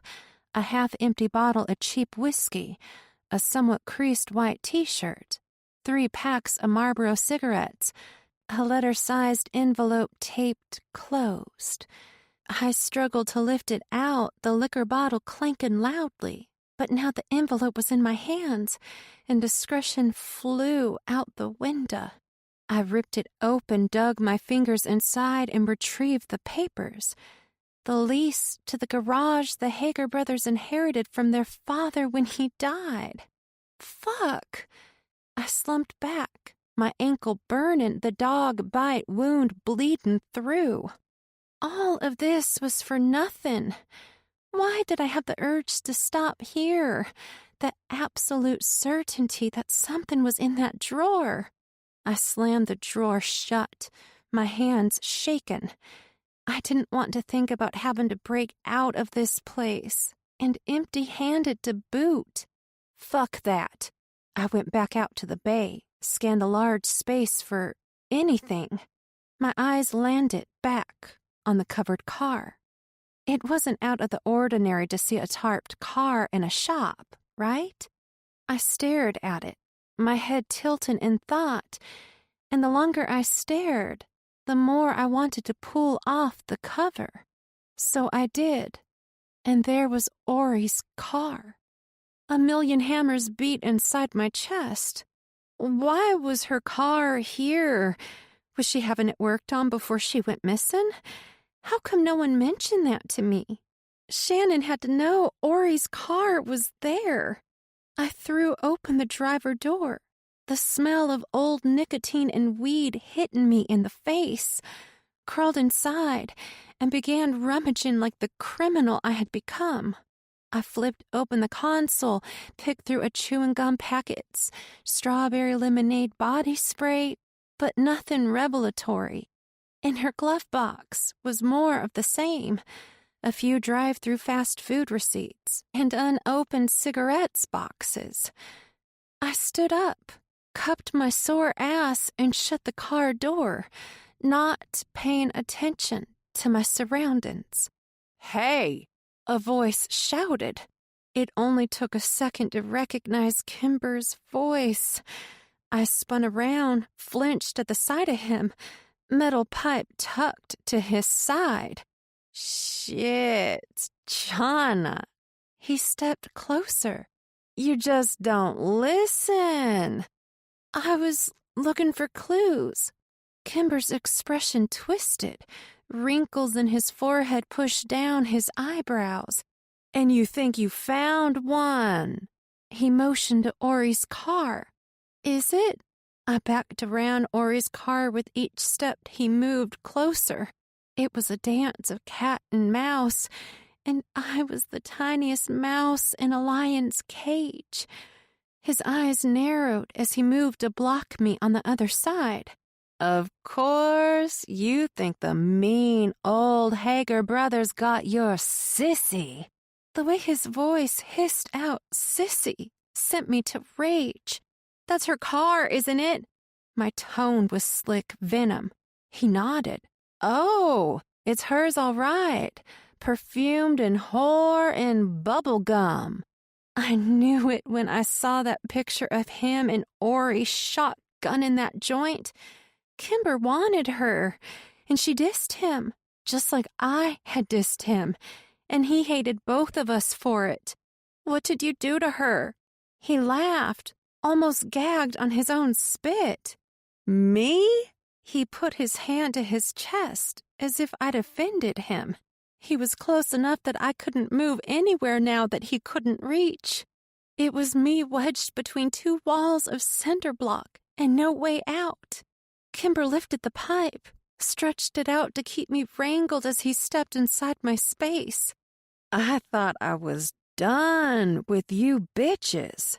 In his free hand, the dull blade of a weathered hunting knife tipped toward me.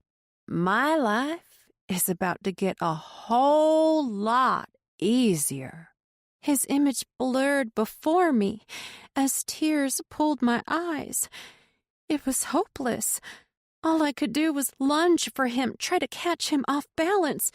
But as I propelled forward, he reacted faster, stepped aside and swung the pipe around my neck, pulling my back against his chest. With each breath I tried to take, the pipe dug deeper.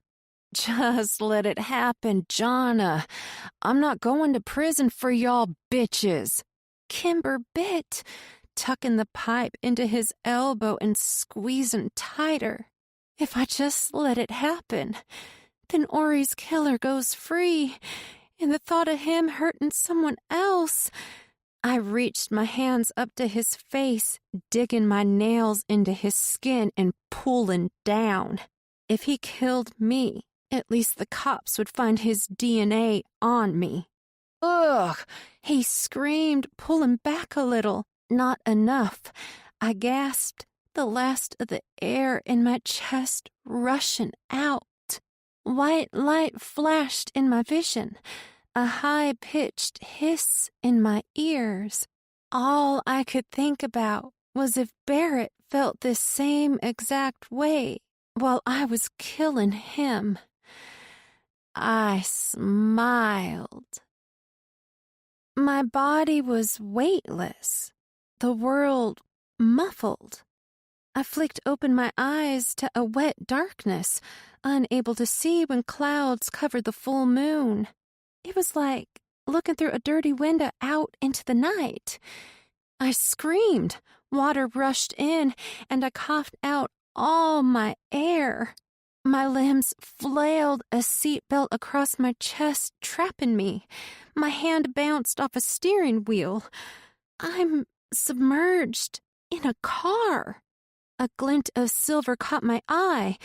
A lanyard with 2023 graduate hung from the rearview mirror. My heart sank. Ori was supposed to graduate that year. I fidgeted for the release, and when the seatbelt loosened, I kicked, praying like hell that the window was down. But my hand smacked against glass, so I pivoted and started kicking the window with my feet. At first, my feet bounced off, knees almost hitting me in the face, but I kept kicking until the glass shattered. I squirmed through the opening, shards cutting me on my hands and arms as I gripped the frame to propel myself out of the car. Once freed, I kicked and paddled and prayed that I was swimming upward. My lungs burned to breathe, the urge becoming impossible to fight. I kept my fingers tight together, kicked so hard my shoes popped off, but the surface wasn't coming. I was about to lose, to fall back down below the dark water, sink until I hit bottom, and there was where I'd die. And here it came, the battle lost, my mouth open to inhale. I devoured the air as I broke the surface just then. A long, gasping sound lurched out of my mouth, and my arms thrashed to find the balance that would keep me afloat. I coughed up water that had made its way into my lungs, the taste muddy river water familiar. A current caught me, but it was calm, so I rode it downstream as I struggled to swim for the bank. A light ahead, the soft sound of a boat motor. I flailed my arms. Help! A spotlight bounced across the water's surface until it found me. I waved my arms. Over here! Holy shit! The fisherman's voice was wet and croupy, the voice of an old man who spent a lifetime sucking on unfiltered cigarettes. The boat drove closer. A life jacket splashed the water in front of me. Take hold of it. I did, gripped it like it were my soul trying to leave me. Grab my hand. The fisherman leaned over, a long, sturdy arm for me to hold on to. He lifted me into the boat, brown algae slipping off my skin and slithering back into the water. What the fuck you doing out here, girl? I didn't answer. only took in deliberate breaths, concentrating on living. I fell in, I said, finally. No shit. Where at? What happened? No clue, but I wasn't explaining it to Long John Silver. I was stupid, got too close and slipped on mud. You camping out here somewhere? You fucking tourists. Always getting yourselves in trouble around here. Joke's on you. I'm a local. Yeah, sorry about that. I sat up, saw a phone at his ear. Yeah, I just pulled a lady out of the water down here just past Wilford's Cliff. She needs medical attention. No, I don't. I'm fine. I needed to get my story straight because this was going to be wild, and Shannon was going to flip. I had no explanation of how I got in Ori's car that had been submerged in the river. I couldn't explain why I didn't drown. There was no way to make sense out of any of it. Either I was insane and none of this was happening, or something supernatural was going on. I took another breath, trying not to vomit, until then I found Ori Kern's car. Chapter 17. Emergency response vehicles and news vans littered the riverbank. Red and blue lights strobed the forest, and in those moments of flashing bright and blind and dark were images of blood and hair and teeth.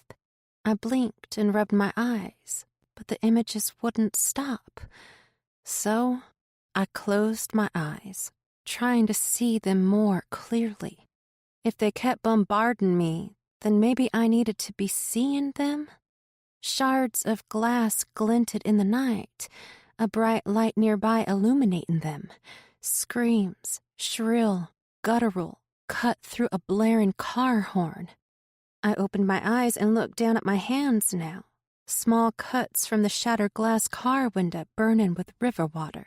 Flash, flash, flash. A blurry tree line, the stench of swamp.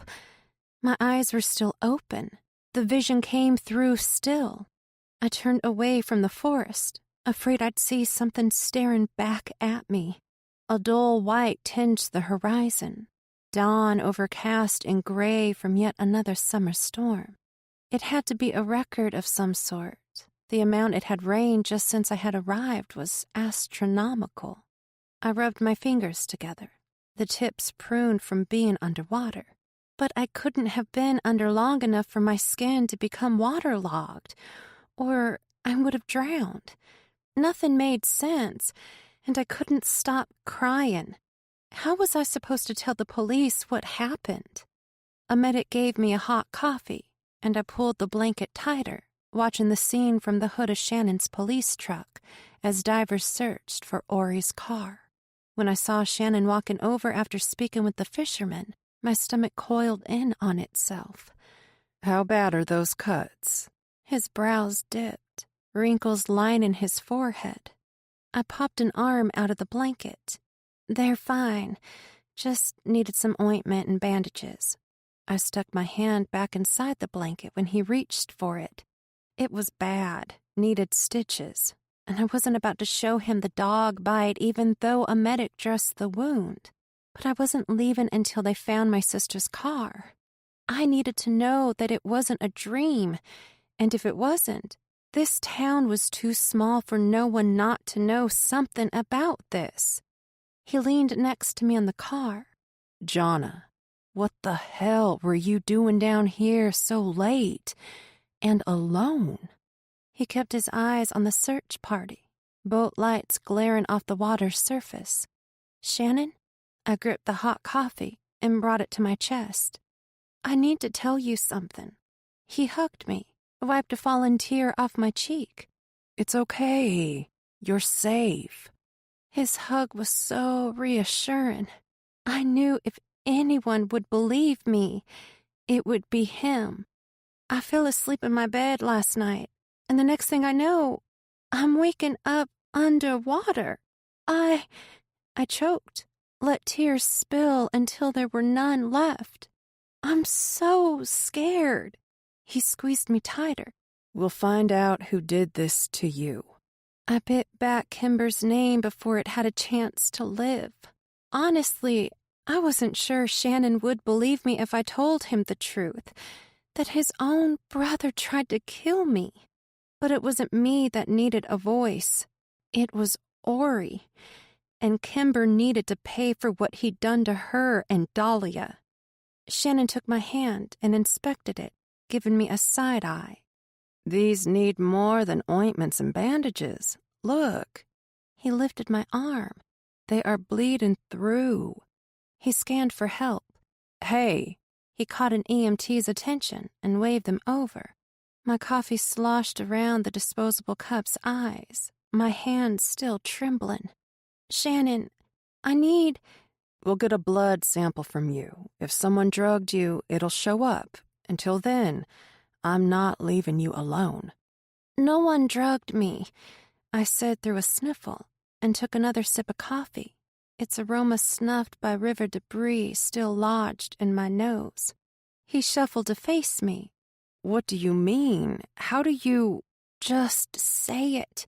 I lifted my teeth off my tongue. It was Kimber. There. It was out now, like a Band-Aid ripped off a nasty wound, the gaping hole left exposed and vulnerable. He stared at me, flat-lined expression. It was like I'd hit his pause button. Say something, I whimpered, mouth hovering above the rim of my cup, like the coffee was my comfort blanket. His silence was making me nervous. He didn't believe me. I remembered scratching Kimber's face and held out my hands to examine underneath my fingernails. I tore his face up pretty good before he choked me out. Shannon glanced at my hands. A hodgepodge of dirt and cuts spread over them. The crunch of foot beats sent our attention to the approaching medic, and Shannon took both of my hands and held them up. Get forensics to swab under her nails for possible evidence before you bandage them.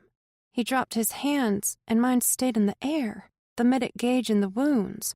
Sure thing, the medic said, dropping a tote bag to the ground. Shannon started to walk away. Where are you going? My voice cracked, and I coughed. The dank river water piped up my throat. I gagged and tried to choke it back down, coughing and gasping for air, and by the time I caught my breath, Shannon was tearing away from the scene, his truck tires flinging mud and debris. He was going after Kimber, and I had no choice but to deal with bright headlamps and wet swab sticks. That's when I heard, "We found it!" blast from the nearest firefighter's walkie. I jumped up. I needed to see it for myself. I slapped away the helping hands and walked toward the shore, the divers' heads bobbing, daylight barely breaking, but it was enough to see the search zone, the crane's line disappearing below the surface, ripples fanning out as the car began to break the surface. And there it was. A fender, a tire, the rim spray-painted hot pink, because that's who Ori was. A hot pink wonder seeking thrills and finding trouble.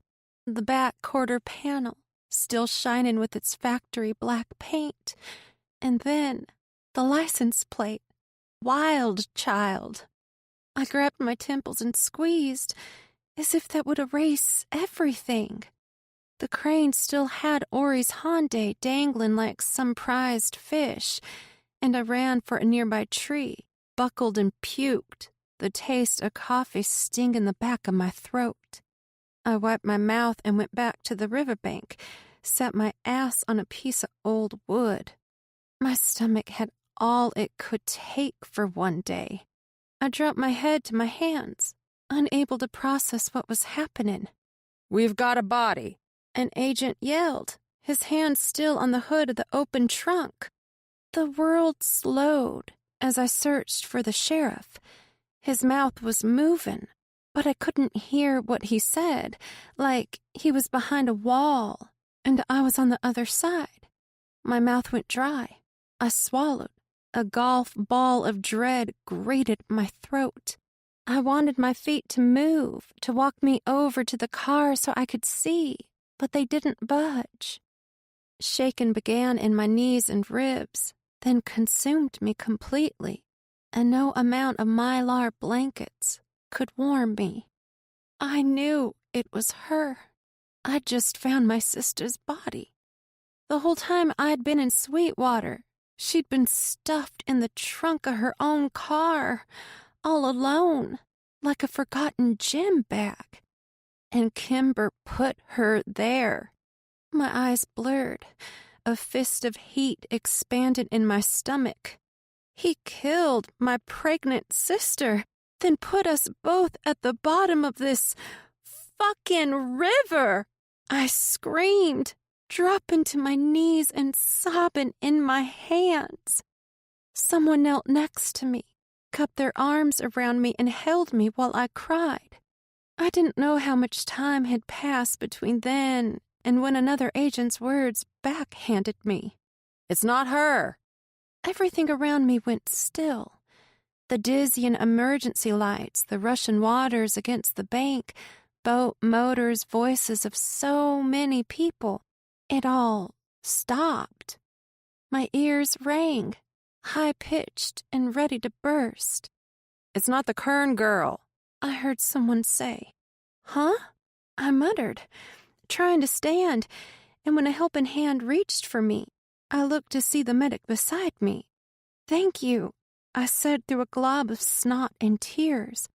I turned my eyes to Ori's car, murky river water still bleeding out the door seals. Who is it, then? The medic shook her head. I don't think they know yet. My legs wobbled as I walked closer, the medic's arm catching my shoulder.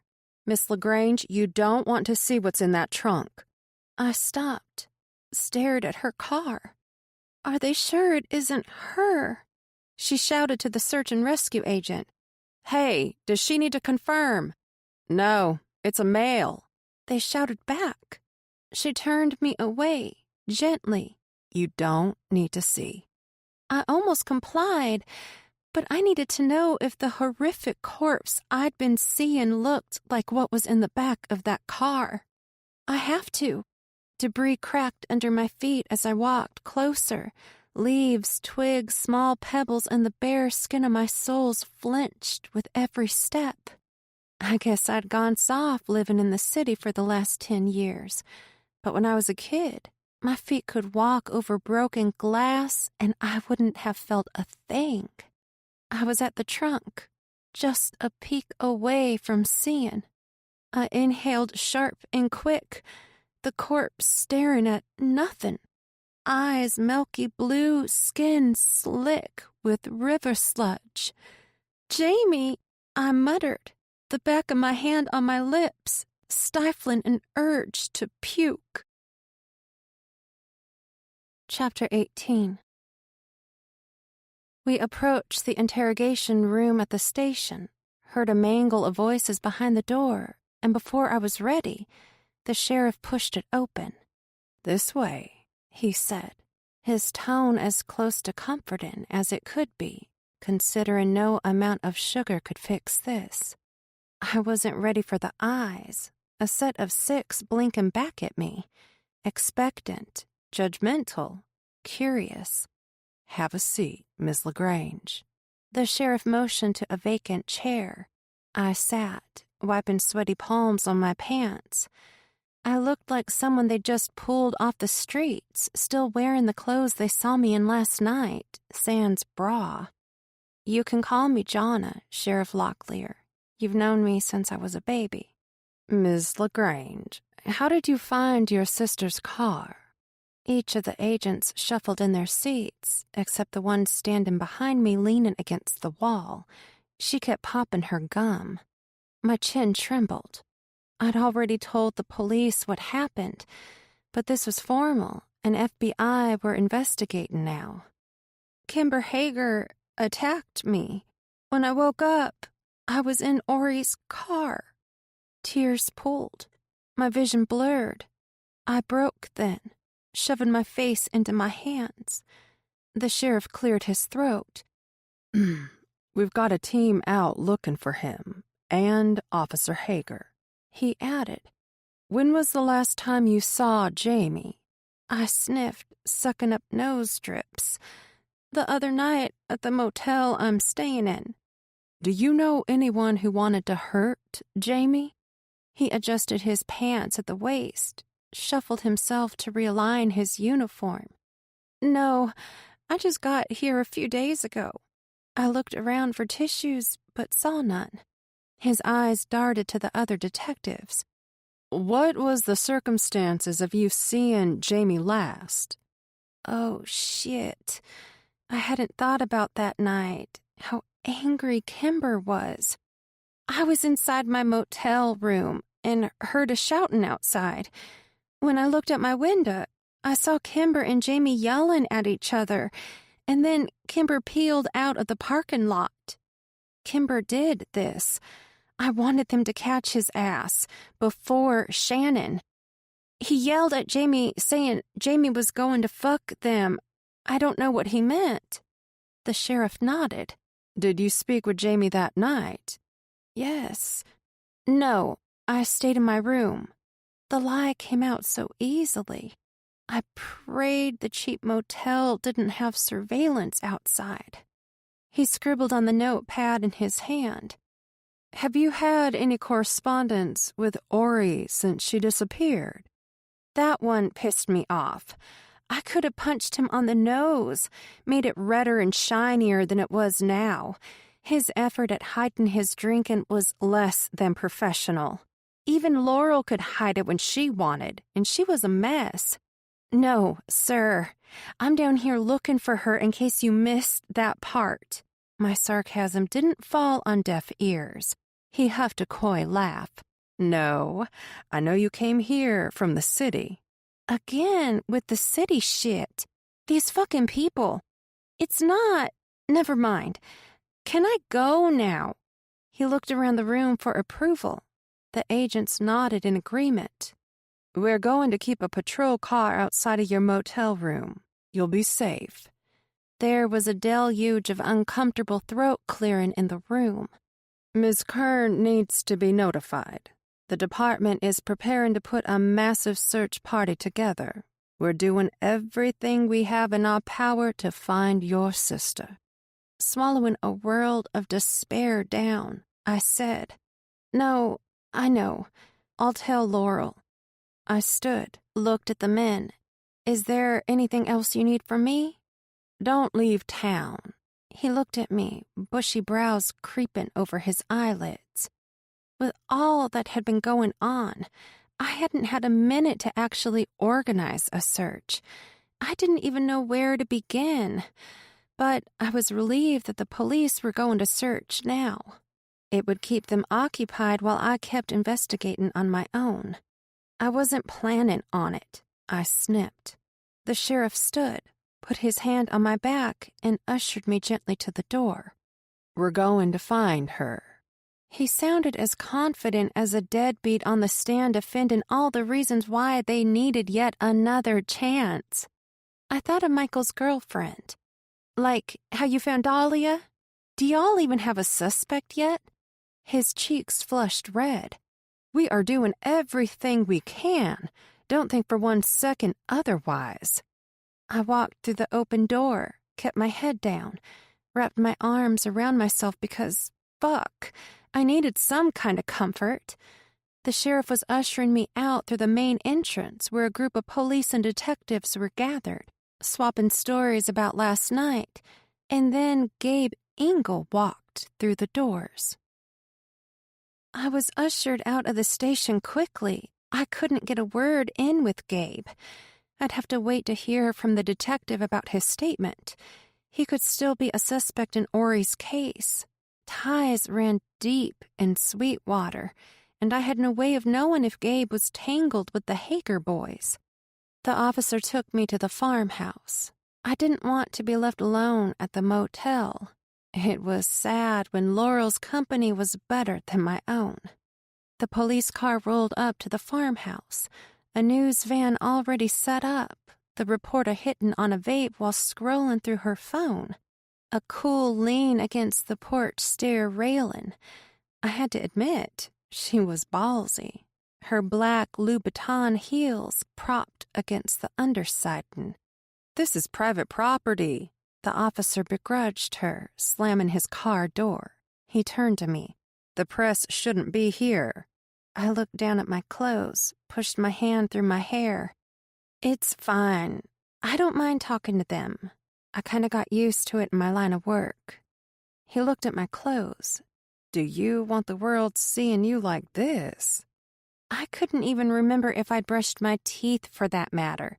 "No, but word needs to get out and I can't think of a better way." The reporter kicked off the banister, licked her glossed lips, dark brown eyes squinting when she smiled. She walked toward us, pulling out a business card, polished nails clicking on the card's carrying case. She handed it directly to me. "My name is Shaniqua Rollins, the reporter from Chicago, Alexis's cousin." It took a second to recall, but she saw my expression change the moment I remembered and continued. "I promise to cover this story with care. Tread delicately." Her eyes softened, a serious and sincere expression. "I know how small towns work. I don't want to make this clickbait or any of that bullshit." She was telling the truth.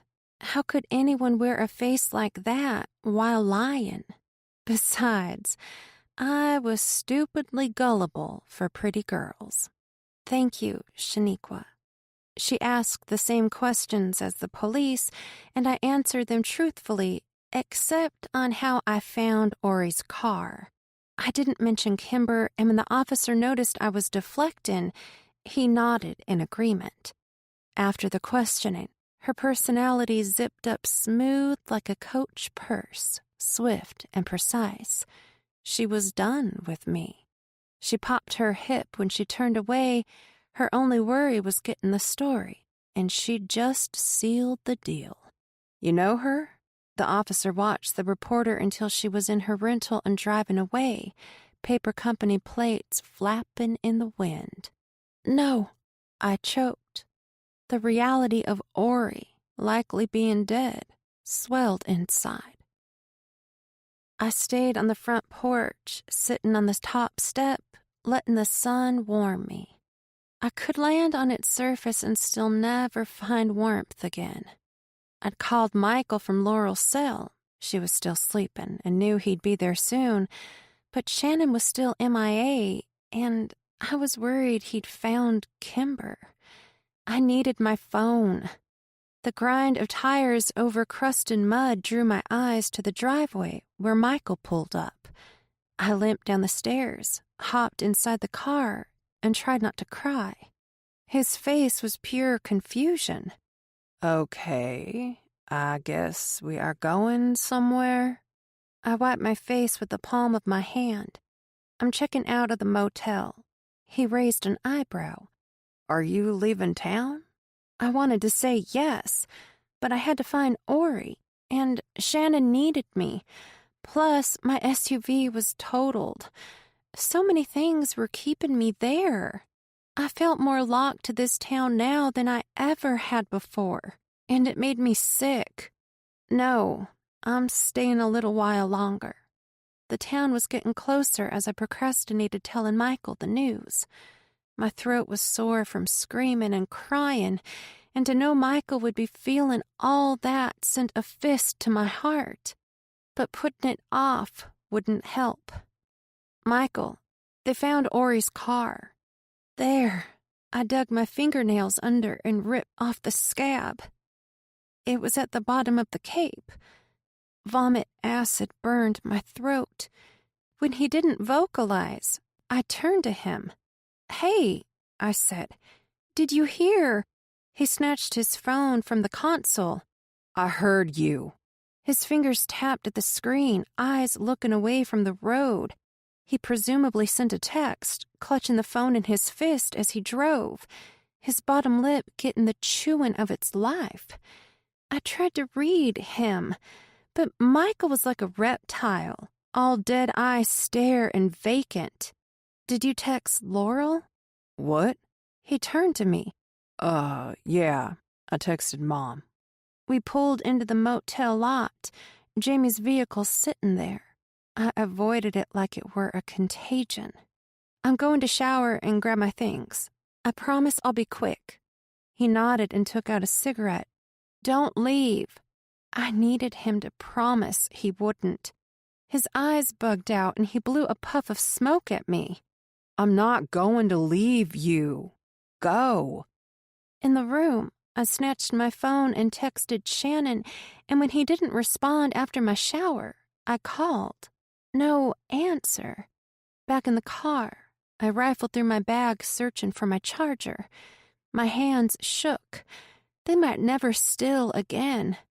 "You got a charger in here? I can't find mine." Michael pointed to the console, and I opened it, noticed some empty mini bottles and a half-burned joint. I reached for it. "This is exactly what I need right now." He looked over. "No!" and snatched it away. "This will fuck you up like you've never been fucked up before."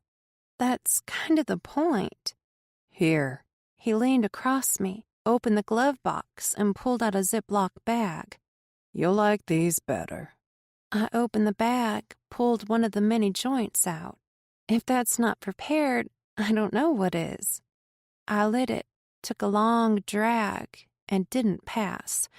My feet were cold, so I put them on the dashboard where the heat I'd turned on against Michael's will could warm them. He eyed my feet in repulsion of the heat. "I offered my flannel." "Thanks, but your clothes smell like cigarette smoke." He nodded, kept his eyes on the road. "You smell like weed." I laughed. A plume of smoke blew out of my mouth and swirled around the air vents, but my smile faded. "There's more I have to tell you." "Yeah?" I took another drag and blew it out slowly, hoping the world would end before I had to tell my baby brother that the police found Jamie in Ori's trunk. I shook my foot faster and faster until Michael looked over at me. "Can you stop that? You're shaking the whole car." I dove in. "They found Jamie in the trunk." Kimber trying to kill me had to wait. Michael was delicate. I couldn't put all of it on him. He might run off and never come back. When he didn't respond, I faced him, his jaw clicking so tight I thought I heard his teeth crack. "Michael." "That can't be true." His fingers stretched, readjusting his grip on the steering wheel. "It's true, Michael." He went silent again, and then he hit the brakes and we slid to an abrupt, squealing stop. "Fuck!" He screamed, and I didn't think he'd ever stop. Chapter 19. Michael took my bags inside for me. I'd asked him to set me up in Ori's room, and I was surprised he'd only given me a side eye, much like the one he shot at me as he lugged my suitcase upstairs. The house was obnoxiously quiet, my skin pricking with caution, a side effect of growing up in a home that wasn't safe for any child. Strange how only just now I'd made the correlation between the house being quiet and being alone with Barrett. "Mama?" I called through the kitchen and into the living room, noticing the kitchen table was clear of its usual littering. Shot glass, ashtray, an old iPad propped open, screen streaked with fingerprints. When she didn't respond, I walked on into the living room. Nothing in there but dust and the throw blanket I'd given her days before. She must be in her room. "She is," Michael said, standing in the doorframe, looking blankly at the television that wasn't turned on. "Is she okay?" This wasn't normal Laurel behavior. He shrugged. "I don't know how she could be." Irritating reply. "Well, is she in her room?" I pushed past him and made my way upstairs. irritated that he followed me. "You should have told me she was still sick, Michael," I whispered over my shoulder at him. I didn't know she was. It sounded so much like the truth that my brain twisted, and I couldn't think straight. I knocked on the bedroom door. "Mama?" When she didn't answer, I went inside. Orange evening light casting through red, sheer curtains. And there she was, clammy, pale, eyes open. I rushed to her bed. "Mama, are you okay?" I shook her gently and she stirred, her eyes flapping closed and my heart flipping on its end. "Jesus!" I gasped. I stood up, turned to Michael. "Is she on drugs?" His lips turned down and he shoved his hands in his dickies. I don't know. Probably. I shook my head. Probably. This was the last thing I needed. She's probably having a rebound from the virus. They do that sometimes. If you say so. Want me to get her some medicine from the bathroom cabinet? Yeah, and a wet washcloth. I reached down, lifted Laurel onto her pillow because no one deserved to wake up with a kink in their neck from sleeping wrong all night. She swatted at me, mumbled under her breath. "Come on, Mama. I'm just trying to help." Her eyes rolled alive, wide, focused. "Are you okay?" She croaked on the drought in her mouth. I'm fine. Michael returned with a plastic dosing cup full of the nasty green. "You don't look fine, Mama." He tried to hand it to me, but I stepped aside so that he would have to give it to her. "Michael has some medicine for you to drink." She tossed it back like a shot of vodka, flashed a squinty sideways glare at us. What are y'all both doing here? I grit my teeth, wanted to turn around and walk out, leave her there with the sticky taste of hot medicine in her throat. But instead, "We came to check on you." I lifted an empty glass off her nightstand and went into the bathroom to refill it. Michael gave me a curious look when I returned, mouthing, Are we going to tell her? I shook my head. Now was not the time. "I'm staying here now, Mama, if that's okay." Laurel smiled, twisted, and not at all sincere. You gonna give me some rent money? You're too old to be living at home for free. I shot a glance at Michael, the golden son of 24 years who never gave Laurel a dime. "Yeah, Mama, I'll give you some money." It ain't giving me money, she spat. It's money you owe for staying here. I took a breath, slapped my hands on my thighs, felt the sting of an aggressive smack, and turned away. "I'll be down the hall if you need anything." I made a point not to tell her specifically that I was staying in Ori's room. My old room was also down the hall. She didn't need to know right now. Michael left with me, followed me to Ori's bedroom door. You want to hang out on the roof for old time's sake? He asked. The way nostalgia hit knocked the air out of me. Michael hadn't asked me to spend time with him since we were kids, and he'd asked me to play hide and seek. It felt good, like part of our broken family might be trying to glue itself back together. Sure. We walked back down the hall to his bedroom and crawled out of his window where the roof for the downstairs bathroom was. It had been a long time since we'd both sat under the stars together, but watching the rain move in would have to suffice. He pulled out a joint and lit it, passed it to me. I took a long drag, then another, and handed it back. I heard you and your girl broke up. I snapped my eyes to him. Laurel just can't shut up, can she? He huffed a laugh and then found his normal aloof self. You shouldn't talk shit about Mom.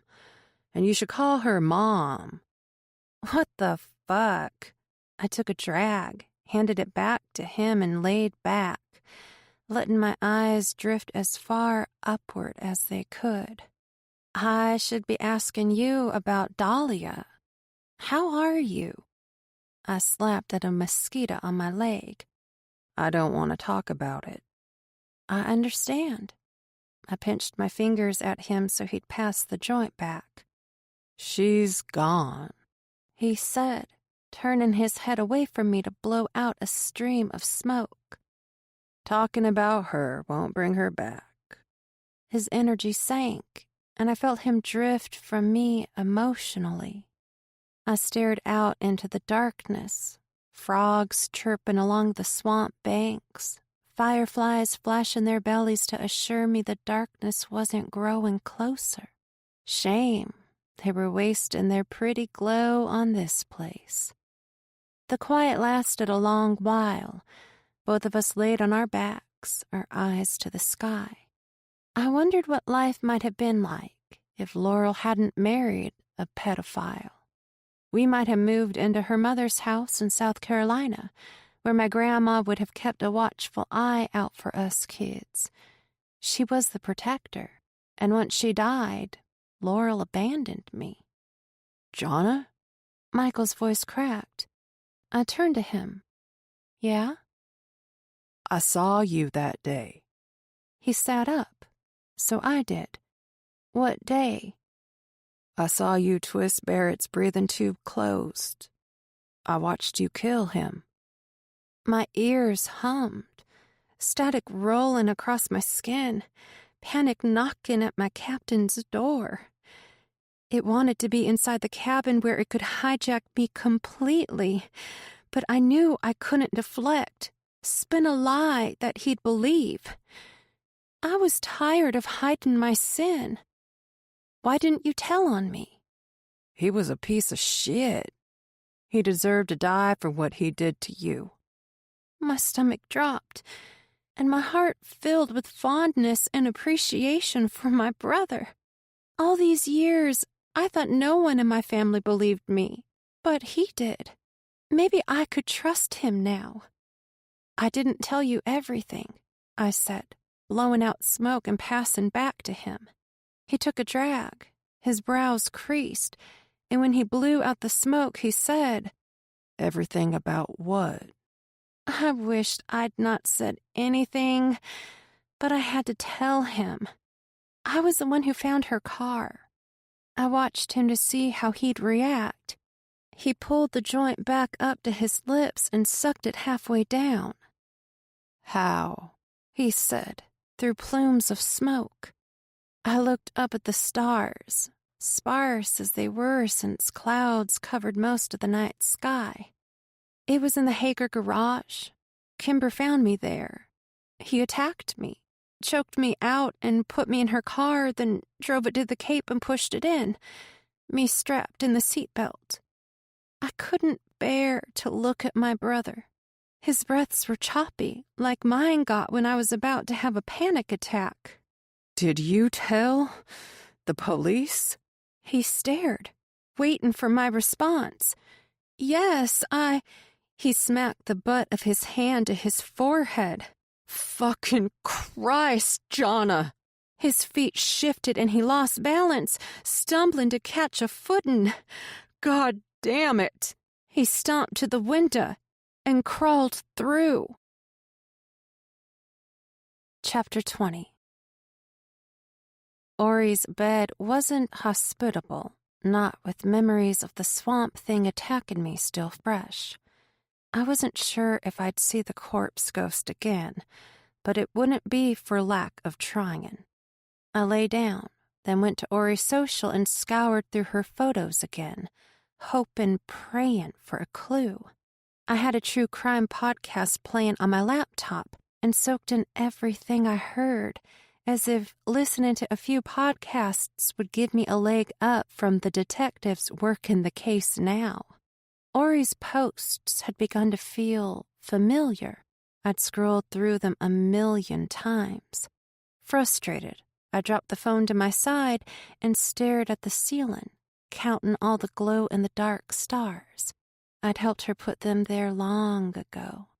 I thought about the picture of her and Kimber, his face too close to hers for my comfort, and I wondered, what might he have on his social? I picked up my phone and Googled Kimber Hager, and nothing. Not even an old Facebook popped up. The only thing that came remotely close to Kimber being on the internet was an obituary about his father with him and his brothers named as the only remaining family. Nothing made sense. I understood why he tried to kill me, but what did Ori do? Or Dahlia, for that matter? Why would Kimber murder Dahlia and his brother and likely Ori? What about Jamie? Seems like a good place to search since he was just found dead in the trunk of her car. Jamie's social was easy to find and surprisingly full of pictures. Pictures of fishing boats and photo-worthy catches. Pictures of the river and the garage, of the coffee place in town and the burger joint. He had a picture in nearly every business in Sweetwater, even one of him walking out of the police station with his hands behind his back in a fake handcuffed pose, Shannon laughing in the background. That picture was followed by 3 from Shannon's police academy graduation. I zoomed in, traced the line of his face, remembering the times I thought he was heaven. He still hadn't contacted me. I'd ruined his world. Things would never be the same. Moments later, I was thumbing through my text threads looking for Shannon's name. My finger hovered over the call button, but something stopped me. So I pulled back and flipped to Jamie's page again, scrolled and scrolled until Ori's face began showing up. My interest peaked, my body leaning so close to my phone I could smell the chemical scent of a too-hot battery. A few pics of Ori was reasonable. Jamie was Michael's BFF, and they were always together, so it made sense he'd cross paths often with Michael's sister. But I still had nothing. I dropped the phone on the bed next to me, rolled my head to look at her dresser. A jewelry box, a small collection of seashells, some perfume bottles, her Polaroid. Shit! I jumped up and ran to the dresser, snatching up the camera. I remembered a few years back the brand new Polaroid picture revolution. It was shocking how many young people were buying those things, me included. What photographer would pass up on the fun of instant photo hard copies? Ori would have used the crap out of that thing. There had to be pictures around here somewhere. I tore through her drawers, trying to respect her belongings, and stifling my eagerness to find evidence was a battle. I scoured through everything, dressers, boxes, books, but nothing to show for it except a few dust bunnies in my hair. It didn't make sense. Why would she have a Polaroid if she wasn't going to use it? I wanted to give up, to forget all of it, go home and get in my own bed, sleep until the new year. I turned away from the dresser, eyed the underside of her bed, and found myself wiggling around in floor dust and old fallen popcorn. My phone light shot up into the box spring, and it occurred to me then that if Ori had pictures to hide, they'd be somewhere a little less conspicuous. I scooted out from under the bed and pored through my memory of true crime shows I'd watched. I recalled an episode from Columbine where one of the shooters taped their drawings to the back of their dresser. It was a great hiding place. With all my strength, I heaved the corner of the long, heavy dresser and managed to pull it a few inches from the wall. I nearly dropped my phone behind it while shining the light down. A sharp pain speared my brain when I saw nothing. I checked the second dresser, smaller, lighter, and still nothing. Fuck! I threw my phone, regretting it instantly. It cartwheeled across the room and hit the dresser mirror, cracking it down the center. Laurel was going to be pissed. Shit! I crossed the room and picked up my phone, then went to the broken mirror.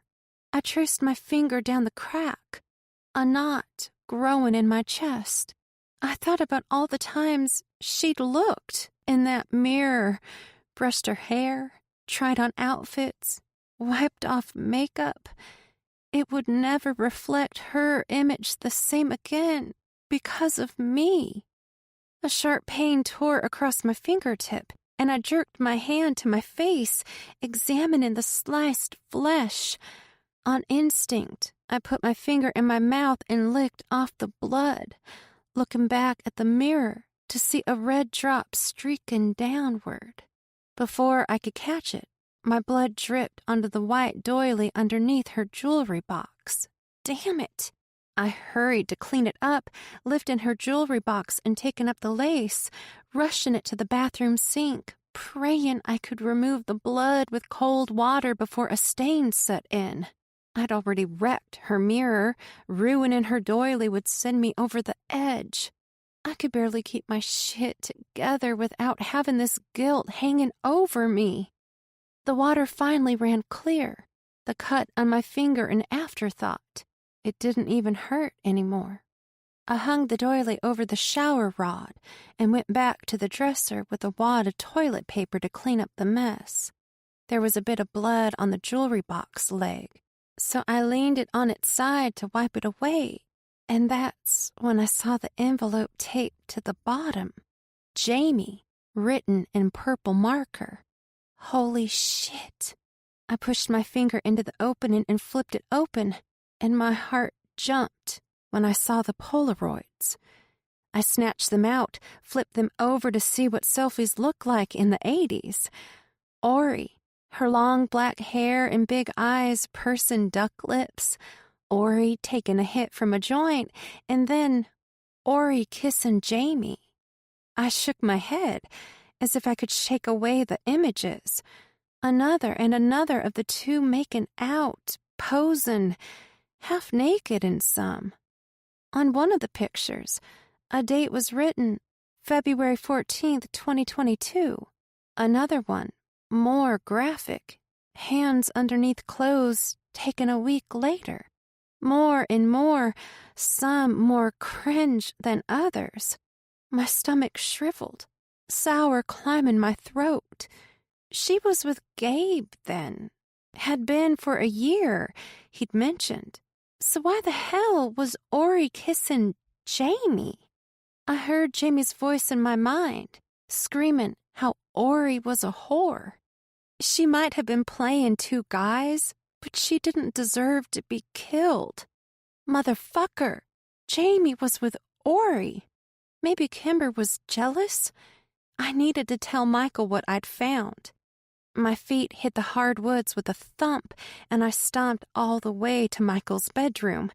Hey! I knocked on his door as quietly as I could. Laurel was still sleeping, though she was so dosed on cold meds it'd take a bottle whack to the head to wake her.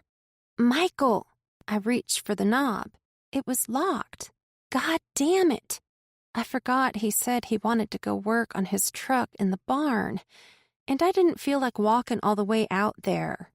I dialed his number, heard his phone ringing on the other side of the door. He must have smoked one of those special joints he warned me away from. I leaned against the door, my phone pressed against my chin, while my mind puzzled over 100 scenarios. Gabe was looking really good for the suspect now. There's no way he didn't know about them, especially since he already blabbed about their fight and about Ori stepping out on him. Then to find out she was pregnant, I stalled on thinking of Ori as was, swallowed the agony of it, and continued. Why hadn't Gabe told me this when I asked? Or the police? That little fucker knew she was seeing Jamie. Oh, he knew, and played it off to boot. Maybe Ori's car was only at the garage to have work done. Maybe Kimber killed Jamie because he was angry about Jamie getting two girls that he couldn't. And maybe Kimber had nothing to do with Dahlia's or Ori's disappearance. I couldn't puzzle out how Dahlia fit into this, but Gabe might know exactly what happened to Ori. My mind was a beehive hit with a rogue ball from a child playing too close. All chaos and buzzing. This town was too small for an affair among friends, and while my mind tried to make excuses for Shannon, my heart knew that he knew about it, but had said absolutely dick to me. Water spilled over the glass and cold dripped down my hand. My train of thought was on Gabe and not the kitchen tap. I turned it off, pulled the glass to my lips, and drank the water down. Still thirsty, I refilled and gulped down a second glass. Then I raided the fridge, pulled out some KFC, sniffed it, and plopped it on the table and searched the condiments shelf for hot sauce before closing the fridge. Laurel put everything in the fridge, even peanut butter, which sucked because cold peanut butter is nasty. I didn't bother reheating the chicken strips, just doused them in hot sauce and chomped down. I must have gone through half the bottle before I was done, and still, I wanted to turn it up and chug it. I stopped as the little spicy spout touched my lips. What the hell, Jonna? I pulled the bottle away and sat it on the table. Michael's weed must have been a different batch than the one I'd had in his truck, because I didn't even think of food after I'd smoked that one. Anyway, I made myself at home and ate all the leftovers and figured I should replenish them first thing tomorrow in case Laurel was well enough to come downstairs for food. She'd be pissed if there was nothing to eat. Ha! I laughed a little too loud, heard my voice travel through the entire house like a thief that had just knocked over a glass vase on marble flooring. Fucking crypt. I walked into the living room and turned on the television, not planning on watching anything. I just wanted noise, but Shaniqua was covering the discovery of Ori's car, so I sat. Police still haven't released the identity of the body found inside the missing woman's trunk, but investigators say they will have more information by morning. Channel 4 News. I'm Shaniqua Rollins. The news cut to commercial. A family sitting at a dinner table. Typical shit you'd expect on evening television. Nothing like what my family looked like, or a lot of the families I knew. It was a hard life in these parts. But Rail's family always sat for dinner together. I stayed with her so often that her mom would set me a place at the table even if I wasn't there, through force of habit. Chapter 21. Morning sun warmed my face. The night had been cool from the weather front that dumped buckets of rain on the area, and I had slept with the windows open.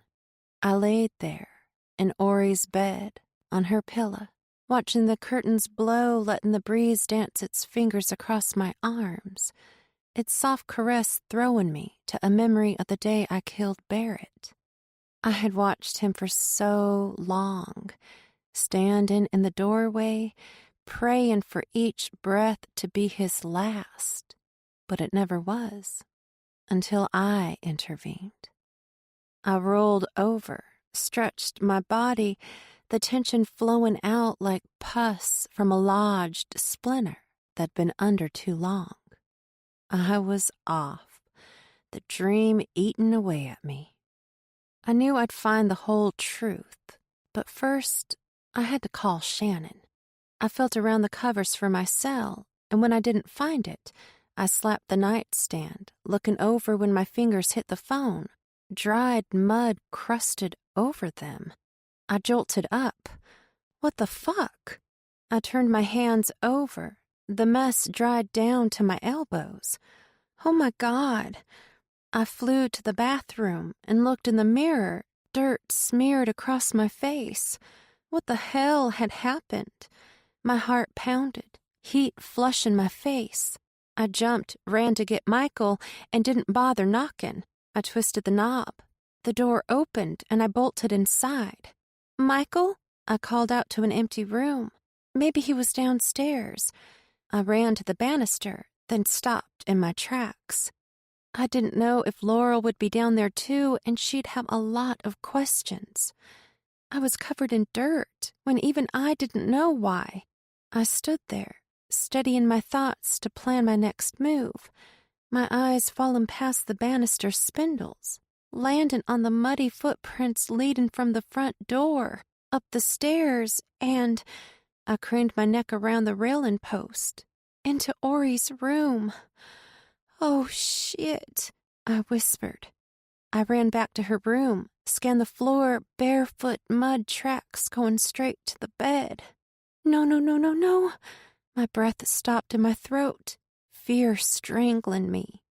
I stared down at the footprints, walked slowly toward them, and placed my foot inside. A perfect fit. Everything inside me locked up. I wanted to scream, to run, to explode. Instead, I stared, let my mind cycle through a million horrible possibilities until the scariest one flashed in my mind. Had I been sleepwalking again? I hadn't taken Ambien since the night I walked my sleeping ass straight down a flight of stairs. I rushed to the bathroom.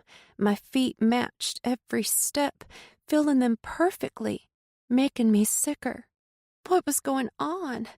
The question stirred in my mind, a dizzying tornado of anxiety.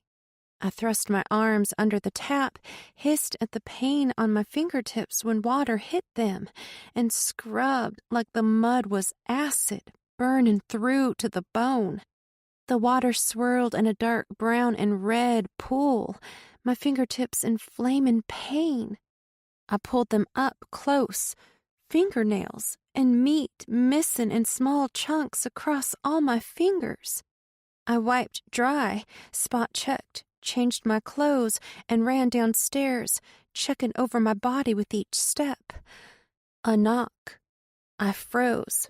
The silent house telling me Laurel wasn't in the living room watching TV, and by the line of sight, she and Michael weren't in the kitchen. I opened the door, found Shannon standing on the other side, not in uniform. I almost choked on my tongue. "Hi," I said, keeping the door closed as much as possible.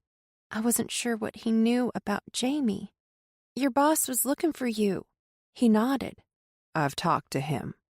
My skin flushed hot, still unsure if I could trust him. "Where have you been? I was worried about you." He fidgeted, uncomfortable in his own skin. "I just needed to blow off some steam. Then I found out about Jamie and—" I wanted to trust him in that moment, his soul bared, heartbroken. "I'm so sorry, Shannon." "I need to talk to Michael." And just like that, he was a stranger in front of me, tone dead flat, unfamiliar. His callousness took me off guard. I don't think he's here." "You sure?" He leaned forward, some attempt to catch a better look inside, I guessed, as if I were lying. "I'm sure," I said, stepping out onto the porch, the doorknob in my hand as I held the door cracked behind me. "Shannon, what's going on?" He turned to leave, and I reached out, grabbing his arm. "Shannon, why do you need to see Michael?" He turned back around, eyes tracking behind me. I'd forgotten about the heavy door and how it always swung open. He saw the mess. "What's all that?" I turned, gestured to the muddy floor. "Oh, that!" I had to think fast. I heard a cat or raccoon in the trash and ran out to shoo it away. I was pretty out of it and didn't notice I tracked up the whole house. I forced a smile. He drew his eyes down the length of me. "You don't look muddy." I shoved my hands behind my back. "And you don't look happy to see me." When he didn't shift attitude, I said, "I washed up already." He grumbled, aloof. "Well, I need to clean this up before Laurel sees it and cusses me until the cows come home." "Yeah, okay." He bolted down the steps, slammed his car door, and peeled off, spitting mud everywhere. I hadn't seen that side of him before and didn't like it one bit. Obviously, something was going on, and Michael was involved, which is probably why he kept quiet. Who would want to tell their lover that the police were searching for her criminal brother and her missing, presumed dead sister? Not Shannon. But what had Michael done? Was he a suspect for Dahlia? Boyfriends usually were, and I sure as hell gave Gabe a hard time about it. Practically forced the police on him. After standing on the porch a moment, I noticed Laurel's car was gone. If Michael had it, then where was Laurel? I went back inside, walked through to the laundry closet, and fetched a mop and bucket to clean up the mess. The porch swing creaked as I pushed off the weather-beaten boards with my feet, token on the last joint I had. I decided to call Michael. Hey. Hey, where are you? Camping at Wilford's Cliff for the weekend? You should come. I don't know. I need to tell Laurel about Ori's car and all that. I told her this morning. What the hell, Michael? What? She needed to know. He wasn't wrong. How'd she take it? Exactly how you would think she'd take it. Listen, I gotta go. Click. A car engine echoed down the driveway.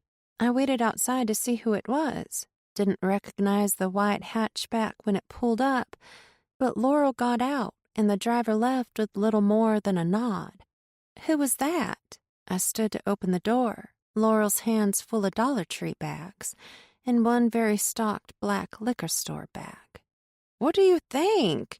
I ain't got no way to get around. They're called friends, Jonna. She walked inside without thanking me for holding the door. You have a car, I said, letting the screen door slap closed behind me as I followed her into the kitchen. I needed to see how she really was handling the news about Ori, and besides, she'd been so ill yesterday. I couldn't trust that she wouldn't fall sick again any minute. I prayed not, though. I didn't feel like Susie Homemaker right then. Michael needs my car for the weekend. Yup, he needs it to party all weekend. You look better. No thanks to you. You just kept me dosed up on that nasty shit and left me alone. Bitch, you're lucky I did that much. I was here the whole time, Mama. I checked on you, cooled you down with a washcloth, me and Michael both. She ignored me, kept throwing groceries into cabinets, the worn doors smacking shut as she hurried without care, and I was surprised she'd gone this long without mentioning Ori's car. She had to be worried same as me, but I didn't want to upset her by bringing it up right now. She pulled the last grocery item from the plastic bag, instant mashed potatoes, and flung them into the cabinet, slamming it shut. Would it have killed you to buy some groceries while I was sick? She wadded the plastic bags into a ball in her fists and leaned against the counter, eyes glaring.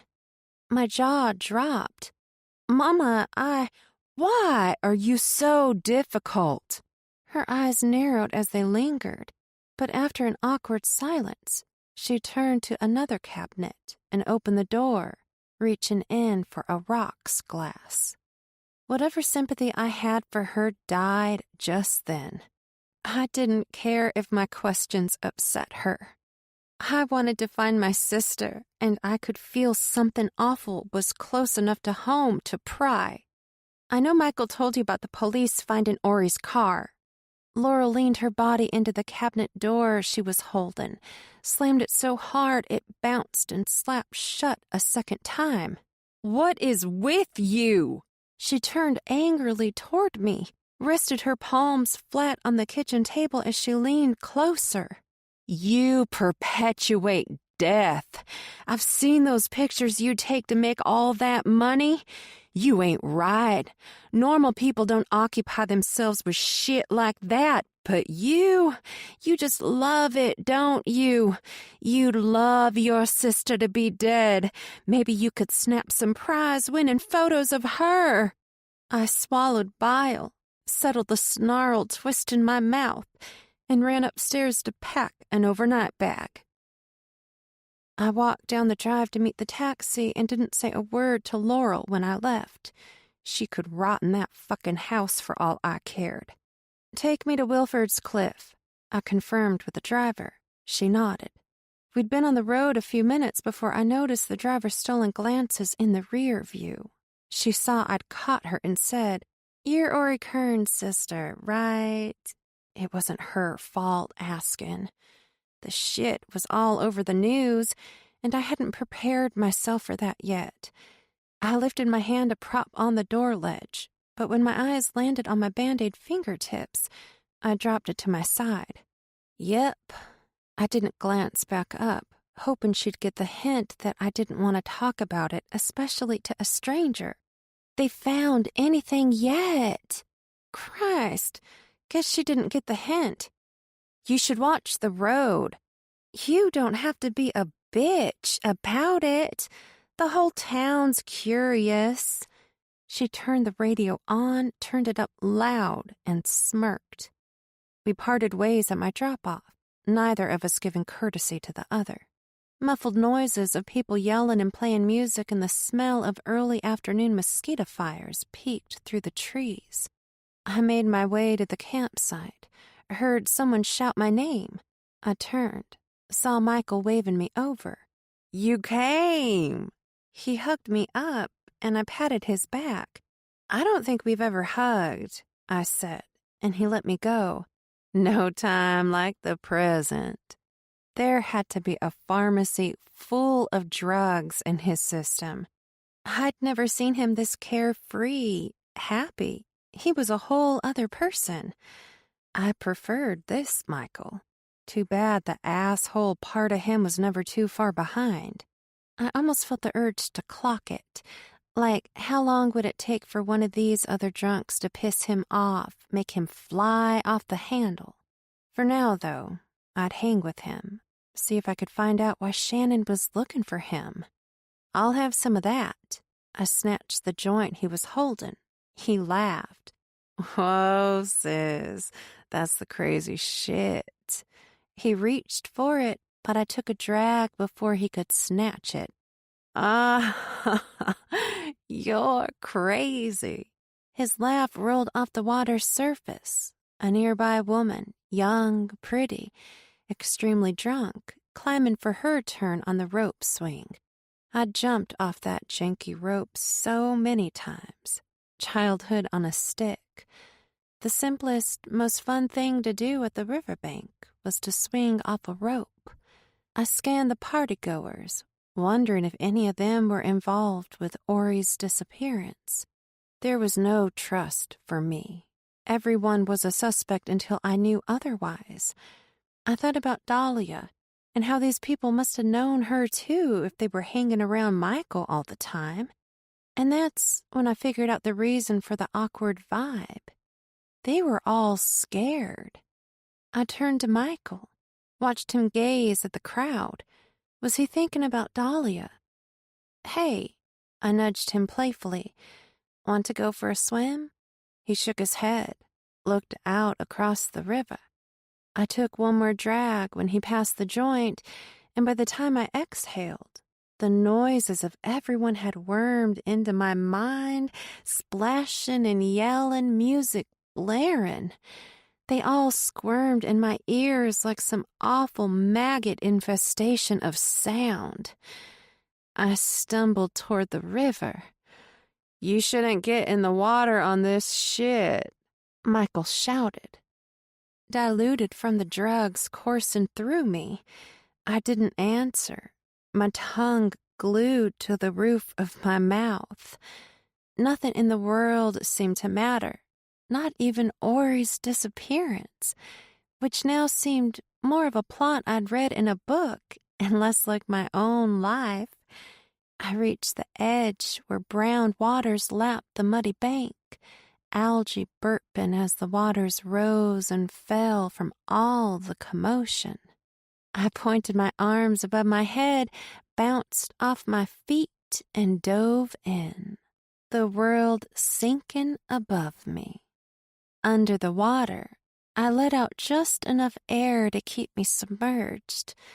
I didn't want to open my eyes. The burn from doing that when I woke up in Ori's car was a lesson learned.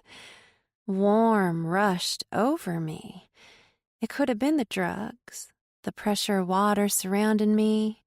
I was numb. I didn't feel anything, not the temperature of the water or the aching in my soul.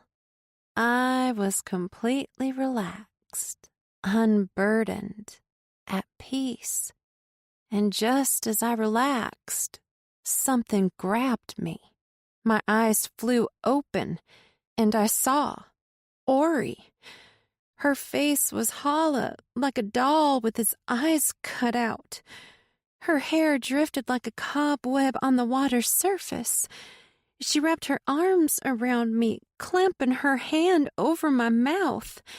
I started sinking lower and lower beneath the murky waters. Air bubbles shot out of the spaces between her bony, cold fingers as I screamed. I struggled, kicked, dug my nails into her arms as I wrenched them away, her bloated flesh curling under my nails. Her grip loosened, and I kicked to the surface, gasping as I broke through the water. Chapter 22. I swam to the bank, palms slapping the slimy edge as I dug my fingers in and pulled myself out. I stayed there on my hands and knees and coughed in the fresh air. Above me, voices clashed, an exchange of deep, commanding tones. I looked up, saw Shannon and Michael face to face, veins popping out of Michael's neck like they always did when he was angry. Shannon pushed a finger into Michael's chest, jaws clenched, a pointed glare, and Michael stepped forward, spitting words, baring teeth. I climbed to my feet, slipped in the mud as I struggled to stand, and finally got a foothold. I walked quickly, carefully toward the tent, other campers running into me or in front of me as I scrambled to stay upright. Bare feet and mud were a poor combination. "Hey!" I called, but they couldn't hear me, and before I could get back to the tent, Shannon took off, the trees smuggling him away. I reached the tent. Michael hadn't noticed me there yet and called after Shannon, but he didn't reply. I glanced at Michael, who was looking at me by then. Bottom jaw jutted out as he tried to keep the fire from barreling out of him. I pivoted to chase after Shannon, but Michael grabbed my arm, yanking me back. You don't want to be around him right now. He's not thinking straight. I snatched away my arm. "Don't tell me what I need." I took another step. He grabbed me again. Jonna, that joint was laced with ketamine. Do you really want to be around a cop right now? No, I really didn't. But I already knew Michael wouldn't tell me shit even if I asked. Then what the hell was that? Michael tipped up his beer bottle, took a swig. He's just an asshole, I guess. Didn't like finding out that I gave you a laced joint. You told him? I got in his face. Why did you do that, Michael? What I do is my business. The faintest grin teased his lips.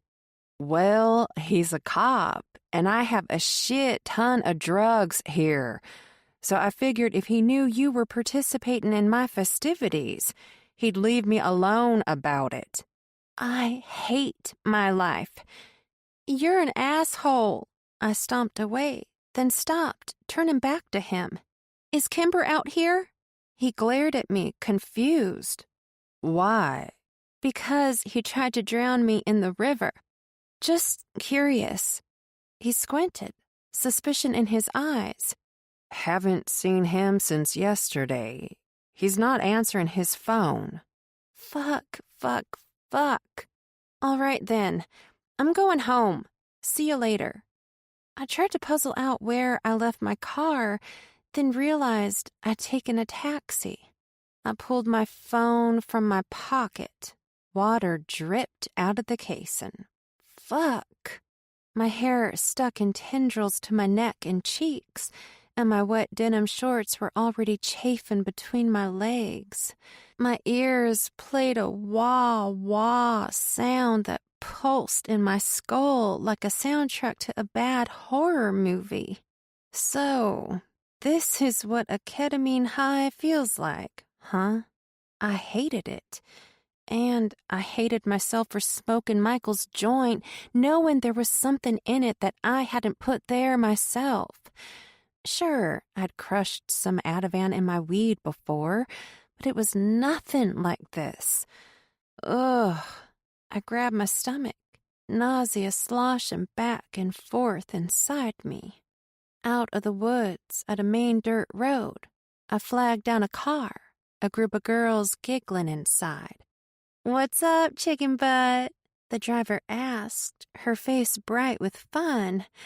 A girl in the back seat blew out a plume of vape that smelled like candy, and despite my efforts not to react to it, the unease in my stomach rose up my throat, and I gagged it back down. "Are y'all heading back to town?" "Yep." She pointed to the girl vaping in the back seat. "This one is still underage, so we gotta get her home before her mom sends the dogs." She cast a coy glance back at the girl. "So my mom's a bitch."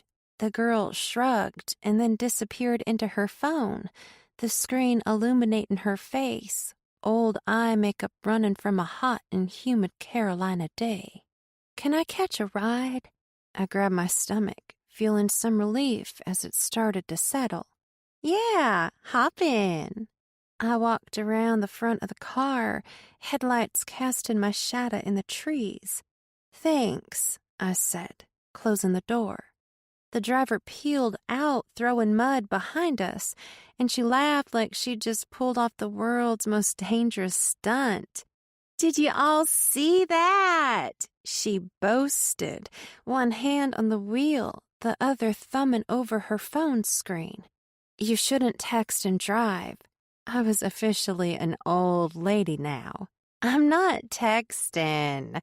She placed the phone down on the seat, and a loud orchestra of sound blurred from the car speakers. I recognized the song, a band I discovered a few months prior. "Kavinsky?" I said, not quite sure I had the name right. She nodded. "Night Call." Yeah, that was it. I loved the song. Played it on repeat at least 100 times when I had first heard it. Danae was so tired of hearing it that she'd walk out of the room whenever I played it, eyes so far in the back of her head I wasn't sure they'd ever go to center again. "You're that missing girl's sister, aren't you?" I wiped my nose, river water still finding its way back out of me. "Yep." "Jonna?" "Yes." I turned to her, eager to know if she knew anything. "Did you know Ori?" She retreated, sunk into herself the way I had when Barrett came around. But no matter how hard I tried to be invisible, it never worked. I didn't like that she felt that way now, even if she might have known Ori, so I let out a laugh. "It's okay if you're afraid to talk. I know how hard it is living in a small town. Nothing ever stays a secret." As soon as those words left my mouth, I wanted to scream. I wondered how many people in town knew about Barrett, the things he'd done to me. Had Shannon told anyone all those years ago when I leaned on him? Did Laurel spill her view of me as a liar to her friends while she was drunk? She smiled, sat up a bit straighter. "I hope they find her." Her reply was sincere. "Thank you." I reached for the heater knob, suddenly cold and momentarily oblivious that I wasn't in my own car. But before my finger hit the button, "Can I, just for a second?" "Sure, boo. Nothing like a ketamine high to make you flush hot to cold so quickly." She smudged an in-the-know smile on her lips. I didn't like that she knew I was on drugs. That was a private thing I did with Michael, and I hadn't really wanted anyone to know except for us. I'd heard enough shit talked about Laurel when she was busy making her name around town, the kind of name you didn't want to be associated with. So, as an adult, I'd made it my business to keep a private image of my person. The outside world didn't need an inside look at Jonna LaGrange. The outside world didn't deserve it. I picked up a wet strand of my hair. I'm just cold from the river. Whatever you say, girl. Her eyes flashed to the rear view, the girl in the back seat trading grins. I wanted to stretch the lie, make them believe me somehow, but they were right, and they knew it. Must have had enough experiences of their own, which only made it harder to convince them I was just cold. I reached for the heater, turned it off, then cursed under my breath that I was so fucking hot. Chapter 23. When I woke up in Ori's bed, my heart immediately swelled and anxiety slithered over me like so many snakes. My eyes flicked down to my hands. Clean. The bed sheets. Clean. And no sign of anything on the floor. I scrambled for my phone, cringed when I felt the smooth wood of a vacant nightstand, and remembered taking it on my river adventure. I went downstairs to the kitchen phone and called Shannon. No answer. I called again. Voicemail. Shit. I called Michael. No answer. That wasn't too concerning since it was only... I looked at the kitchen clock. 9 in the morning. All the river rats were still in drug-induced comas. I wasn't at all surprised to see Laurel still slumped over on the couch in the same position she was when I got home last night. Only now, the vodka bottle had fallen from her hand and onto the floor. The TV was still turned down. I had to lower the volume last night when I got in because it was so loud. I could hear it in Ori's room with the door shut. "See you later, Mama," I said, voice too low for her to hear, even if she were awake. And I didn't bother to catch the screen door as I ran out. It'd take me 30 minutes to walk to town.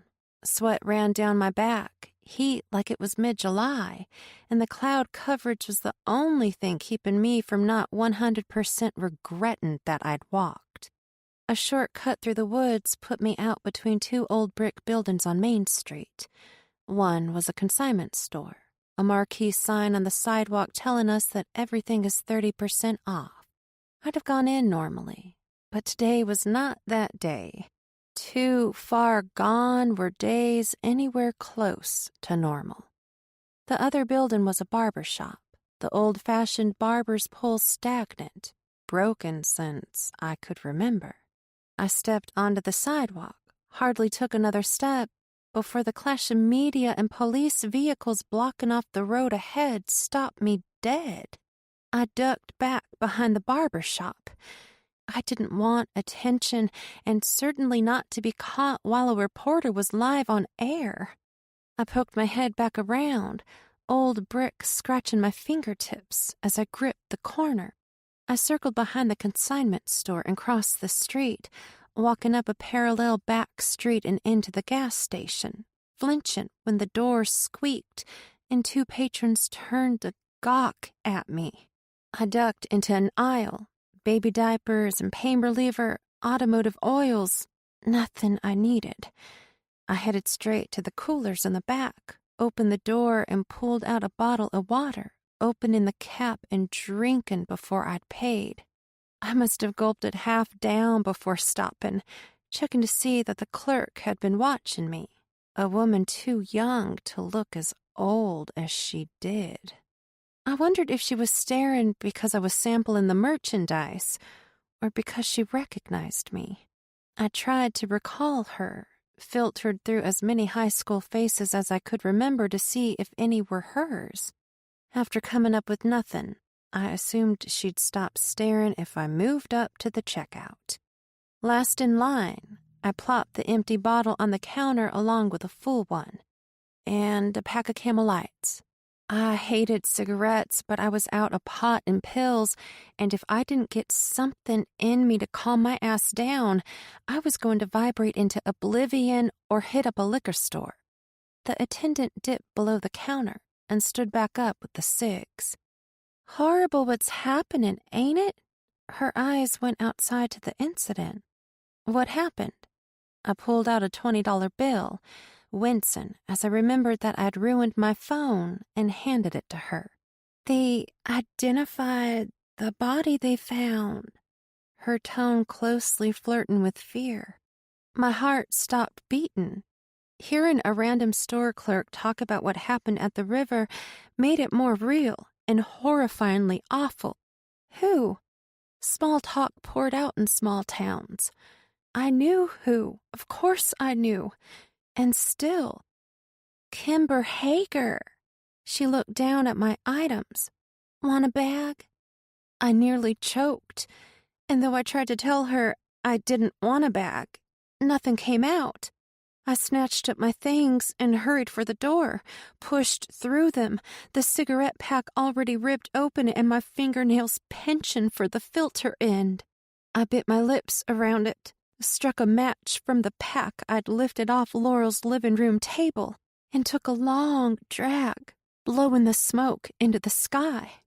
It felt nice at first, that whoosh of nicotine bind into my neurotransmitters, diffusing the chaos in my mind. And then the nausea hit, like the twin sister of hung-over crashing the party. But before I could duck into the back alley, a reporter spotted me. They came running, a stampede of eager faces, phones, and mics outstretched.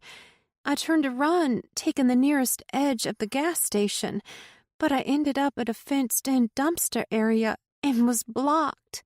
The mass enveloped me, the clicks and pops of media equipment readying for the big show. It was like some kind of tabloid insect, all a part of one.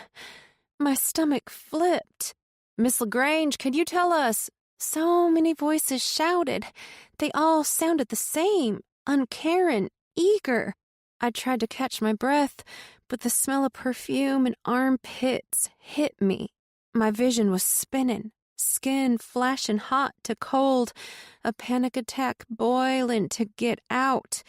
I dropped my head, eyes forced to the pavement, a variety of shoes skipping this way and that, a particularly nice pair of stilettos that I recognized. Shaniqua?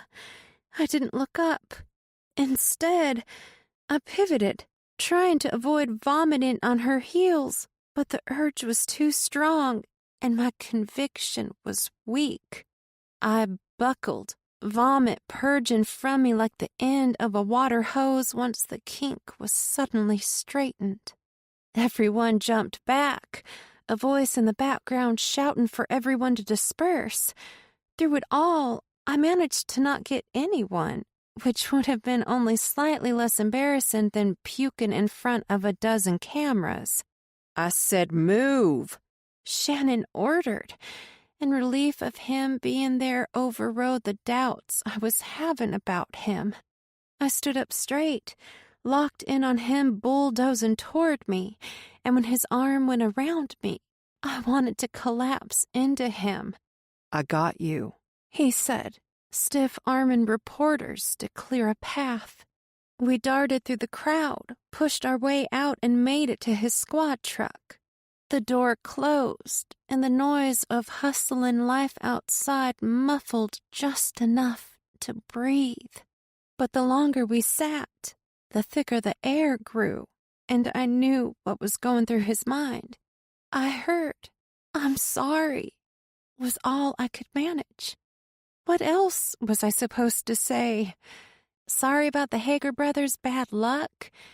It took every morsel of self-control to keep my shit together. The unknown was burning a giant black hole in my chest. I had no idea how to sort any of this mess, and the longer I stayed, the worse things got. I wanted to go home, but that option had left the moment I passed the old Sweetwater Town sign, and I knew it then, as well as I knew it now. Shannon drove us to a secluded area near the marsh, where I watched the tree moss blow in the wind. I thought about the visions I'd had. Barrett, Ori, the claustrophobic swamps. My eyes blurred.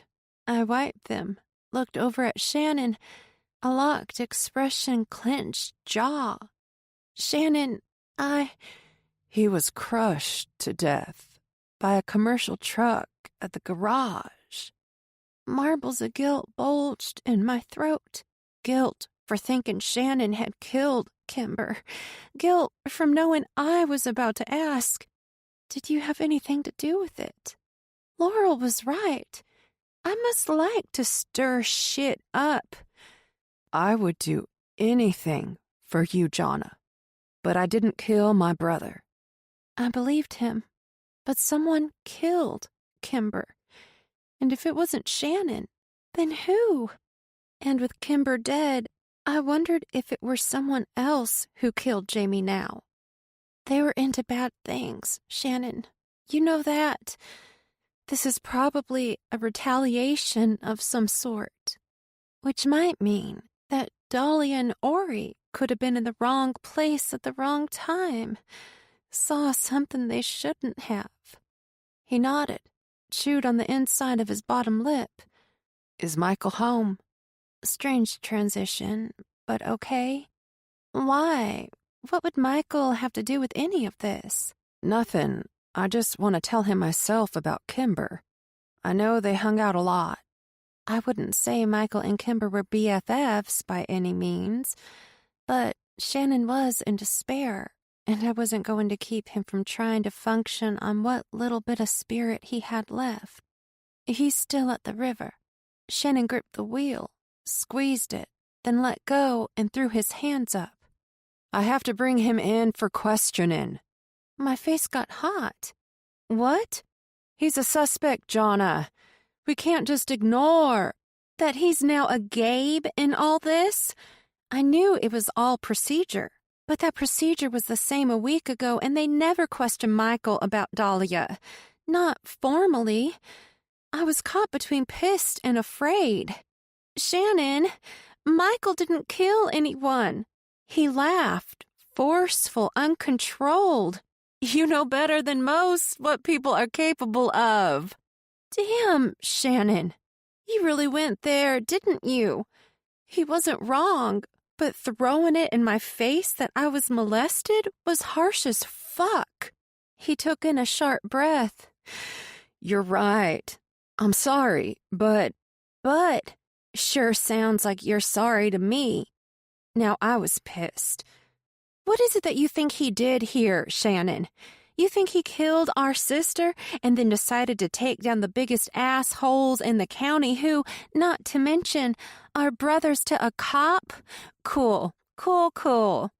I tucked my hands between my legs, suddenly chilled. I want to go home. Air came out of him in a low hum. I don't. He sighed. You just told me that I'm incapable of knowing my own brother because of what Barrett did. Jonna. His tone softened. Shannon. I stared at him, blinking. Home, please. Chapter 24. Shannon placed a kiss on my cheek, and that was it. I got out of his car and didn't watch him leave, though the sound of his engine was louder than normal as I waited inside the front door for his presence to be gone. Even still, his lips burned on my flesh in a way that was both exciting and sad. I'm home, I called out, not wanting to scare Laurel if she hadn't heard me arrive. I poked through the kitchen, checked the living room, headed upstairs when I didn't find her. Mama?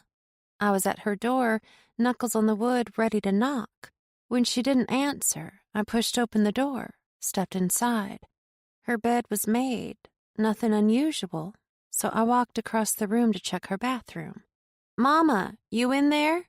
I knocked, then twisted the knob open when she didn't reply. Vacant. After searching upstairs, I crept back downstairs, looking for a note on the kitchen table or refrigerator, assuming she might have left a clue for Michael as to her whereabouts. Nothing. I noticed the back door cracked open, stepped through it outside, and looked toward the barn. Maybe she'd gone to check on Michael's progress at fixing his truck. The path was still soggy from all the rain, mud squishing into the soles of my shoes. The steps were unsteady in the muck. I slipped several times, dropping to a knee once. When I hit the ground, a vision jolted behind my eyes. I saw myself, rather felt myself, in a memory of me digging in the dirt. My fingertips were bloody, rock and root having ripped away my flesh. Yet I dug, still, faster, more eager, like a mindless robot. Only I had no idea what I was digging for. Then it was gone, quickly as it came. I stood. There was no point in trying to wipe off the mud, not since I had to walk all the way back, too, and I was clumsy. But now I knew where the mud came from. My meds finally had me. I was sleepwalking again. "Mama!" I yelled, hoping that if she were out there, I wouldn't have to walk all the way. I swatted at the gnats that kept flying at me. A stranger in there would. I rounded the path, eyed the decrepit chicken coop. Remembered a speckled hen we had when I was a kid. I'd picked it out at the farm store, and it was the first chicken that Laurel cooked when times fell hard. I swear I heard a cluck, but kept moving, the path bleeding into the barn, a gambrel with one long center bay, Laurel standing in the center, staring up at the bracer. I stared up, envisioned her hanging. My whole body flinched at the hallucination. "Mama, what are you doing out here?" Laurel didn't move. She only kept staring up. I walked to her, slowly, my fingers reaching for the bend in her arm. "Mama," I whispered. Her eyes turned down to me. "Ori?" she mumbled, face pale, sweat glinting off her clammy skin. "No, Mama, it's Jonna." I reached out for her. "Come on, let me take you back to the house." She didn't move when I gently tugged her toward me. "Mama?" She kept staring up at the rafter. I stepped in front of her, took her face in my hands, and tilted her chin down so I could see her eyes, glassed in alcohol, fully unaware. "My baby," she croaked, then raised a knife I hadn't seen in her hand and jammed it into her neck. "Mom!" I gasped, flinching horror. "Oh, my God!" Hands trembling, I reached for the knife. All the impulses needed to close my fingers around the handle fired properly, but weren't fast enough to catch her before she buckled to the straw floor, a plume of barn dust rolling into the air. "Shit!" I knelt, scooped her head in my hand, and put pressure around the blade still lodged in her neck. "Mama, what did you do?" Her eyes peeled open still, her breath smelling of rot, and the wound wouldn't stop pumping blood. I looked around the barn, not knowing exactly what I wanted to find, but then I saw Michael's work jumpsuit. I jumped up, yanked it from the stall door he'd flopped it over, and wrapped it around her neck. "I'll be right back." I ran back to the house, snatched the landline, and dialed 911. I wasn't sure how long it took the ambulance to arrive. A century? 5 minutes? They felt the same. "How long has she been like this?" a medic asked as she rushed to Laurel's side. "I don't know. I found her out here, staring up at the rafters, and then she... I motioned to her neck. That's when I called. "Mrs. Kern, can you hear me?" the medic asked, and I noted the instant she saw Laurel's eyes, a drunk gone off the deep end. "Has she taken any drugs?" They didn't look at me, their focus still assessing Laurel. I mean, it's possible, but I don't think so. She'd been sick for a few days on and off, but then I thought she was getting better. She went to... "She's coding," the medic yelled. Another EMT rushed over with the red box, dropped to his knees, pulled down Laurel's shirt, and stuck 2 pads to her chest. "Clear?" the other medic responded. "All clear?" The box made a noise, and Laurel's body buckled upward in an arch. "We've got a heartbeat." The 2 EMTs got Laurel into the ambulance, and when the doors shut with me inside, I felt an end coming, something irreversible waiting for me. I'd counted the blue patches on the tile, the beige ones, the black streaks of shoe scuff marks.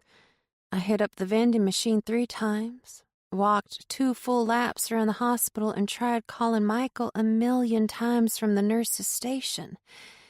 And still no word about Laurel. Hey. I looked up from the nail I'd been picking at to see Shannon. No uniform, tired eyes. "Hey," I said back, exhaust threading my tone. Any word yet? He sat down next to me, put a hand on my knee. "Guess you heard through the grapevine?" He nodded. "Nothing yet." His hand left my leg, went up to my face, and pushed a strand of my hair behind my ear. I need to tell you something.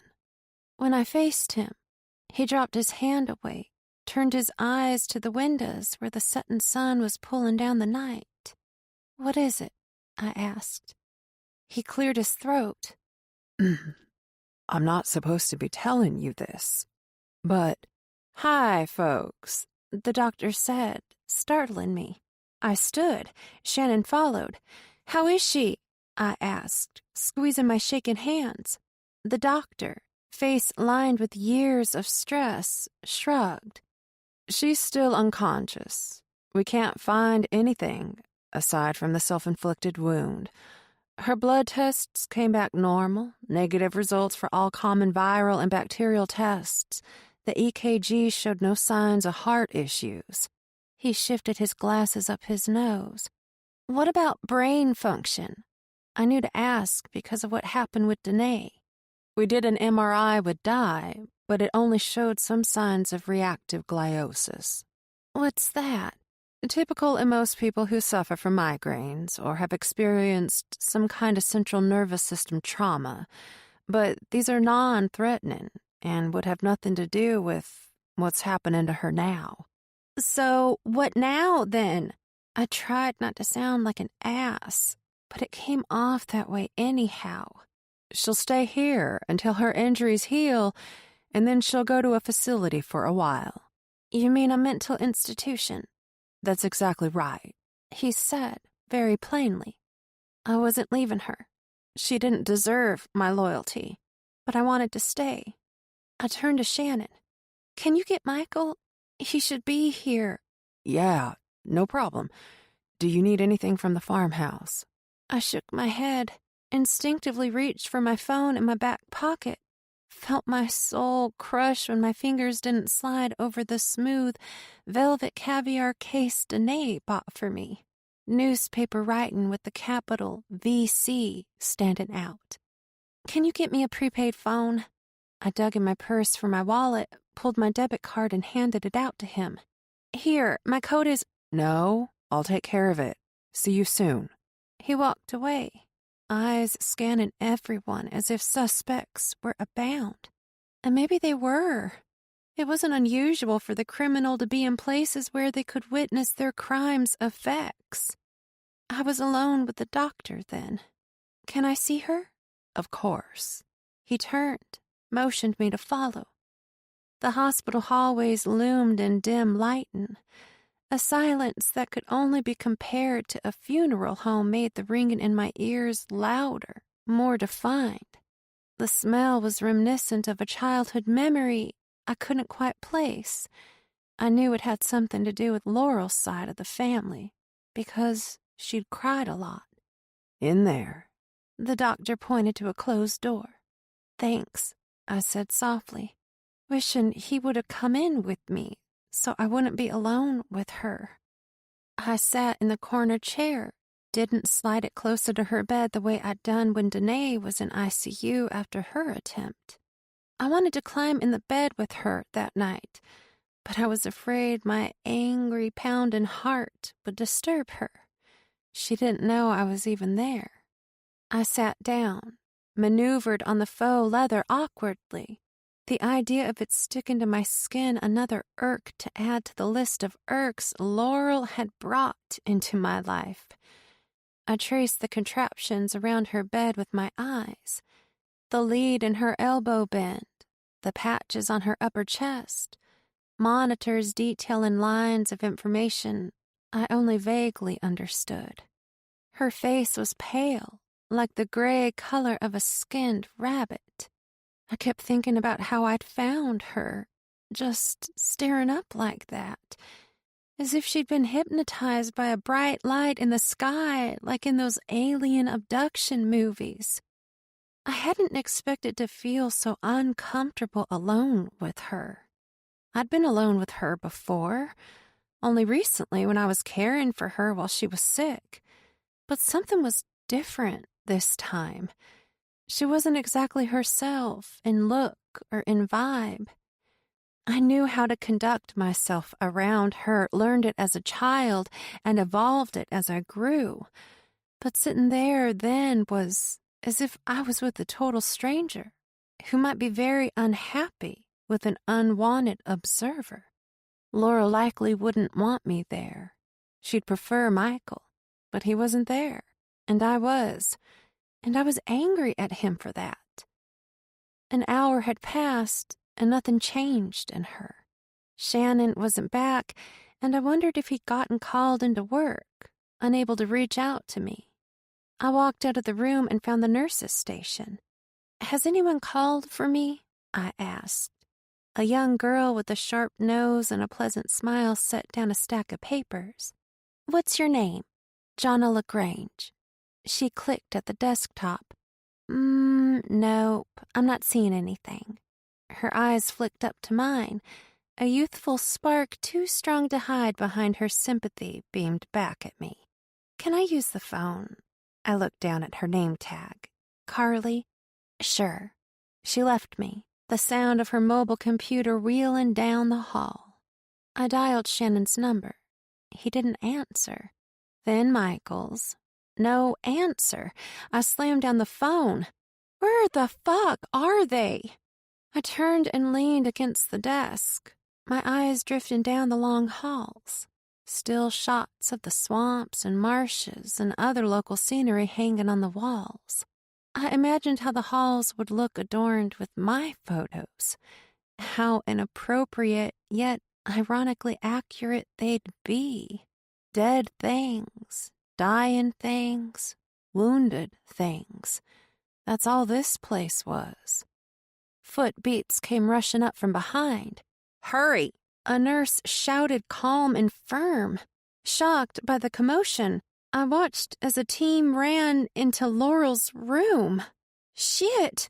I ran, stopping in the doorway as my eyes took in the scene of blood. So much blood. My world was in slow motion, voices of the nurses around me muffled, distant, bogged down by my inability to process what I saw. "You can't be in here." A nurse tried to lead me out of the room. I didn't barge, not because I was trying to be difficult. I just couldn't move. "What happened in here?" Carly asked, accusatory daggers in her eyes. I saw Laurel then, slumped on the floor, blood from her wrists pooling in Carly's hands. A trail led from Laurel's body along the floor into the wall where my eyes followed until I saw the drawings, finger-painted from her own blood. A barn and another, 3, then 4, and finally a 5th one. The paintings were scribbled across the whiteboard, the television, the window, and back down to the floor where she lay. I don't know. I was out there on the phone, and you didn't hear anything. Laurel moaned. Barn. I looked up at the pictures again. Then my heart stopped. Breath caught in my throat. It was the barn at the farmhouse. Ma'am, you need to leave. The same nurse persisted. I pushed past her, finally having control of myself, and ran over to Laurel, dropping to my knees beside her. What's at the barn, Mama? Her body thrashed, arms flailing, Carly struggling to grab them out of the air and hold them in place. Another nurse rushed over, snatched an arm, and began wrapping the 6-inch vertical gash along Laurel's wrist. Laurel's body went stiff, her eyes rolling, mouth pulled down so tight veins in her neck were bulging. Mama, what's at the barn? I shouted. A nurse pushed me away, and I fell backward onto my hands. She's going to die if you don't get out of our way, Carly said factually. Mama! I shouted again. Laurel's body jolted to life, and she threw herself at me. The nurse's grips loosened by surprise. She landed right in front of my face, her body over me, her hands planted on either side of me as I struggled to hold myself steady on my palms. Her eyes, white orbs lined in black, glared into me, through me. Mama, I whimpered. What's at the barn? She moved inches closer, her face bending, contorting, breaking. I froze. Everything inside me that made me exist stopped, and when the bones and skin on her face stopped moving, Ori's face staring back at me. She leaned into my ear. A chorus of cracking and clicking bubbled up her throat, and then she whispered, "Me." Chapter 25. Laurel went limp on top of me, and I collapsed, the back of my head smacking the cold, hard floor. 2 nurses were on her in a heartbeat, lifted her off, and immediately tended to her wounds. Are you okay? A 3rd nurse asked me, her eyes unblinking, frightened at what we'd all just seen. She helped me sit up, checked the back of my head before I knew she was even looking. I'm fine, I said in a whimper, touching the place I'd hit. When my hand came back dry, I was more confident in my own response. You sure? She stood, held out a hand to help me up. I grabbed her hand and pulled myself up. Yeah, I stole another glance at Laurel, who had been lifted on the bed by then. The 3rd nurse joined in the effort to stop Laurel's bleeding. Did any of you see that? We all saw it, Miss LaGrange. The nurse replied, still busying herself with Laurel. But I wasn't convinced she knew what I was talking about. No. Did you see her face when she jumped on me? It looked like the face of a very ill patient. No one saw, which means what I saw wasn't real. I backed out of the room, still shocked, and bumped into another person rushing in to assist. Outside the room, Laurel's door now shut, was like nothing at all was happening inside. An indistinguishable voice here and there, but that could be confused with casual conversation had I not known what was happening inside. I turned, a dizzying path of hallways before me. I shook my head, rubbed my eyes to clear the haze, and was able to tell which hall would lead me to the phone. I ran down the hall, brown patient doors whizzing by in a blur. I ran until the counter at the nurse's station stopped me, my torso flopping over it as I reached across for the phone. Thankfully, the station was abandoned. The nurses were all in Laurel's room, trying to keep her alive. Hi, I was trying to control my breath, but the fear still sat on my skin like oil. I need a cab at the hospital. Waiting for the elevator stirred my panic, so I rushed to the stairs, slung open the doors, and ran down to the lobby as fast as I could. A young security guard in an oversized hospital-issued uniform looked up from their phone. "Ma'am, slow down, please." I ignored him as I tore through the double doors leading outside. When the cab pulled up, I jumped inside. "Take me to 1712 Back Road." He turned around, gray hair down to his shoulders, old baseball hat fraying on the bill. "Sweetwater." "Yeah," I nodded. At the farmhouse, I threw open the car door, some sort of gibberish flying out of my mouth in the form of thanking the driver. I didn't wait for him to leave before running toward the barn, my heart in my throat, mind spinning. Laurel looked like Ori when she jumped on top of me, said she was at the barn. I wasn't sure exactly what that meant, but my gut kept yelling the answer, a sea of nausea thrashing the shores of my resolve. And when I remembered the memory of me digging near the barn, I ran to the sink and puked. Nighttime was thick at the farmhouse. No streetlights, a cloudy sky snuffing the moon and stars. But I knew the path to the barn pretty well, despite the fact that it was overgrown now since Michael had been left in charge of the grounds. Laurel hadn't mentioned it, but I'd noticed the mowing tractor wasn't around. I assumed Michael sold it to maintain his party lifestyle. Tall grass nipped my shins, little slashing stings as I ran through their sharp blades, but one must have been a rogue rose vine, and when it hit my leg, it latched on, sinking deep. The pain shocked my nerves, and I fell, the damn thing still lodged in my skin by so many thorns.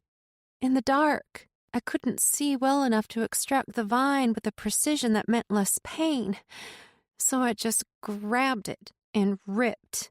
Ugh! I winced, gritting my teeth until my jaw popped.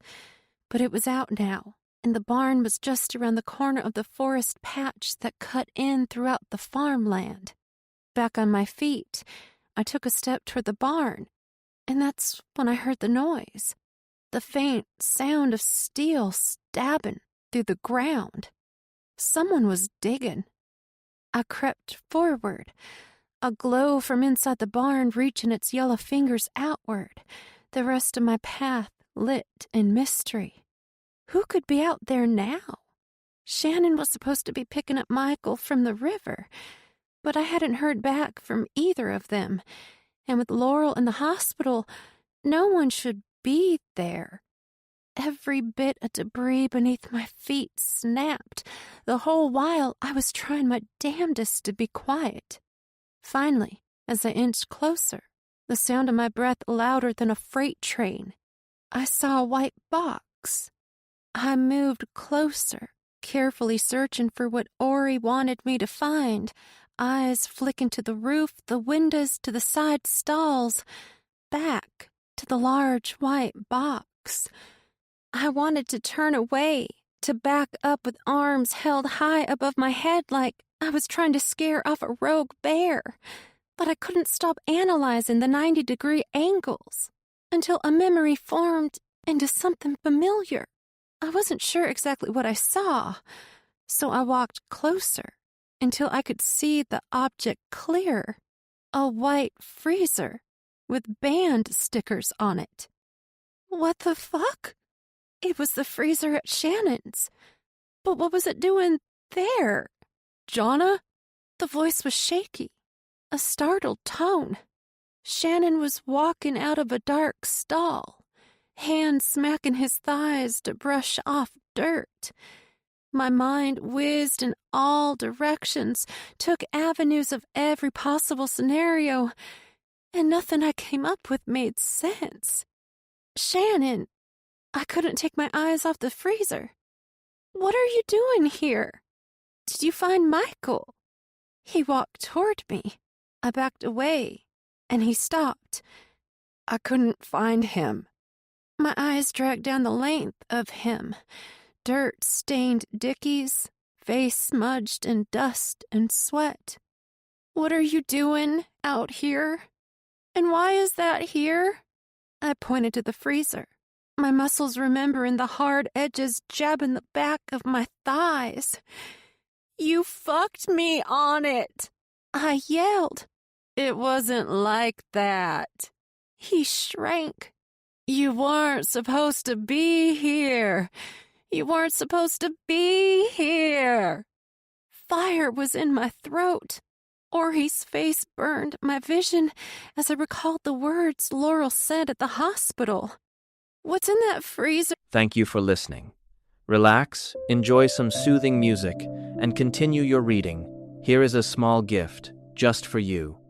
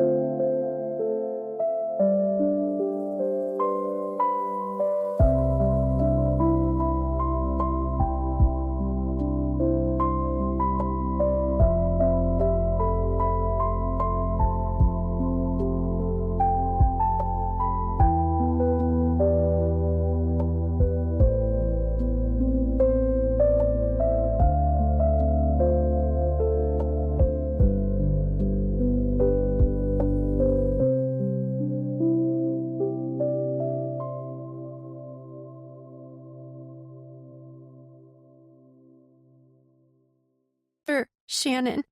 Panic took control, sent every muscle into a frenzy of flinching that I couldn't control. Bile rose up my throat while my mind prepared for his answer. Nothing. He swallowed hard. Just go home, Jonna. Please. A glint of shiny silver caught my attention, and I looked over to see a shovel leaning against the wall. Fresh dirt on its spade. Who, Shannon? My heartbeat was in my ears. He squinted, the hanging work light shading him to a silhouette as he stepped closer. Please, Jonna. It's not what you think. Then what is it? My eyes darted around for a weapon. He took another step forward, his boots crunching on old hay that Michael had laid to soak up automotive fluids. But his body language was soft, like he was trying to coax me off a ledge. Only I didn't want to come down. I wanted to jump.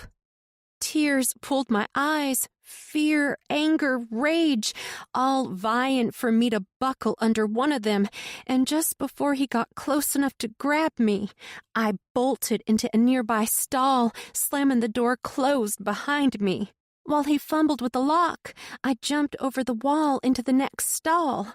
The door hinges creaked when he forced open the door, and he was over the wall and into the same stall as me, so fast I thought he teleported. Old feed barrels had been stacked up, and when I ran past them, I reached up and gripped the rim of the one on top and pulled them down behind me, buying me enough time to run out of the stall and to the hole behind the freezer. A mound of dirt, still waiting to be shoveled back into the ground. But there was nothing in the hole, which meant I reached for the freezer lid, flung it open. Oh my God! Chapter 26. No! I screamed, feeling my voice vibrate up my temples. The pressure wanted to crack my skull open, squeeze out through the fissures, and leak into the air. Ori! I sobbed, frozen there, knowing my violent end was coming up fast behind me. There wasn't enough time to process Ori's mangled body. A jolt of urgency bored through me. Ori's voice screaming for me to run, and when Shannon's footbeats alerted me of his dangerous proximity, I ran, not knowing if I'd end up in that freezer with her. I jumped over the old tractor engine that had been sitting in the bay since we first moved there and ran down the path, hoping like hell I'd make it to the farmhouse in time to lock out Shannon. The barn lights faded, and all I had was my memory of the trail. Shannon didn't have it seared into his mind like I did, so there was a chance. Rain clouds smothered the full moon, and for that I was grateful. The light would have blared a clear view of the path, and he'd have been on me by now. I reached the back door and slammed it shut, trembling hands fumbling to lock the chain. I rushed into the kitchen, grabbed the phone, and dialed 911, reliving the memory of calling for Laurel. Dispatch answered. 911, what's your emergency? I'm at 1712 Back Road, Sweetwater. Hurry, please. Ma'am, what's your name? The back door busted open with a loud bang. He was in the house. Hurry, he's going to kill me. When I saw his shadow near the doorway leading into the kitchen, I dropped the phone and ran, the dispatcher's voice still pleading for my name. In the foyer, a snap decision to run upstairs made me instantly feel like I deserved what I got. Every horror movie shows the victim running upstairs when the front door was right there. But something told me to stay inside. I knew the house, all its hiding spots, like the water pipe access door in my old room. I closed the door as quiet as I could, not sure it was quiet enough, but there was no turning back. In the time I'd been gone, the room had become a storage space, boxes that contained who knows what shit, and they were all blocking the 2-foot by 2-foot door. My heart wanted out, my mind wanted to cut off, but fear drove me, shoving heavy boxes aside like they were full of styrofoam peanuts. The last stack was heavier than the others, and it only moved a few inches. Out in the hallway, the wooden floors cracked and stretched under his weight, and then the noises stopped. He didn't know which room I was in. I don't want to hurt you, Jonna. I just want to talk this out. His voice carried down the hall. Bullshit. Do you think I'm stupid? I tried squeezing through the crack, the slim door digging into my shoulder. I wasn't going to fit. Fuck! I gritted under my breath. His footsteps drew closer, their shadow beneath the door stopping. There was nowhere for me to go. He was going to find me, and he would kill me when he did. Lightning cracked outside and lit up the room, drawing my eyes to the window. I jumped up, quiet as I could, and raced over, opening the window. But I wasn't climbing out. I just hoped he'd think I did. I slinked back to a pile of boxes, slid behind them, and waited, holding my breath, praying he couldn't hear my pounding heart. My eyes were trying to keep up from bouts of dark to blinding whites as the storm cracked, but during one of the lightning strikes, I saw the doorknob twist. A click, a succession of whining creaks, a footstep inside the room. I swallowed, thought the sound of my throat gulping down fear was so loud the drunks at tantrums could hear it. I peeked at him through a small space made between two stacks, his eyes focused on the open window. Sweat ran into my eyes, burned like hell, but I dared not move to wipe them. He sighed, and then went to the window, closing it gently. You don't understand, Jonna. He turned back to the room. Old memorabilia and mildew are non-consenting witnesses. Please, just listen to me. A whimper pushed behind my lips. My hand slapped over my mouth to stifle it. I bit back on my finger, the pain keeping me centered. Without it, I'd spiral. I eyed the open door, zero ideas for an escape. My mind was blank. I didn't kill Ori, Jonna. It was an accident. She got hit by a car, he said, his throaty voice a bitter icing on crumbling cake. I looked back to him, his eyes catching me through the small crack, my shadow cast on the wall behind as lightning rolled endlessly. Fuck! I had no options then. So I ran, slipped out of the door, and slammed it shut. The closest room was Michael's. I threw open the door and ran straight to the window, already open, rain carried in by the wind. I crawled out onto the roof as Shannon bolted in. My shoes hit the slick shingles, and I slipped, falling and sliding down. I thrashed at the small risers in between each section, but they were too small to grip, and I was airborne. I opened my eyes, raindrops splashing, making my vision blurry. I gasped. The wind knocked out of me when I hit the ground. Ugh! I cried, rolling to my side, my cheeks landing on a pair of boots. No! I pleaded, tears lost in the rain. He rolled me over. I coughed, still trying to catch my breath. He straddled me, then gently slid his feet down until he was lying on top, his arms on either side of me. Wet tendrils stuck to his forehead, dark eyes staring down. He leaned down, put his lips to my ear. Why won't you listen to me?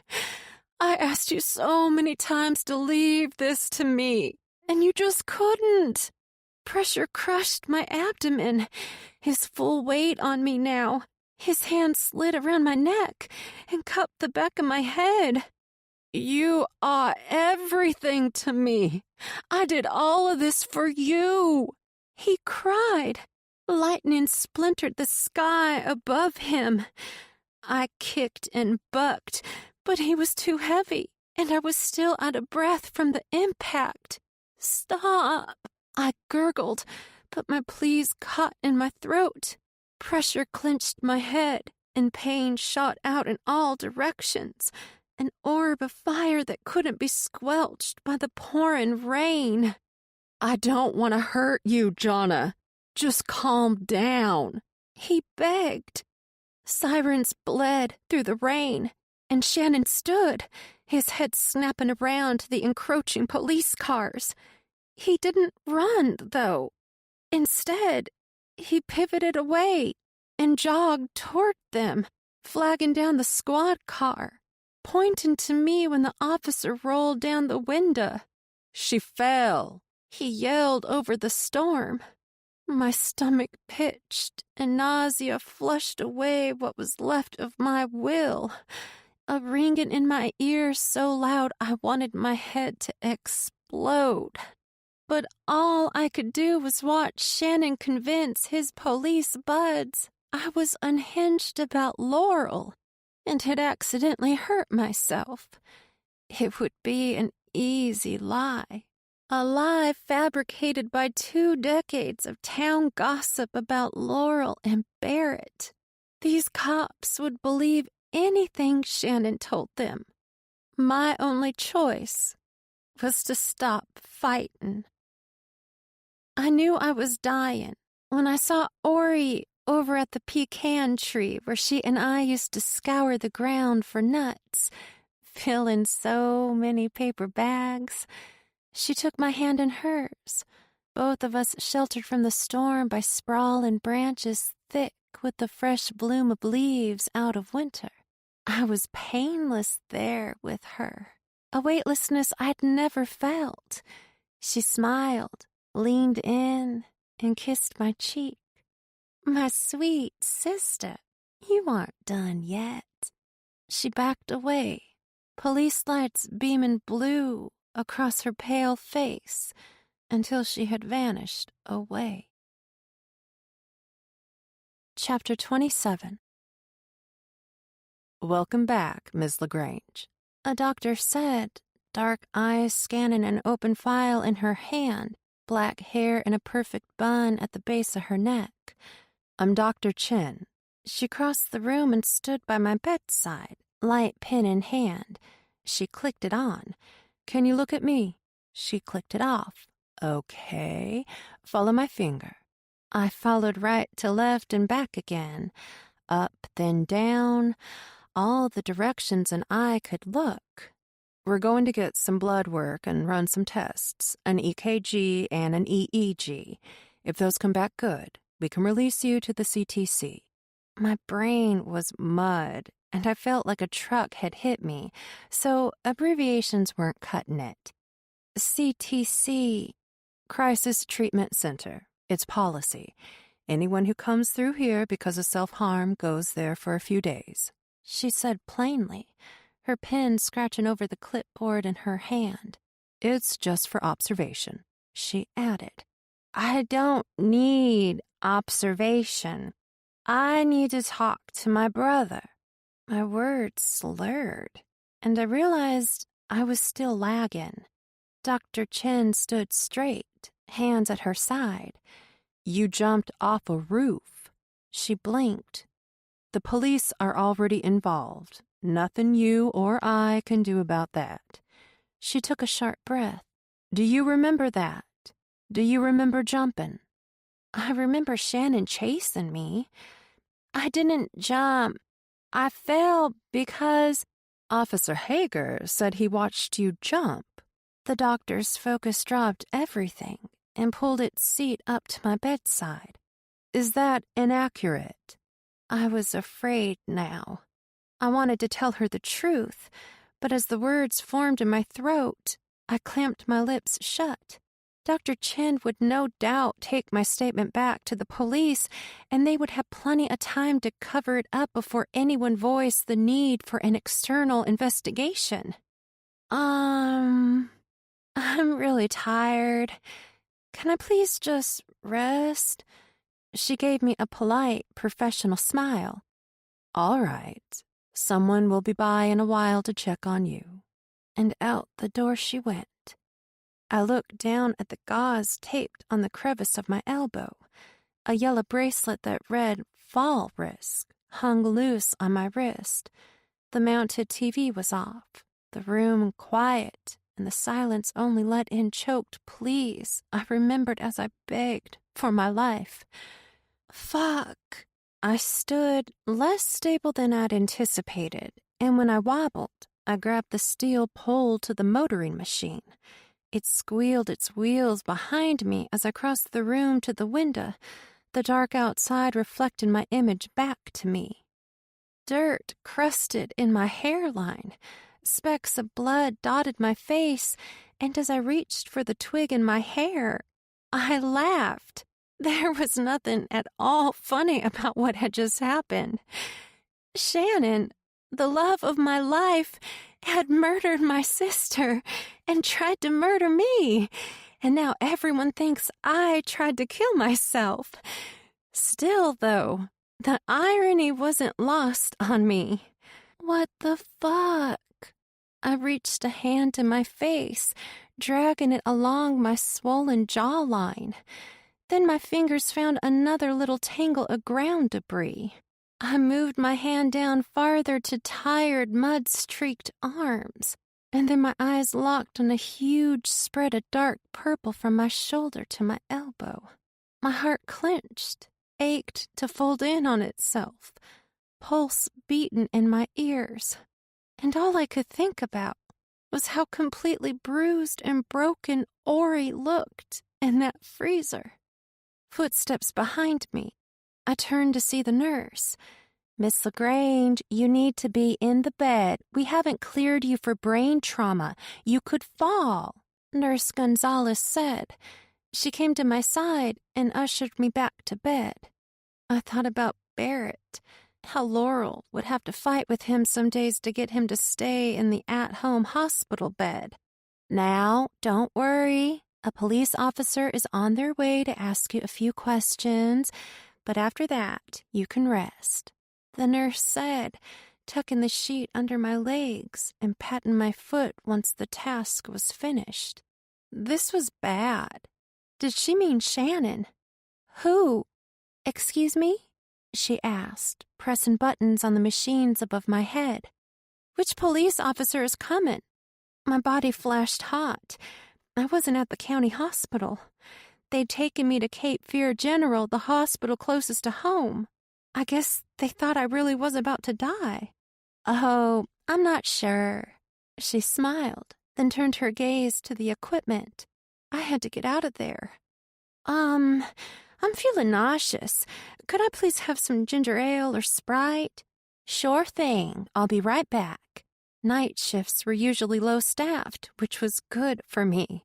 I waited a few seconds for the nurse to be far enough away that once I ripped myself free, I'd have time to run before she could get to my room. I dug my nails under the sticky pads on my chest and started tearing them off, bitchin' stings, every one of them. Next was the IV. I thought adrenaline would mask the grotesque sensation of pulling a PICC line out of my veins, but it didn't. I grimaced as the worm slithered beneath my skin, my stomach ready to send anything upward in revolt.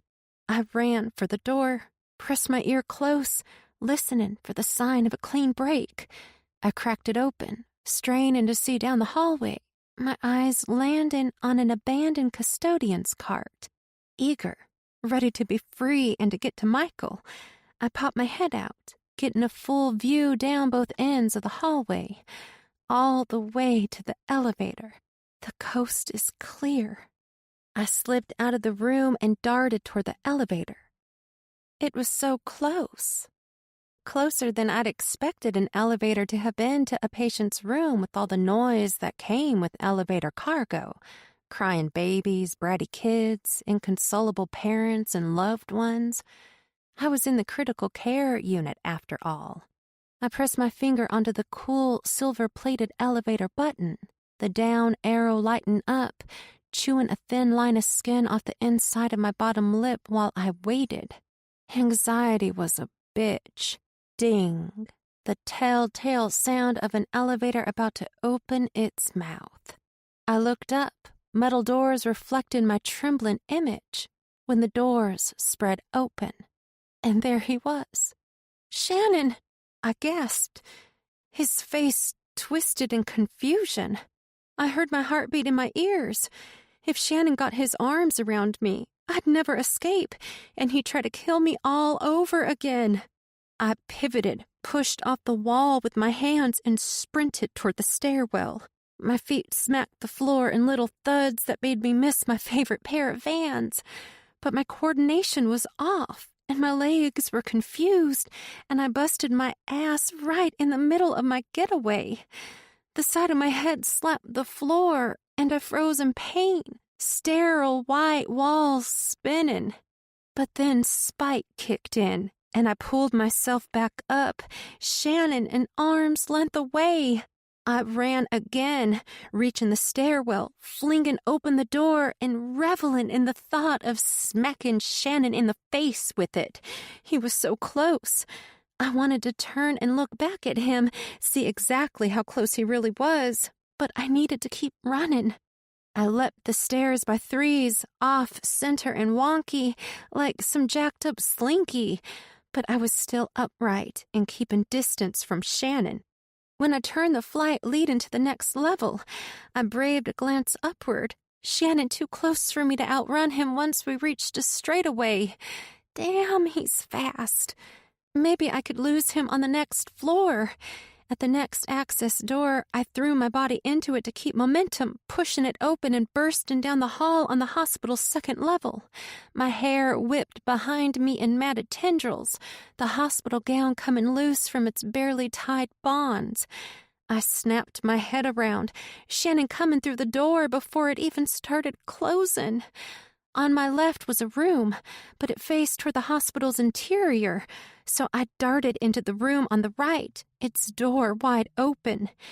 In the room, a woman, dressed like she worked there, was messing with the machine that swung off the wall above the empty patient bed. She turned at the noise of me crashing in, eyes wide, scanning every inch of me. Honey, where do you belong? Are you okay? I froze, like she had a gun pointed. Just then, Shannon barged in, breathing like he did when we'd gone a second round in bed. The memory of us together tickled my stomach. No, I started, moving slowly toward the window and away from him. That's my boyfriend. He's why I'm in here. I know he's a cop, but he's a dick. He's going to hurt me.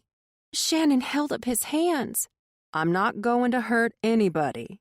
The woman kept her distance from me, but moved between us, shielding me from him. Sir, I don't know who you are, but you need to leave. She's obviously a patient here, and my concern is for her. I'm Officer Shannon Hager. This woman is in here for self-harm. He eyed the nurse, then snapped his sight back to me. She turned to me.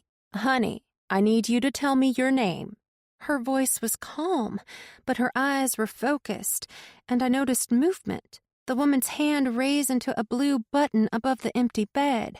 I've sent out a code, so in about 10 seconds this room will be flooded with doctors and nurses and all kinds of people that will want to know what's going on here. Her eyes flicked to Shannon, likely searching for a sign that he understood and wouldn't come any closer. It came to me how scary it must be for the woman to be in a room with an armed police officer and a patient who might be suicidal, both yelling at her to listen.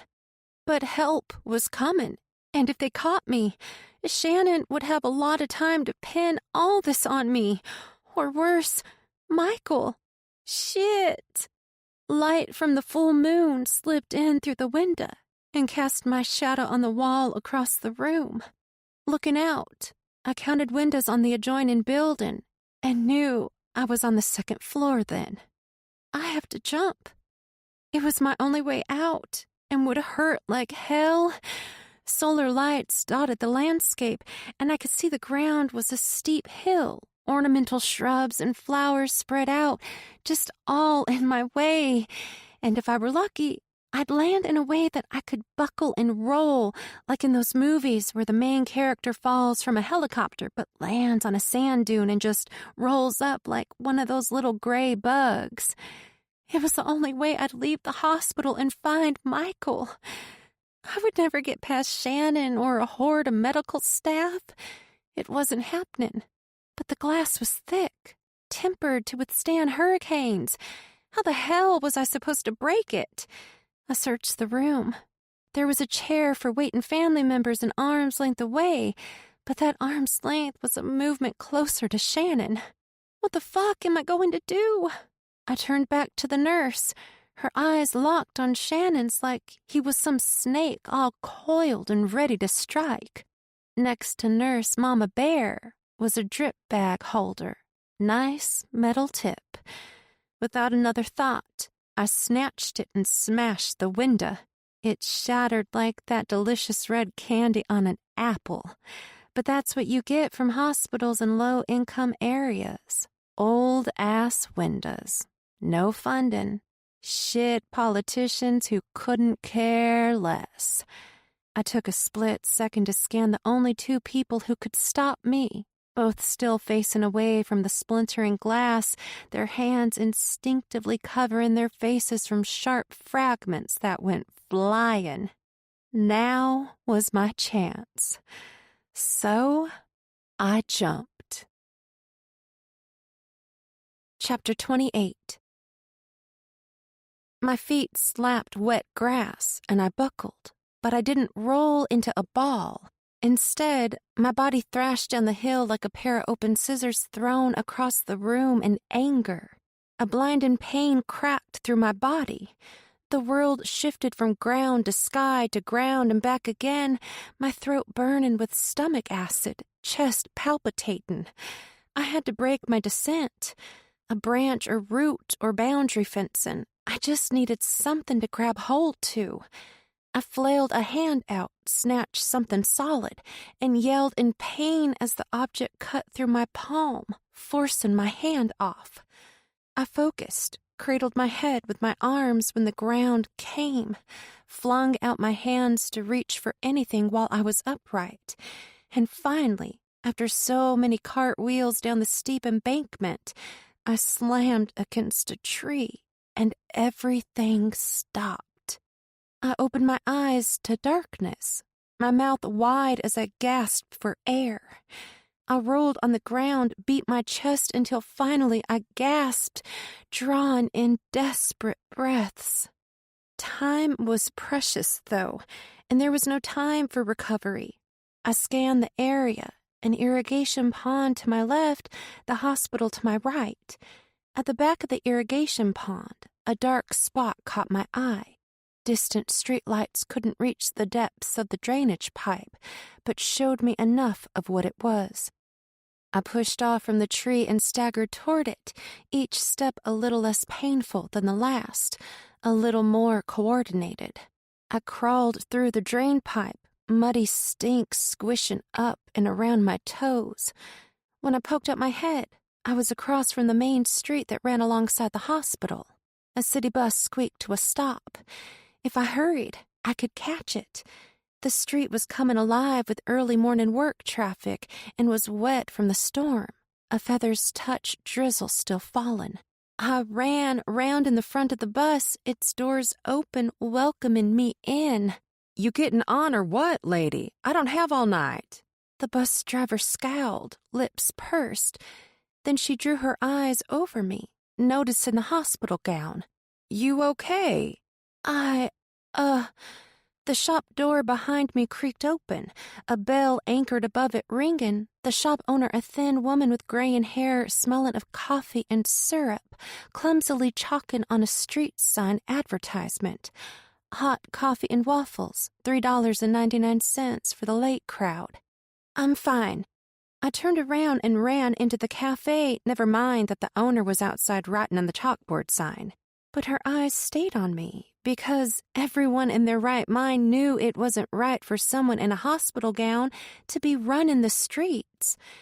The woman scribbled the last word, her expression set on dousing me with 100 questions. I spun around, bumping into the worn wooden checkout counter, my fingers knocking over a mason jar of pins topped with fake flowers, and then I noticed the red exit sign. I ran toward it, hoping like hell it would pop open and spit me out into a back alley. My palms slammed against the metal push bar, a beeping sound announcing the door opening. I stumbled out into the alley, steam rising off the walkway. I wasn't familiar with this area, so any direction I took could lead me to a dead end, or worse, Shannon. I needed to get my bearings, find someplace safe to hide out until I could come up with a plan, which seemed like an unreachable goal right now. I desperately scanned the area. A dumpster and storage shack sat across from the alleyway, but behind them was a small patch of trees. At least in there, I wouldn't be out in the open. I pushed through the trees and stopped abruptly against a chain-link fence slotted with wooden strips for privacy. There must be businesses or housing on the other side. Why else would this be here? I followed the length of the fence. It couldn't run on forever. Fences never did. But the trees started to dwindle until they were gone, and the end of the fence appeared, the safety of the trees ending with it.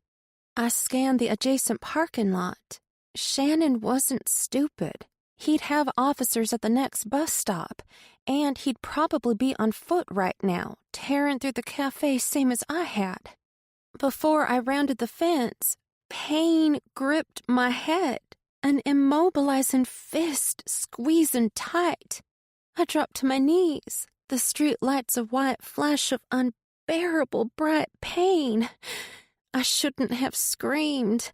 I could have just given away my location, but the pain was so intense, my body in complete control over my brain. I threw my hands over my eyes, hoping to shield some of the light, and when I did, flashes of a dark night intruded, hot and humid, a deep voice, somewhere near, but still far off somehow. Tears burned my cheeks. I didn't know what I was seeing, but I knew it was related to Ori's murder. But why was I seeing and hearing these things? I hadn't had any drugs in over 24 hours.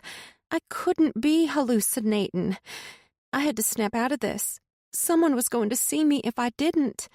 I tried to stand, but the vision had hold of me still, mighty claws around my ankles, pulling me deeper in. No!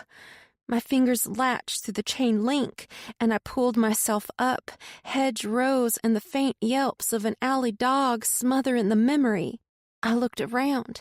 Another fence just a few feet away partitioning a neighborhood from the strip mall, a row of worn wooden privacy panels. I leaned forward and looked through the slats at the remnants of a backyard party, a big black dog lying on a covered porch, waiting out the rain. String lights bobbled in the wind. The last weather forecast I remembered was a hurricane in the Gulf. It must have pushed its way northeast.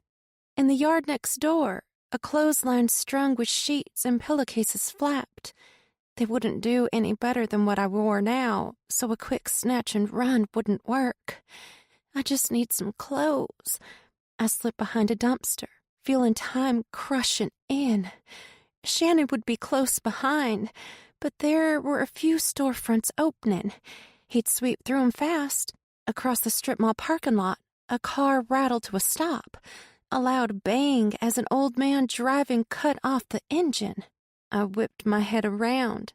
No one but me, and... Let me get that. I stepped in front of the frail old man, a laundry basket buried in his chest, and opened the door to the 24-hour laundromat. Inside, a dryer turned over a colorful load. I walked toward it, hoping it'd be actual clothes, but caught a bright green sock spin by. A tiny green sock, followed by a tiny bib, and what looked like a onesie with dinosaurs on it, pinned to the clear glass by an oversized load. Great. Baby clothes. I turned back to the old man, arms shaking as he stretched out to lift the load on top of the Formica counter, edges peeling back to worn particle board, coffee rings staining the top. He abandoned the basket, trembling fingers thumbing to open his wallet, going for the change machine on the back wall. All the time in the world just fell in my lap. I grabbed the basket, pulled it closer, begrudgingly lifted a few pair of boxer briefs aside. These will do. I pulled out a pair of khaki shorts and a white t-shirt, slinking away to the restroom, hoping I could change and bolt before the old man made it back. You're a real asshole, Jonna, I chided myself, bursting through the bathroom door while stripping off the hospital gown. I let it fall to the ground, hopped into the shorts, then pulled over the wrinkled t-shirt. It didn't make any of this better that I didn't know the old man. I could never get money to him to replace the items. I snatched up the hospital gown, crumpled it and tossed it in the trash, then tugged open the bathroom door. A smooth, quiet whoosh as its rubber-bottomed trim passed over the slick tile. But the old man was back and sorting out his laundry on the table. I couldn't leave without him seeing me. And maybe I didn't deserve to get away without the real gut punch that comes with being caught. Top that with some guilt, and you've got yourself a great towering shit cake, and I was eating the biggest slice. He looked up from a pair of clouding glasses, watching as I stood there with his clothes on. I'm sorry. What are you running from? His eyebrows lifted in the center, a sincere tone of concern in his voice. I wanted to say something that didn't sound crazy, but I had nothing because all this was insane. I was almost murdered by a guy I trusted completely, and now I was on the run. The police. It was a logical and truthful answer.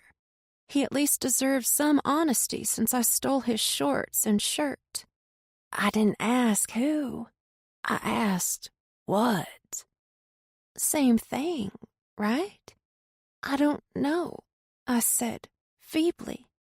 This man was looking inside me, and I felt every bit of it. He sniffed, looked back down at his clothes. Well, whatever it is, you're gonna show up looking slick. He smiled a tender smile, like a grandpa wiping dirt off a road rash and telling you it'll be okay. My grandpa never smiled, and he certainly wouldn't care to brush off a boo-boo. In any case, the man was letting me leave with his belongings, and I could never repay him. Thanks. I pushed open the door into the rainy night, pavement fumes flitting up in pungent streams. Sweetwater proper wasn't that far, but morning had come and hiding would be much harder. It felt safe in the dark, like my escaping police custody would stay hidden as long as there was no light to shine on the crime. Looking down at my toes, I thought about a summer when all I did was play outside barefoot, running in the woods with Michael behind an abandoned train lot. Laurel didn't like us playing there, but it had the best hiding places for hide-and-go-seek, and we were always finding cool bottles that had been thrown out by workers from back in the 40s and 50s. That summer, though, I'd worn through my school sneakers, and Laurel refused to buy me new ones until the school year started, even though she had money, Barrett's money, to get me a new pair, so I went barefoot. Me and Michael had just started our game. Michael was hiding, and I was searching when I stepped on a broken glass bottle and nearly cut off my pinky toe. Not only did I get a whooping for disobeying Laurel, I got an infection that took my toe because the horse penicillin Laurel gave me didn't work. Sweetwater was close, but what the hell was I going to do once I got there? Going to the farmhouse was out of the question. The police would be there. Shannon might be there. And I didn't have a plan yet. There was no one to call. Michael was MIA, and Laurel was dead, for all I knew. A car zipped by, horn blasting. I jumped back, instinct pulling me to hide, tripped over the combination of cement and dirt on the roadside, and fell to my knees, palms splayed out on the ground. "Asshole!" I shouted, watching the car shrink into the horizon. I brushed off my knees and wiped my hands against each other, careful not to purposefully soil the clothes I'd borrowed, you stole, from the nice man at the laundromat. I just needed time and a safe place to hide out until I could dye my hair and find some clothes that actually fit. The hairs on the back of my neck stood, skin prickling, the feeling of eyes watching, weird and threatening, a survival mechanism kicking in. I turned around, catching the faint white lines spreading wider in the darkness. Another car, but not just any car. It was a cop, lights flashing red and blue off the trees. I ran into the pines lining both sides of Route 9, careful not to go too far in on account of all the rain spilling the swamps closer to the road. I stood behind a pine to watch as the car passed, reflective Horry County decal whizzing by in a blue and white streak, the squad number 574 barely catching my eye. Shannon. The flashing red light at Sweetwater's intersection on Main Street was a beacon through the trees. Well, here I am. Now what? I can't go home. I have no phone. It's funny how reliant we are on the convenience of our cell phones. How everyone was just a touch away from contact, until they're not. The wet street reflected bright lights off the telephone poles, the lit diners and shops, the yellows and reds from the gas station. I scoped the parking lot, one car sitting at a pump, its driver at the register inside. Gabe. I tiptoed out of the cover of so many pines, checked for cars, and ran across the dark intersection, slipping behind the streetlights lining Main Street. My feet splashed in puddles as I ran, droplets of water splattering up the backs of my legs. I felt like a kid and a criminal all at the same time, which is really fucked up. The smell of charcoaled meat filled my nose. I passed behind Patty's, the local hamburger joint that had provided dinner more times than I could count. The best strawberry shake around, and fries so salty and crisp. I'd kill to have a basket right now. Just let it happen, Jonna. Kimber's voice rang in my ears. I stopped running, grabbed the gutter railing along the corner of the brick building. Pain blinding me, knocking me off balance. The sharp memory spread across my skull, pounded in my temples, and raged down my neck. Tears pooled in my eyes. I'm not going to prison for y'all bitches. Kimber's voice was flat. Ori's death, an inconvenience. I tried to compartmentalize the pain, squash it into the hollow spaces inside. There were so many now. Chapter 29. Each vision of Ori's death hit me harder and harder. The only difference now was a sense of urgency, but I didn't know what that meant. Horry was already dead, but the visions were getting worse, like a squatter movie that wouldn't leave even if I waved an eviction letter in my hand. I felt close to her in a way I'd never been before. That had to mean something. It had to mean that she wants me to bring her murderers to justice. At least in the afterlife, she trusted me to help her. And I wasn't about to let her down. I shook away the pain. Gabe was still in the store, and when he flicked his head to the rack of cigarettes behind the counter, I knew there was still time. His Jeep was at the gas pump closest to the station, so I had to be careful as I slinked across the lot and up to the hatch of his rustin' Wrangler.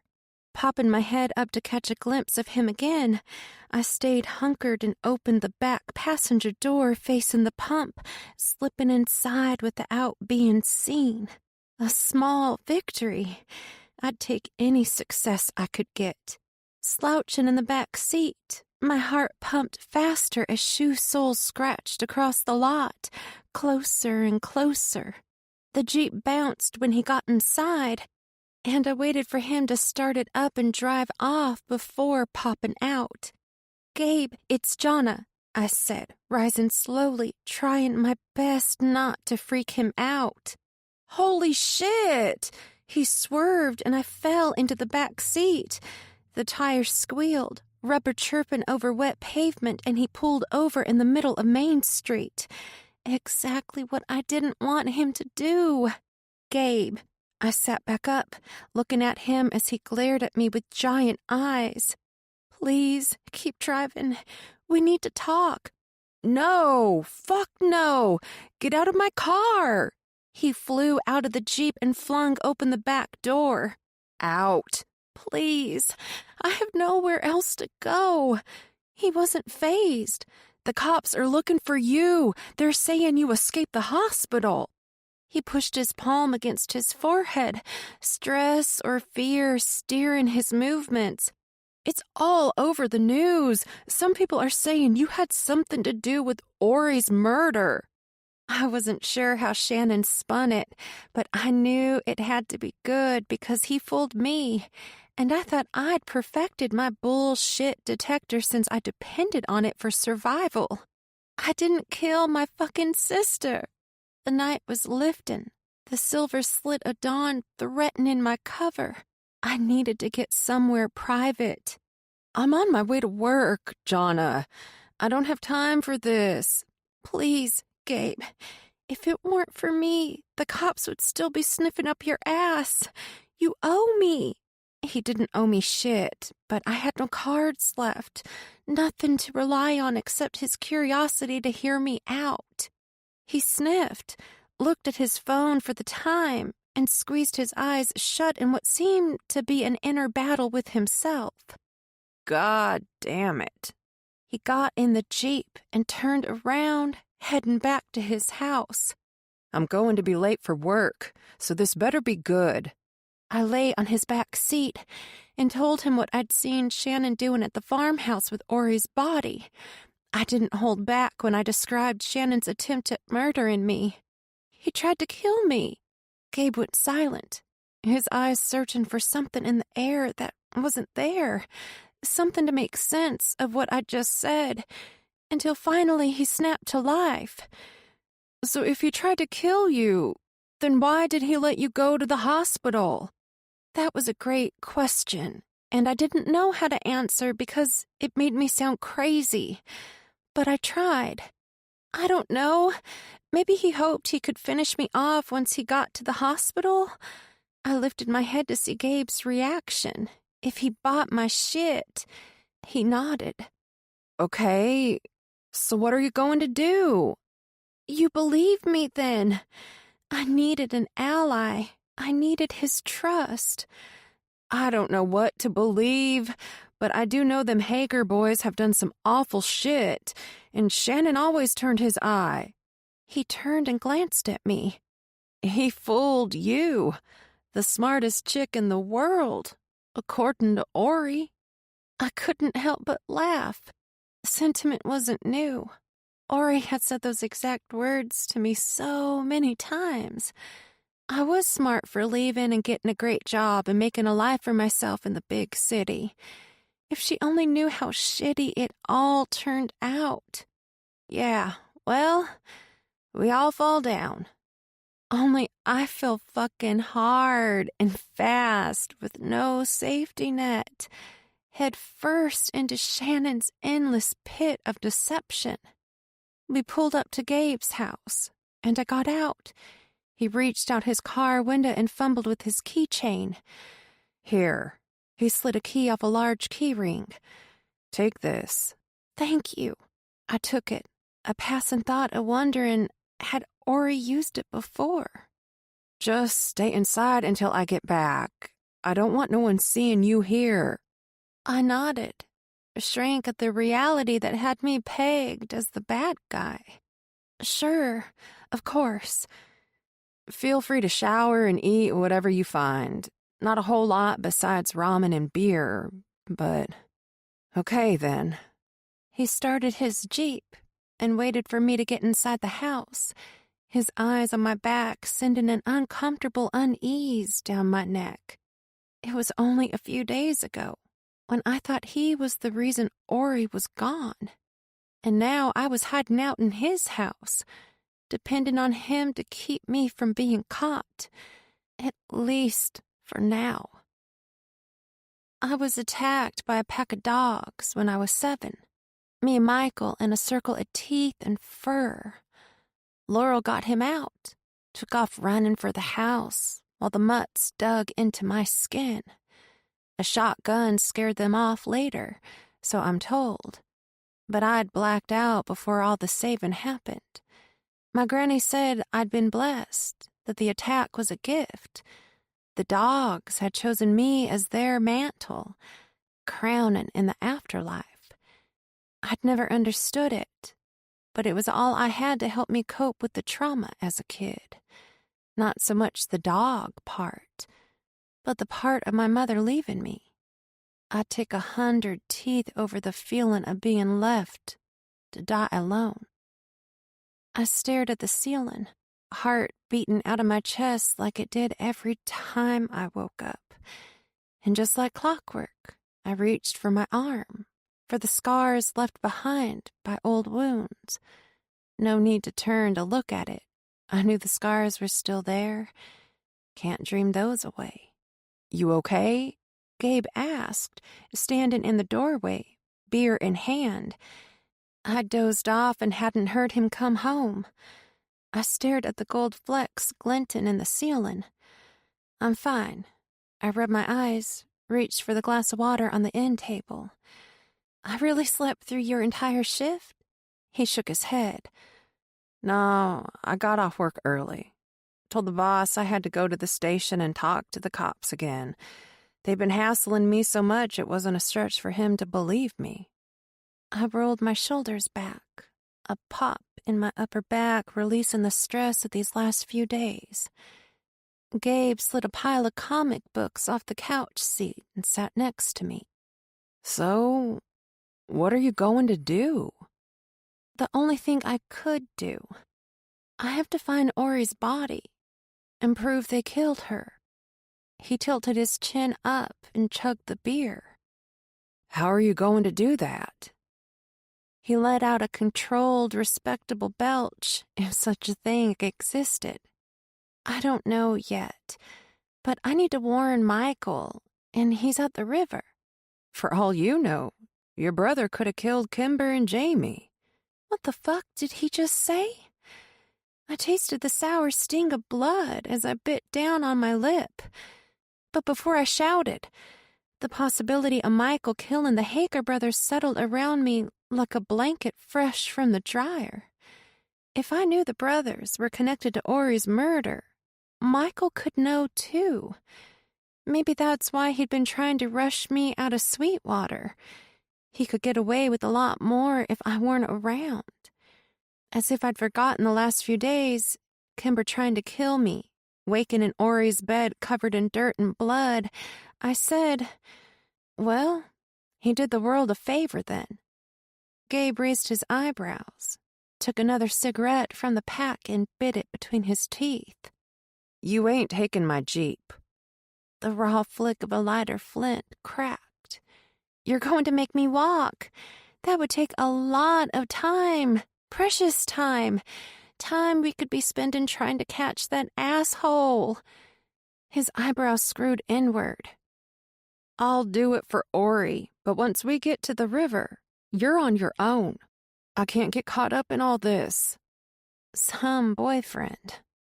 Fine. In his Jeep, the music low, loud enough to hear the song playing, a drop D guitar riff and rolling double kick bass. I churned my memories for anything I could do to prove that Shannon killed Ori. Flickers of a night she might have died wouldn't cut it. I needed hard evidence, but had jack shit. I rolled down the window, let the night air hit my face. I smelled a hint of salt, the storm-drawn seawater so nearby. Ori was going to be a mother. She would have been great at it. My heart cramped, the pain a dense weight pulling my organs inward on each other. I looked over at Gabe. his eyes locked on the road ahead, drizzle blurring his bug-splattered windshield. He knew Ori was pregnant and was pretty sure it wasn't his. But even that donkey kick to the balls wasn't enough to stop him from loving her, which he still did. I saw in his face, clear as a spit-shined shot glass. Chapter 30. I had no way to see the path leading to Wilford's cliff, so I followed the sounds of a small crowd that was gathered at the top. Gabe drove off as soon as I stepped down from his Jeep, a slight wave goodbye. I didn't blame him for staying out of this mess, especially since he was already on probation, but a spine goes a long way in these parts. I walked with my arms outstretched. The last thing I needed was a busted nose from a giant pine. "Michael!" I yelled, hoping he'd hear me and find me halfway up the path. The voices shifted cadence from a casual rhythm to a tone of question. I chuckled at the thought of having scared the shit out of a bunch of paranoid dope heads. "Michael!" Footsteps slapped the muddy ground. Jonna? "Michael, I'm over here." A pinlight caught my eyes through the trees. "Here!" I waved my hands, and I could tell he saw me when the pinlight stopped on my shirt. What are you doing out here? He rubbed his cheek on his shoulder, itching at a mosquito bite. I pulled him toward me. "We need to go. Where is your car?" What's going on? His expression was precise, sincere, so whatever drugs he'd been taking were out of his system. "Laurel's in the hospital." What? Why? I grabbed his hand in comfort. "I don't know, Michael, but she's bad." Fuck! He started banging his phone on his head like some psycho out of a Stephen King movie. He bolted through the trees, heading back to his camp. I followed, knowing he was grabbing his shit so we could go. He was quiet the whole time, hurriedly shoving a sleeping bag into its nylon bag. Krista, can you bring the rest of my things when y'all leave? A pretty girl with curly brown hair and freckles nodded. We were on the move again, and once we got to his car, he flung open the trunk and triggered another vision in me. Screams, husky and shrill, and for more people than I could clarify. Blurred images of windshield wipers smearing rain and red across the glass, and before I could get my bearings, I heard my brother ask, Jonna, you okay? I wanted to answer, but my words were hung neatly in my mind's closet, my soul trying to make a picture. It was always the same. The pain blacking out, the blinding white that stole my vision and replaced it with images of swamp and blood and all the horrible things that accompany murder. Screams, guttural gasps, the nauseating buzz of fear crawling over my skin. My body went limp, the memory too much, but as I fell, Michael scooped in and caught me, and then I lost myself. I woke to the roar of a speeding engine, and air battering my face. My eyes rolled until they landed on Michael. Puke out if you need to. I nodded a thank you and turned my chin to rest it on the windowsill. Controlling my breaths was key to keeping the contents of my stomach inside.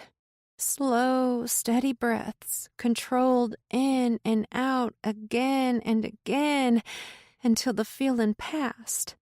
I brought myself upright, watched the headlights on the road for a minute before I said, "Shannon killed Ori."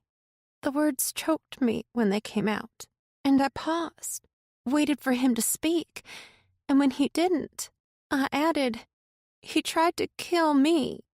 His brows pushed downward. He wouldn't do that, Jonna. The hell he wouldn't. I was in the hospital from injuries he gave me.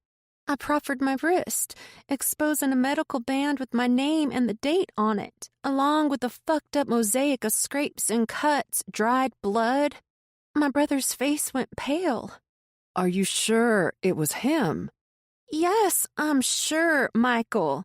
Eager for him to hop on the Shannon's a murderer train with me, I said, "He's trying to frame you?" He lifted a cigarette to his lips, bit it between his teeth while he patted his short pockets for his lighter. He had Ori's body in his freezer. I caught him in the barn at the farmhouse, whole dug. Her body. I drifted. The thought of my dead sister being desecrated sent bile up my throat. I swallowed.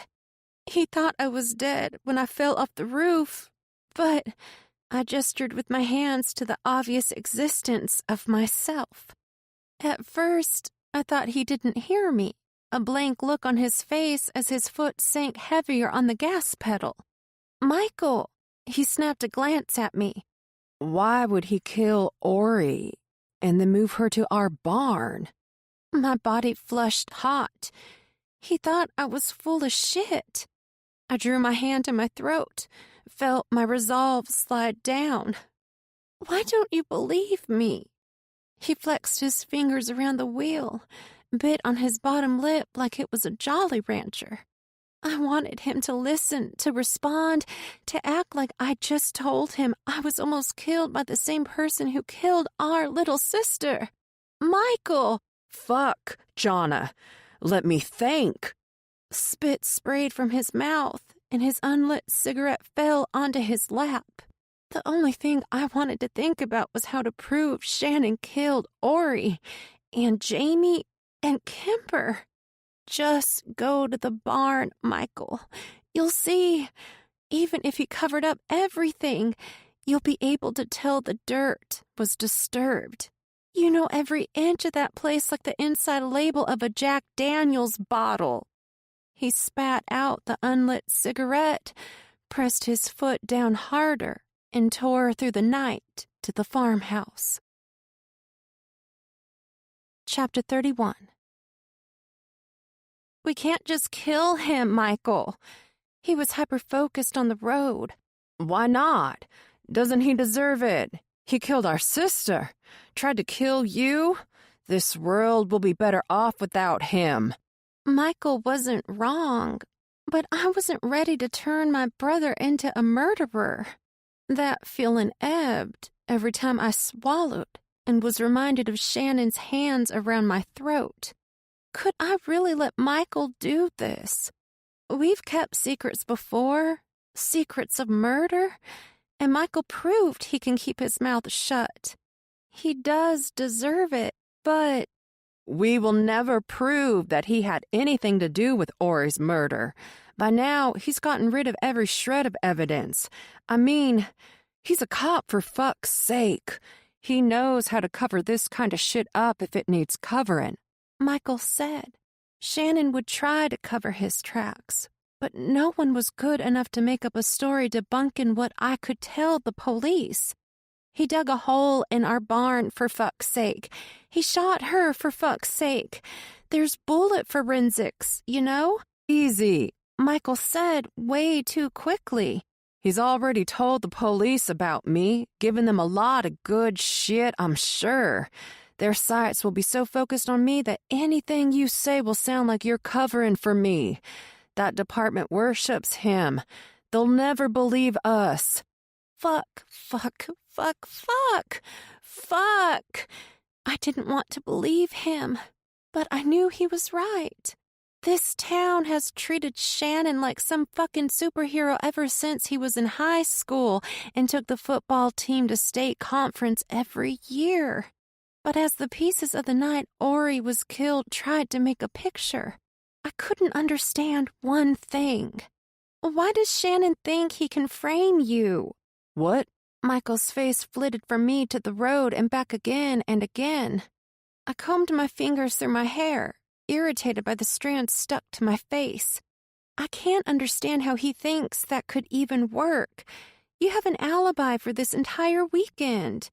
Michael was silent, and when he didn't speak, my mind began creating its own absurd answers.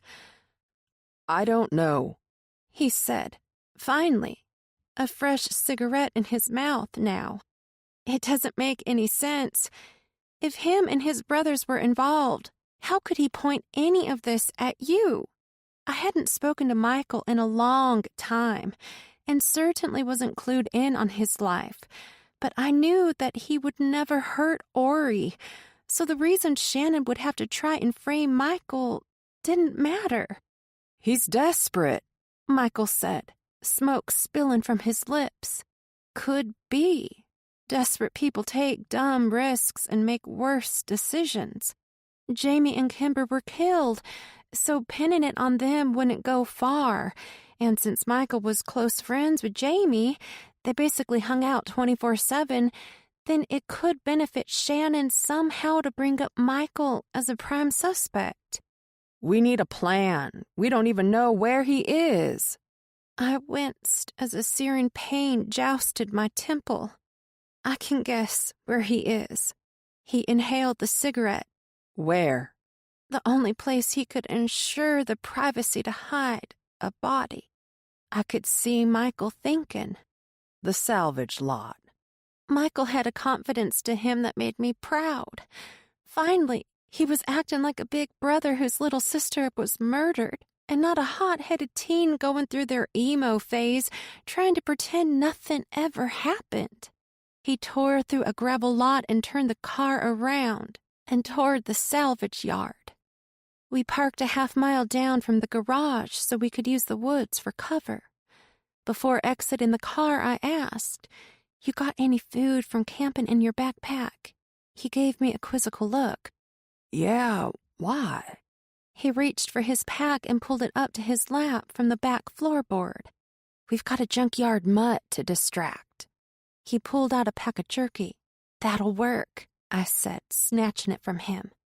The loneliness I'd felt walking through the woods alone on my way back from the hospital was gone. I had my little brother with me now, and that was all I needed to make it through this nightmare. Me and Michael were always a good team, trapping fish in the river, catching wild rabbits together. We had been so in sync with each other as kids. I hoped we still were. So how bad is Mom? Michael whispered, a genuine concern in his tone. I hated telling him the truth, but that's all I had. Pretty bad. I don't think she's going to make it. He hung his head, and I watched as tears leapt off his chin onto his legs. I doubted that Laurel was still alive, and part of me hoped she was already gone. Michael didn't need to see her the way I'd seen her, all creepy and possessed like in some scary movie. No one should see their mom like that. So why did I have to? We reached the garage, and my first task was to locate the dog. That fucker would give us away with one sniff of our human stink. So I opened the jerky and pulled out some pieces, fanning them in the air to hide our smell. It was a long shot and probably didn't make any sense, but I wanted to surprise Shannon. I had my phone ready to record his ass. We just needed to get close enough to catch him. Along the fence line that wrapped into the woods, Michael and I pushed small bits of jerky through the chain link. We walked as much as the perimeter that we could, all the parts that kept us hidden. Once the pack was empty, we waited to see if the dog would pick up the scent. Once he did, he'd be busy following the breadcrumbs until they were gone. It'd buy us a little bit of time. Hopefully, it would be enough. We crouched near a tree, the moonlight peeking through a clouded night sky. The bad weather was finally moving out, and part of me found relief, like the storms had been an usher for all this madness, and with it leaving, it might be taking the bad shit with it. I could only hope. I craned around the brush to get a better view of the garage. Shannon's truck is here. I was vibrating with nervousness. There's the dog, Michael whispered, pointing to the brown mutt sniffing the fence line about 100 feet away. Good. Let's go. I stood, still crouching, and we ran to the back side of the garage. We climbed the fence. Every clank and whine of the metal chain links under our weight made my heart stop. And when my shoes hit dirt on the other side, I felt a small victory. Well, the easy part is over. Now what? Michael lifted his shirt, gunmetal flashing under the full moon. This is what? Chapter 32. Shannon deserved to die. That's what I kept telling myself as we crept closer to the sound of a shovel spade splitting dirt. He killed Ori, stuffed her in a freezer, and thought nothing of it. I was sick. My stomach wanted to lurch until I was sucked into its massive vacuum and vomited up. But I'd killed before, and the guilt of having suffocated my stepfather while he was incapacitated had scratched at my bones every day since then.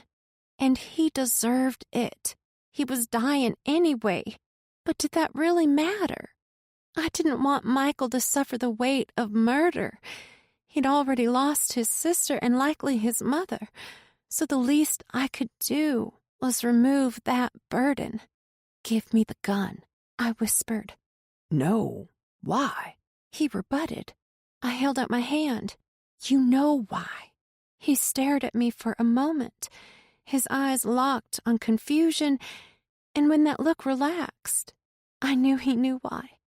Jonna, just because you got your own justice before won't make this easier for you. I can't let you do it.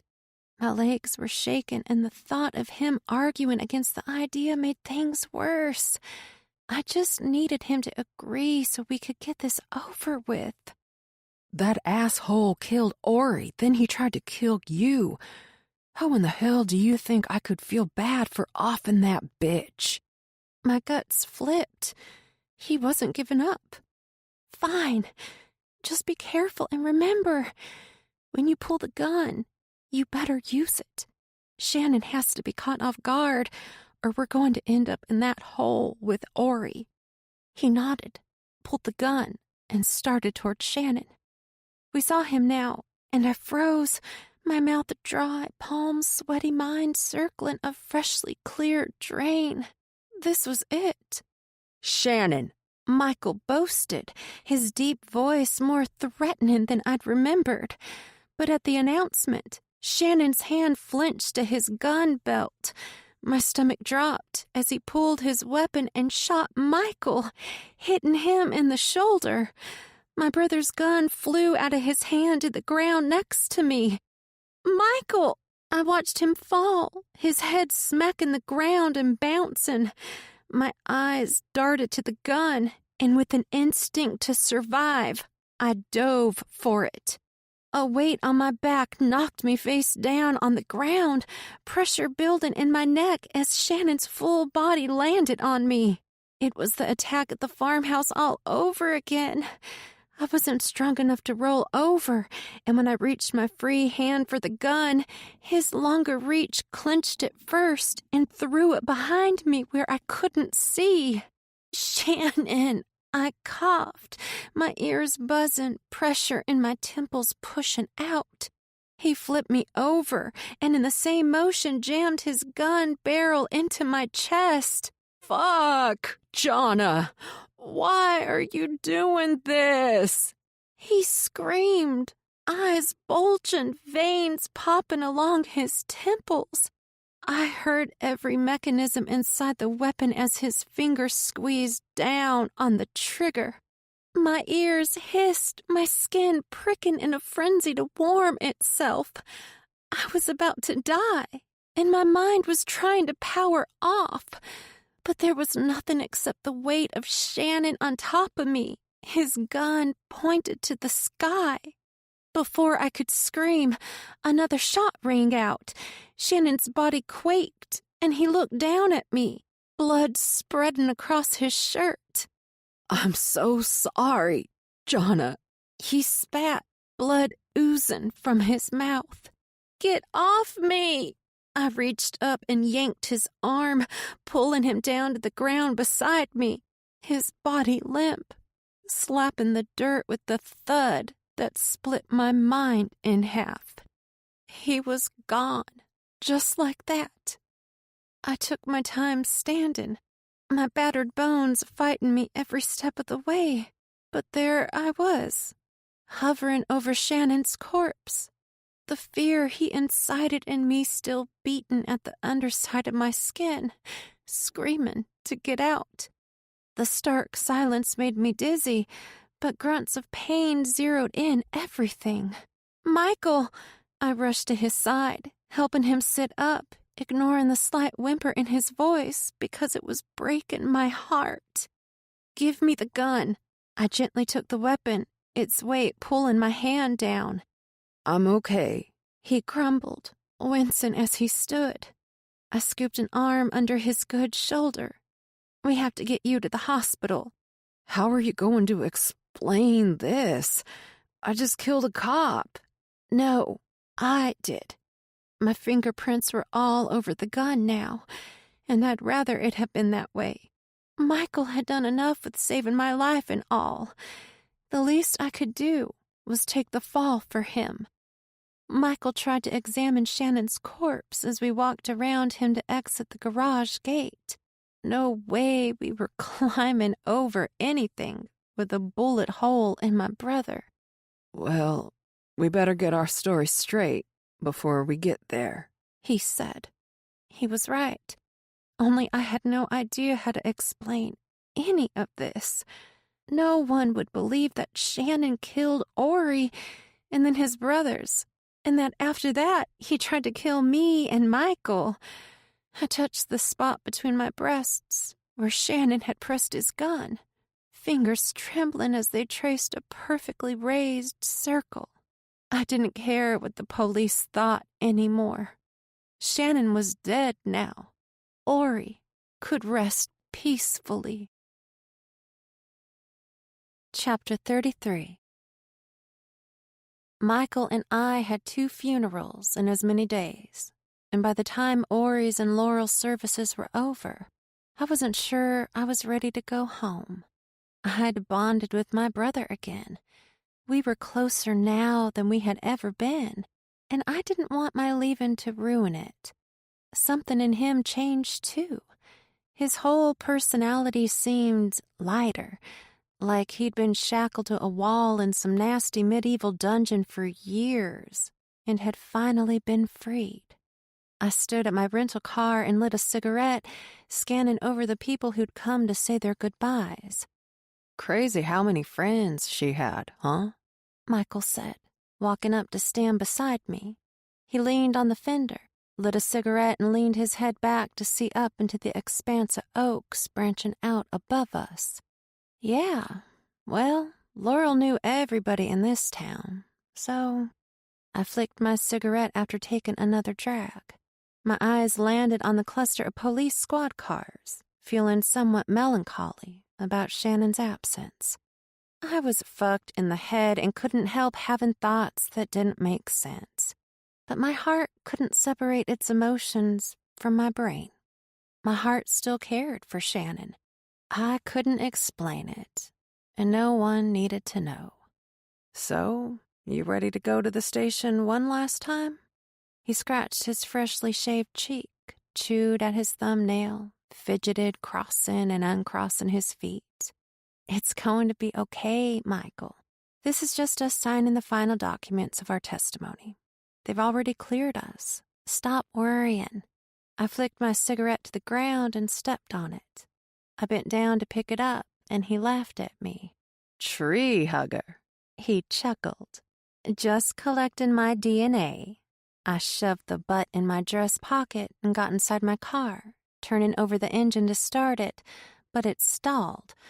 What the hell? Michael stuck his head inside the open window. What's the matter? I don't know. It won't start. He sighed. Those idiots at that service center mess up all the time. Half our business at the garage was unsatisfied customers from there. I tried it again, and it was less engaged than the time before. I was carless again. Guess we are taking your truck, I said, stepping out of my piece of shit and slamming the door shut. Michael asked if I wanted to listen to the radio, but a headache was thumping the back of my skull, so quiet was good for me. Preemptively, I rolled down the window to avoid getting carsick. My stomach had turned into a wimpy bitch since I arrived in Sweetwater, and I couldn't handle much right now. We merged onto a 2-lane from the cemetery, the speed limit picking up. I leaned my head out the window, the breeze calming my nausea, when I heard the unmistakable sound of a rock stuck in tire treads. Click, click, click on the road. "Pull over a sec," I said, tapping Michael's shoulder. He slowed, pulled over, and watched as I exited the truck. "What are you doing?" "You've got a rock in your tire. It's driving me crazy." He shrugged, then turned his attention to fetching another smoke. I walked to the rear tire first, not sure if it was coming from the front or back. When I didn't see anything, I walked up to the front, squatted, and ran my hand over the treads until they hit a hard pebble. I craned my neck to find the stone, a small white one that likely came from the cemetery. I tried to pop it out with my finger, but when that didn't work, took a bobby pin from my hair and jabbed it underneath the stone, prying it free. I pinched it between my fingers, realizing immediately it wasn't a stone. I held it to the sky, examining it in better light, and choked on my own gasp as I saw clearly what it was. A human tooth. Time froze. My mind went blank, and everything went white, like the end of the fire poker left too long in the coals. The mix of devastation and the horrific discovery of truth collided. A massive set of hands slapping closed, and the sound rocked my mind awake. I stood up, heart in my throat, and slowly walked back to the car door, sliding in with strangling apprehension.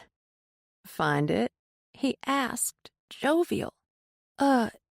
Yeah, I managed, a shock of drought in my mouth. I knew Ori had been hit by a car, and now I knew who was driving. My brother, Ori's brother. Shannon was right. I needed to look at my own blood. Michael hit Ori with his truck, so why was Shannon covering it up? Nothing made sense. If I said anything right now, he might try to hurt me, or worse. I needed to keep my shit together until we got to the police station. But as we rounded the bend, Michael pulled over again. My heart pounded in my temples. "What's up? You got a piss?" I worried I wasn't convincing, hoped like hell the coffee at Laurel's service had worn its welcome. "What did you find in the tire?" He bothered to stare straight ahead. "I already told you. A rock. From the funeral." "Jonna, what did you find in the tire?"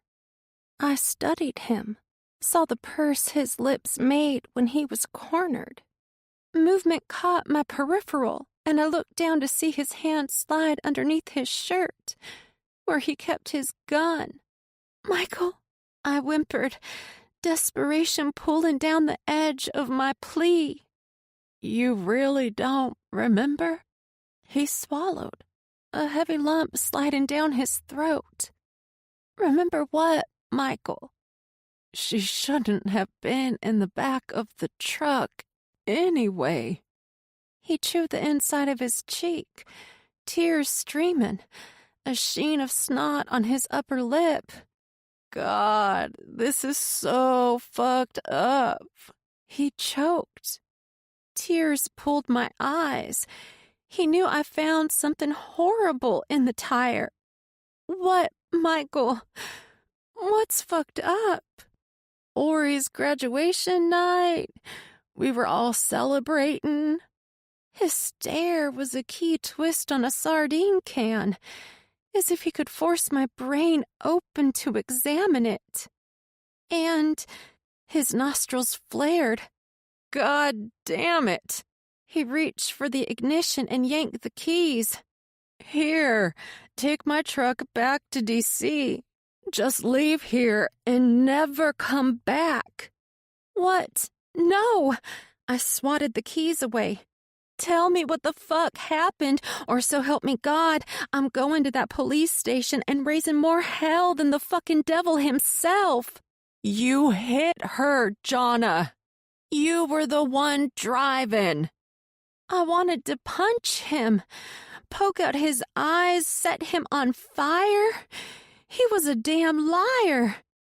I wasn't even here, Michael. He nodded, staying silent until he found strength to speak. That gash in your head?